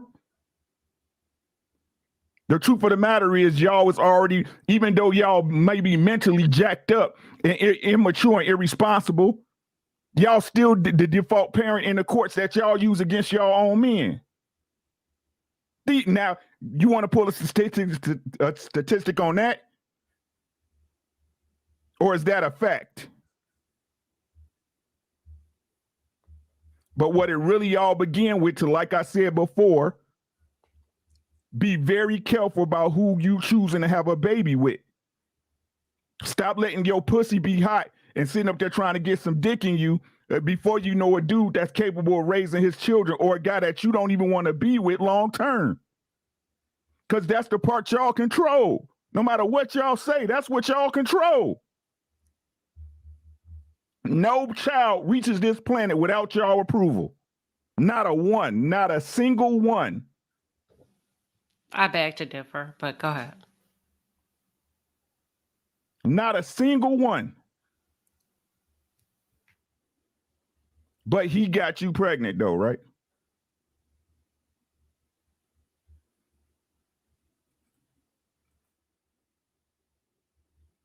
All right, Anime, go ahead. Yo, can y'all hear me? Okay, so y'all wanted to have the statistics for the numbers that they were talking about. Well, while y'all were talking, I went and I found the study because we've had this discussion in one of my classes before. So can y'all I need somebody to tell me if y'all can still hear me because I'm not on the page. Yeah, you good. Okay. So it's a study done. It was done from 2013 till 2021. It's called The Effects of Fatherlessness. They found in teenagers and adults 63% of youth suicides, 73% of all teenage pregnancies, 71% of chemical and substance abusers, 80% of prison inmates, and 90% of homeless and runaway children all grew up in predominantly single mother homes. And if you would like the link, I will happily post it in the chat so that you can go read it for yourself. They're not making this stuff up. Where is the Very source? valid. No, it's valid. I can say that. It's a family court case study. A family court. What's the site called? It is 'Cause called I don't disagree with that. I never disagreed that with it's that. called Fixed Family Courts. Okay. I don't disagree with that. I think what I was saying on the stats was comparing that fathers raise better children than mothers. That's not Well, the stats. Wait, hold on. That's not the wouldn't stats those that I was. stats indicate that? That's not what the stats are indicating. The stats The are stats are indicating indicating how important a man is a in the man house. is in the household, not saying fathers raise better children. This is Exactly. where people twist and turn statistics for their own argument. So I don't disagree with any of what you just said. I think that the father and a mother is needed in a home. The stats that I was arguing was saying that fathers raise children better than the mothers. And what we're saying is it depends on the parents. This is where people get confused. This is where people start to, oh, you're taking it personal and all this stuff. No, I just want to, if we're going to throw out stats, I just want to make sure we're not just talking and throwing stuff out there. I mean, I can This go doesn't even apply to find a study my life on father all. on Like single the father homes. father of my children are very involved. So this doesn't apply to me. I don't take any of this personal because it doesn't apply to my personal life. But what I'm not going to do is sit on any more platforms and not know where we're getting this information from and try to twist it and turn it to fit an agenda. That's it. What I think is that it's happening is we're not understanding the role, how important each role is on a kid. Because Yeah. I grew up with my father, and I can only speak for myself because I've seen it and I live with it. But I was not as caring and loving. I've always been like tough, and I'm not masculine. Don't get me wrong, because my dad is still kept me in, and I have my grandma with me all the time. But in a way, that affected me because when I was little, he was working all the time. When he had the time, he will care, he will hug me, and he will give me the lovey-dovey, daddy love. But still, like, I felt like I needed my mom, and I remember like going to sleep with my mom and visiting her. And the thing that I remember the most about my mom is how loving and caring she was. Now I see my daughter's father son, and he literally likes when I hug him and when I kiss him, and when he wants that he comes to me, like, if he really wants me to do that to him. And he's like, I don't know why he's like that with you. Like, he's very shy with everybody, but with you he wants to come, like, to me. And it took time for him to feel like, comfortable around me, because he was very, very shy, and he keeps him locked in the house. He doesn't go to school. He doesn't even speak, not even one word, and he's 3 years old already. So that's the part where I see that a woman is also needed in the house, because if the mother was there, he will be speaking, he will be using the bathroom on his own already, like, he will be more into. So I see that both roles are needed. I agree. Both roles are needed. Mothers. No parent is better than the other. Children need their mothers and father. The mother is not better than the father, and the father is not better than the mother. They need both for a balance. And to I say would agree. that I would agree that they need both. So I guess the question I would pose is, if we see these stats and we see how badly it's panning out, why is it that custody is still awarded so majority towards one side? So When then, we see how bad it goes, but we're coming not allowing the other side to have a fair shot. Because I tried to do a quick Google search while y'all were talking, and I couldn't find any case studies that were done for predominantly single father homes. I that's assume it's because they don't have a large enough number to go off of, but I don't know. I couldn't find one. that's a very good question. So first of all, when you're looking at studies like this, the first question you need to ask is how many people of color were included? I can go back to it. I Hold on, can let me find it. finish. I work in a healthcare background. I'm a product developer. So often when we think of products that we're bringing to the market, we do focus groups, we do case studies. A lot of y'all, a lot of me on these panels, you're not even included in these statistics. So that's the first question you need to ask when you were doing these surveys. How many were Black men? How many were Black women? How many were Latino, Asian? Drill down on the data. That's the first question.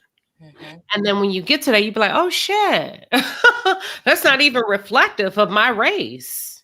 So now it becomes skewed. We call skewed data, biased data. And I'm not trying to move the goalposts. I'm just telling you how shit works from behind the scenes. That's the first question when you ask for case studies. And then you have to say, I'm presenting data and facts, and I'm trying to shift or mold my life to data that wasn't, the study didn't even include me. I was a non-fucking factor in these numbers. You get what I'm saying? So you got to ask a lot of questions. I'm not saying you're right. I'm not saying you're wrong. Ask questions when you start to look at data. Yeah. Were you included as a man of color? Were your children a factor? Was your wife, your girlfriend, whoever a factor? That's it. That's my only thing. My second part is when we talk about what we're talking about, why is all the responsibility on the woman? She didn't lay down and make these damn kids by herself. If she's a single mother, somebody made her a single mother. Let's talk about these niggas that are not in these homes, fathering their kids. They always trying to make a moment out of the moms. Well, I'm just saying, if you care about your kids, don't leave your home. Period. Point blank. I'm done. Really quick though, Oh. just to end, just real quick. Part of that problem though is because it's like one night stands or it's quick situations. So Wrap it up. like, I agree 1,000%. That's what I'm saying. That's between both parties. You know what I'm saying? Like the man not wrapping it up, the women not saying, "Hey, you need to wrap this thing up." And so the man is like, "I have no tie to you, so I have no tie to that baby. You know, I don't care about you enough, even though it's fucked up. You know, as a man, you should want to take care of that seed, no matter whether you messed up or not. That's just should be. But a lot of them just, careless. But I just want to say that real quick. All right, man. Real quick, we're gonna pay some bills really, really quick. Then we're gonna get last thoughts and wrap this thing on up, man, because we well over 4 hours. Yep. Cold. Conversation went there, but it was animated, it was productive, so I'm here for all that, and it was respectful, more importantly. Mo Lips with the 2-piece says, she said women don't be knowing the man's demons. Nope. Facts. And the men don't be knowing women's demons either. We're gonna keep it cheese. A lot of them have them. King with the 10-piece looks like women are simply triggered by the truth. Yeah. Not for the BS with the 5-piece. For every beautiful woman, there's a man who's tired of her. That is a fact as well. Big fact. Yeah. Oh yeah, Spencer again with the 5-piece. I thought we was kicking from a 30-yard line. Nice to see. That's hilarious. Fourth and forever. Gotta go with the 20-piece. We appreciate it, fam. They'll say the conversation is very insightful, man. Thank you. We thank you. tapping in, man, and always showing love. We appreciate you, bro. King with the 10-piece, the queen of cap is back. I'll turn my cap to the back. Rob with the 10-piece. Why do women say, look at how God treats his mom, and that's how I treat you, but in the same breath say, I'm not your mama, but they want to be loved like you love your mom? Make it make sense. Who is that laughing like that? That's me. Optimus with the 2-piece. Ricky has Autobot blood. That nigga's crazy as hell. Reed with the 10-piece. It's interesting that someone will use Christianity to establish order and hold men to a standard when they don't hold themselves to the traditional standard of being a virgin. Someone, that's hilarious. Yeah, that's funny. Yeah. Webb with the 5-piece. Queen said men are more delusional, but she and B. Taylor spent the last 50 minutes moving goalposts and not seeing the men's points. Quote unquote. You cannot make this shit up. Rest in peace, Kevin. If we're not chameleons, I guess we just, moving the goalposts. But he stayed tuned in. That's all that matters. Need strong shoulders. The real Pookie with the 5-piece. If you're broke, if you're rich, sign a prenup. Your leadership still applies when you're divorcing. She can still respect you and leave. That's true. That's very true. We see that happen a lot. Uncle Stepdaddy with the 10-piece. I've never heard a single father say, I have to be mama and daddy. Nope. Me neither. I ain't never heard that one either. Yep. Scooby with the 5-piece. Ricky for president. Impeach him. Impeach him. Not for the VS with the 2-piece. Slow down, Uncle Rick. You killing them. Yep. Gavin, 5-piece. So if a kid grows up in a home as a Christian with both parents, then ends up a killer, etc., who is to blame? No, man. Wow. Ask Jeffrey. He said his daddy wasn't there. Ask Jeffrey Dahmer. Go ahead. Jesus Did he Christ. say that? Well, he wanted his father's attention. You remember? I didn't watch it yet. So Yeah, but his mama. Don't watch it, Lucky. But his mama was also a mental patient, so we ain't gonna discard Wait, that why you- information why you as well. telling That him not to watch contributed. Brianna with the 10-piece. I think the problem is us as women be so worried about what men are doing, why they aren't being held accountable. We need to worry about us, and men, y'all need to hold men accountable. Well said. Yep. All right, man. Like we always do, and we got to make this thing quick. This is a solution-based platform. So if we are advising a 19-year-old in terms of what to look forward to, how should they temper their expectations going into a serious relationship so we don't get cases like Love Dorsey was talking about, women that are, looking forward to wedding, Pinterest pictures and all type of shit, wedding ring picked out, all type of shit, but get into the marriage and cannot fulfill her duties as a wife, and vice versa with men. So what advice would you give?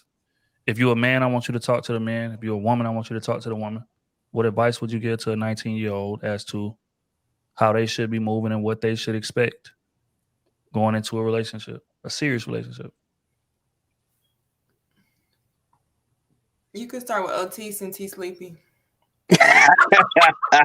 Damn. Grandpa OT. I'm on my phone. I'm not even asleep. I was on my phone. What's up? Class and they pick on you. Go ahead.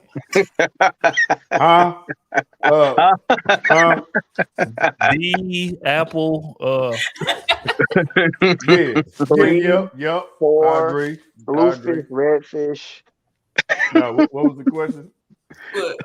Nah, where's the question? Nah, the question is, if you was talking to a 19-year-old dude about tempering his expectations going into, a serious relationship, we always say a lot, we don't have a lot of examples.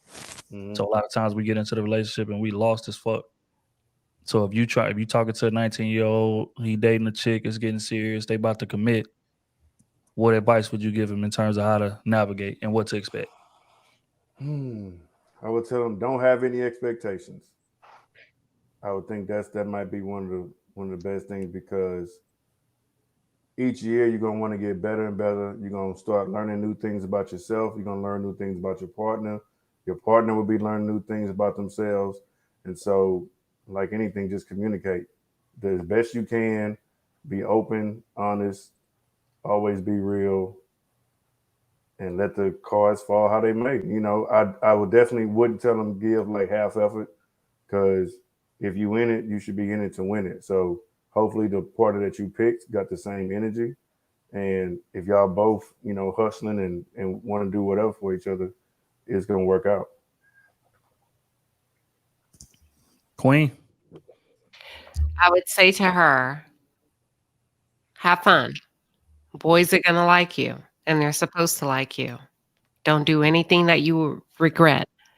Act like you like yourself. Respect yourself. Um, challenge him. Ask him questions. Meet his family.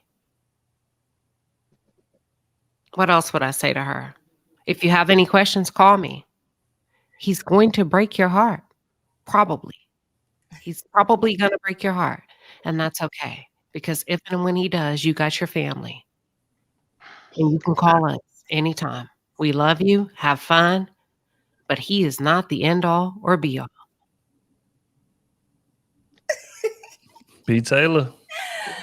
Suicide hotline advice. Okay, all right. Okay. The question was, when a 19-year-old get into a serious relationship. It's a serious relationship. How should they temper their expectations? What's coming? So make sure you stand on your boundaries. Don't let them bend, because they'll push you until it breaks. Know when to cut that person off. Know what to look for.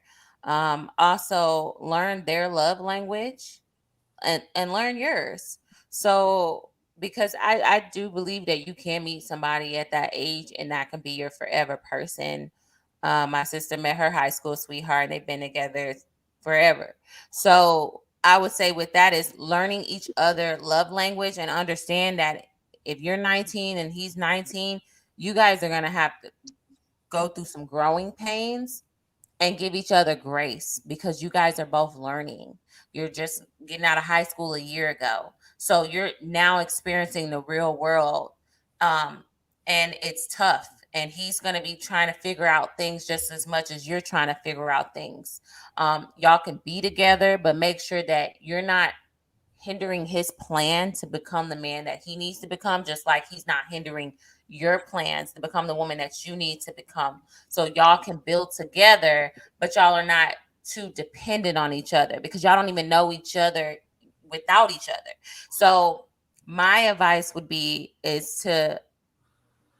don't like when people say treat people how you want to be treated in a relationship, because the way I want to be treated may not be what you want to be treated. So therefore, learn that person's love language.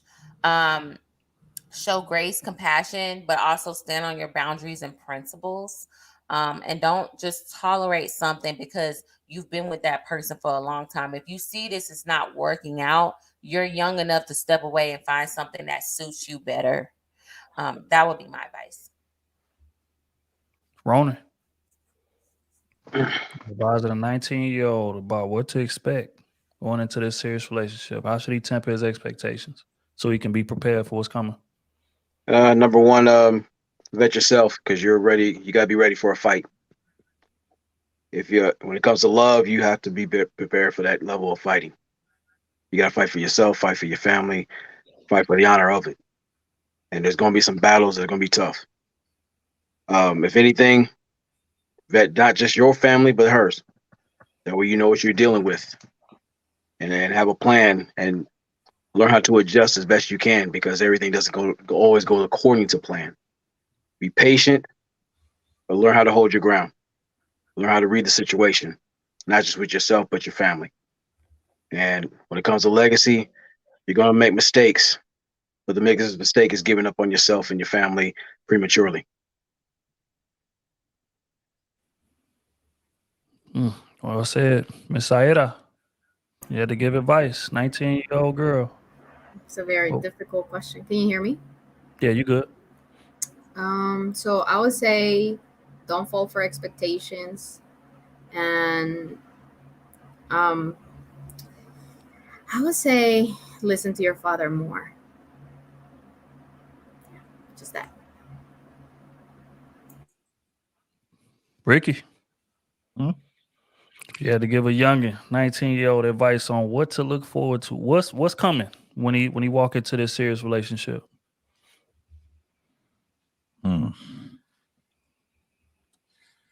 I would tell a young man, 19 years old, the proof is in the pudding.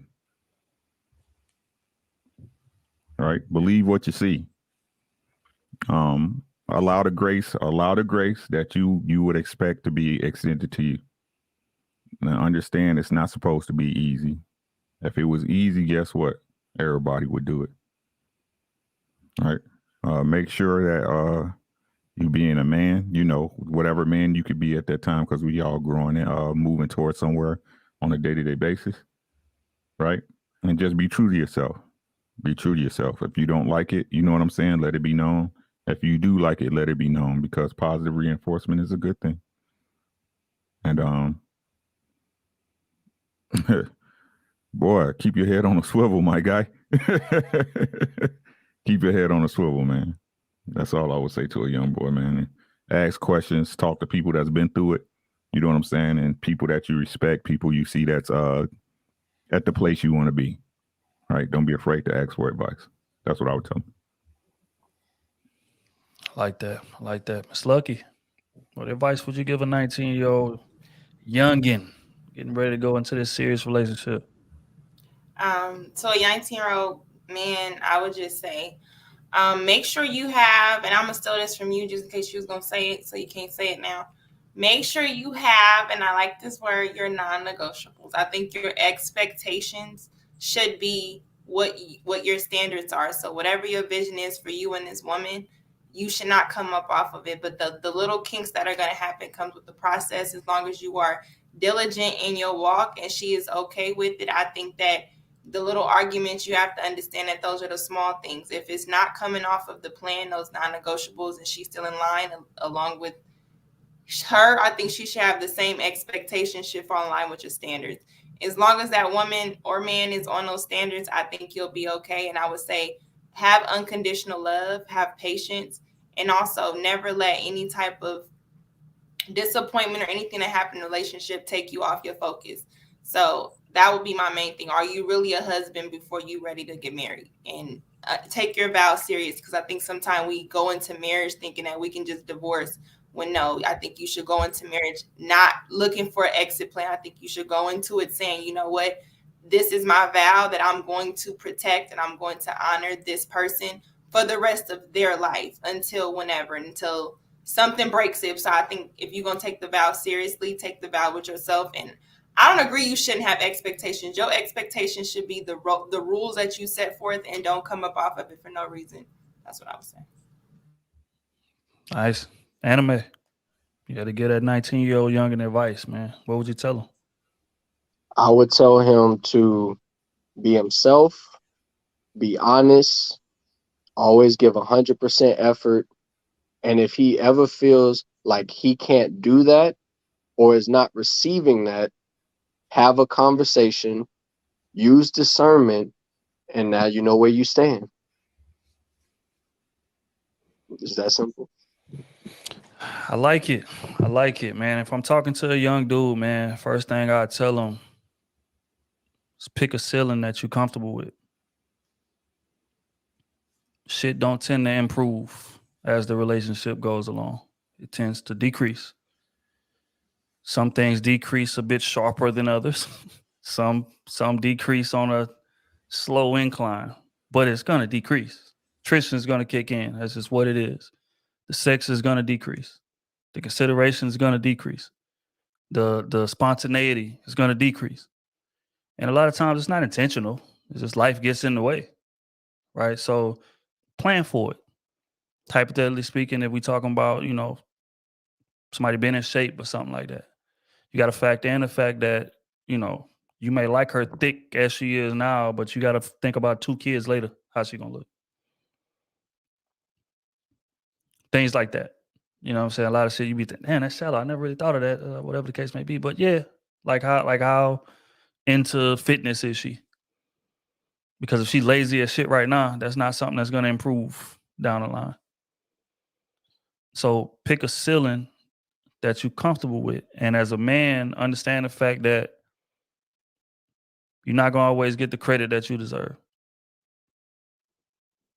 It's part of leadership, part of the game. Like, you get all the blame for the loss, sure. But when you win, you got to walk up to that podium and say, look, man, my teammates did their thing, man. Coach coached a hell of a game. You know, whatever the case may be. And you know what I'm saying? We got the dub. We did what we had to do as a team to get the dub. That's what leadership is. So if you're walking into a relationship looking to get your just due credit for everything you do, you are sadly mistaken. That's not coming. Another thing I would say is stand firm on your boundaries in terms of what it is that you require from a woman. And that's another thing. It's okay to require things from a woman. You know, a lot of times, you know, the men in our families and the older men just in general make it seem like you're just supposed to walk around like a machine. I don't feel nothing. I don't need nothing from you. I'm good. As long as the crib, as long as everybody taken care of, I'm good. I'm gonna be all right. That's how niggas die at 43. Demand what it is you want and don't bend, don't fold. She can cry, she can complain, she can deny, whatever the case may be. Demand what it is that you want and stand on it. She's gonna either adapt or you replace her. Simple and plain.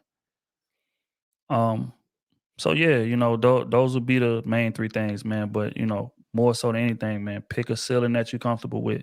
Don't think that, okay, I could pick her. She got a lot of qualities that I like or whatever. Or she ain't quite where I need her to be, but I'm gonna get with her and I'm gonna push her to where it's not gonna happen. It's not gonna happen. You gotta think this is a chart. This is a line chart. The shit is gonna decrease. That's just what it is. So plan for it. Make sure that starting point is where it needs to be. So yeah, that's what I would say. But you know, in terms of you know, do I encourage relationships? Do I encourage marriage? Hell yeah. Going back to what we spoke about before, there's plenty of benefits to it. But you got to go about it, you know, the right way. You got to go about it demanding what it is that you deserve, and go about it standing on that. And then you're gonna be better off. But don't try to go in that bitch trying to, you know, be as far as like men, like I say, men take so much pride in accepting less than. We got to stop that.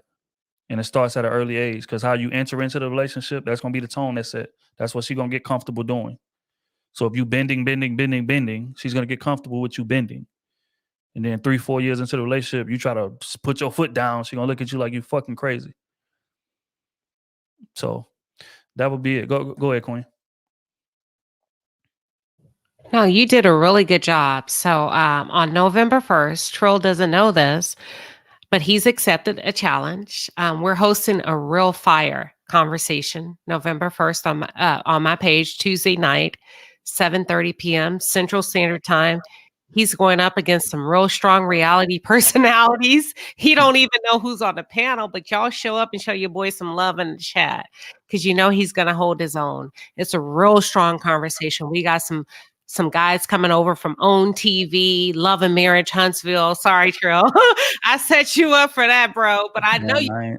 That's I why ain't ducking no smoke ever. I don't care who it is. I'm gonna go talk that shit. Real life man on that panel to hold his own. If there's any men on this panel that would like to show up and just drop in and have his back, if I open up the link, he don't really need no backup, but he does, but he don't. So whatever you want to do, just make sure we show up for this dude, because I set him up real good. I didn't want to take advantage of the access that I have to the cruise season, but if y'all want to come over and just, you know, just show some love to the family, because we're about to do that. We're about to have that conversation. So Trill, salute, good luck, and thank you very much. So I just wanted to put that plug out and thank you for accepting the challenge without knowing who you were going to be on a panel with. Look here, man, it's all good. Like I say, I ain't ducking no smoke. It ain't no platform. I ain't gonna come up there and talk that fly shit I talk. That's just what it is. But you know, I'm definitely looking forward to it for sure. But yeah, you know, again, this done been a beautiful conversation. I figured it would be, and we exceeded expectations like we always do. Salute to Crusader Nation, man. Chat been booming all fucking night. Appreciate everybody for coming in, tapping tapping that like button, being lively in the chat. Everybody that done, stop through and show love. And of course, all of my, amazing panel members. Y'all know it's love. I appreciate y'all pulling up. And, it's like 2:30 in the morning Central Time. So it's late as hell. I know people got work and things of that nature in the morning. But again, certain conversations just gotta be had. And I just felt like this was one of them. Hopefully they can take something from it, apply it to their, life and, avoid some of the mistakes we made. That's the goal of this shit. And I think that we was able to definitely accomplish what it was that we was trying to accomplish. So I appreciate y'all. Last couple bills we're gonna pay Gavin with the 5-piece. I'll tell him to expect to spend money and always be loyal and true to yourself. Just do right by the person and the relationship/marriage. Simple. It's facts. Hold on, who we got? We got Smoke for B Taylor and Sheba. For modern women like B Taylor and Sheba, anything from a male perspective is an agenda. Modern women deny their feminists contrary to their actions. These boys stay with Smoke for y'all, boy. Like to be arguing. So. But yeah. Gumbo, that's all it is. But yeah, nah, it's all good, man. Like I said, we're gonna be back at this thing again next Wednesday, man, 9:30-ish p.m. Central. Y'all know how we give it up, man. We appreciate everybody for tapping in, man. I think that's all I got for right now. Am I missing something? That's all I got, man. All right, man. On that note, man, we up out of here, man. I appreciate y'all. Oh, Love. yeah, shit. Sure.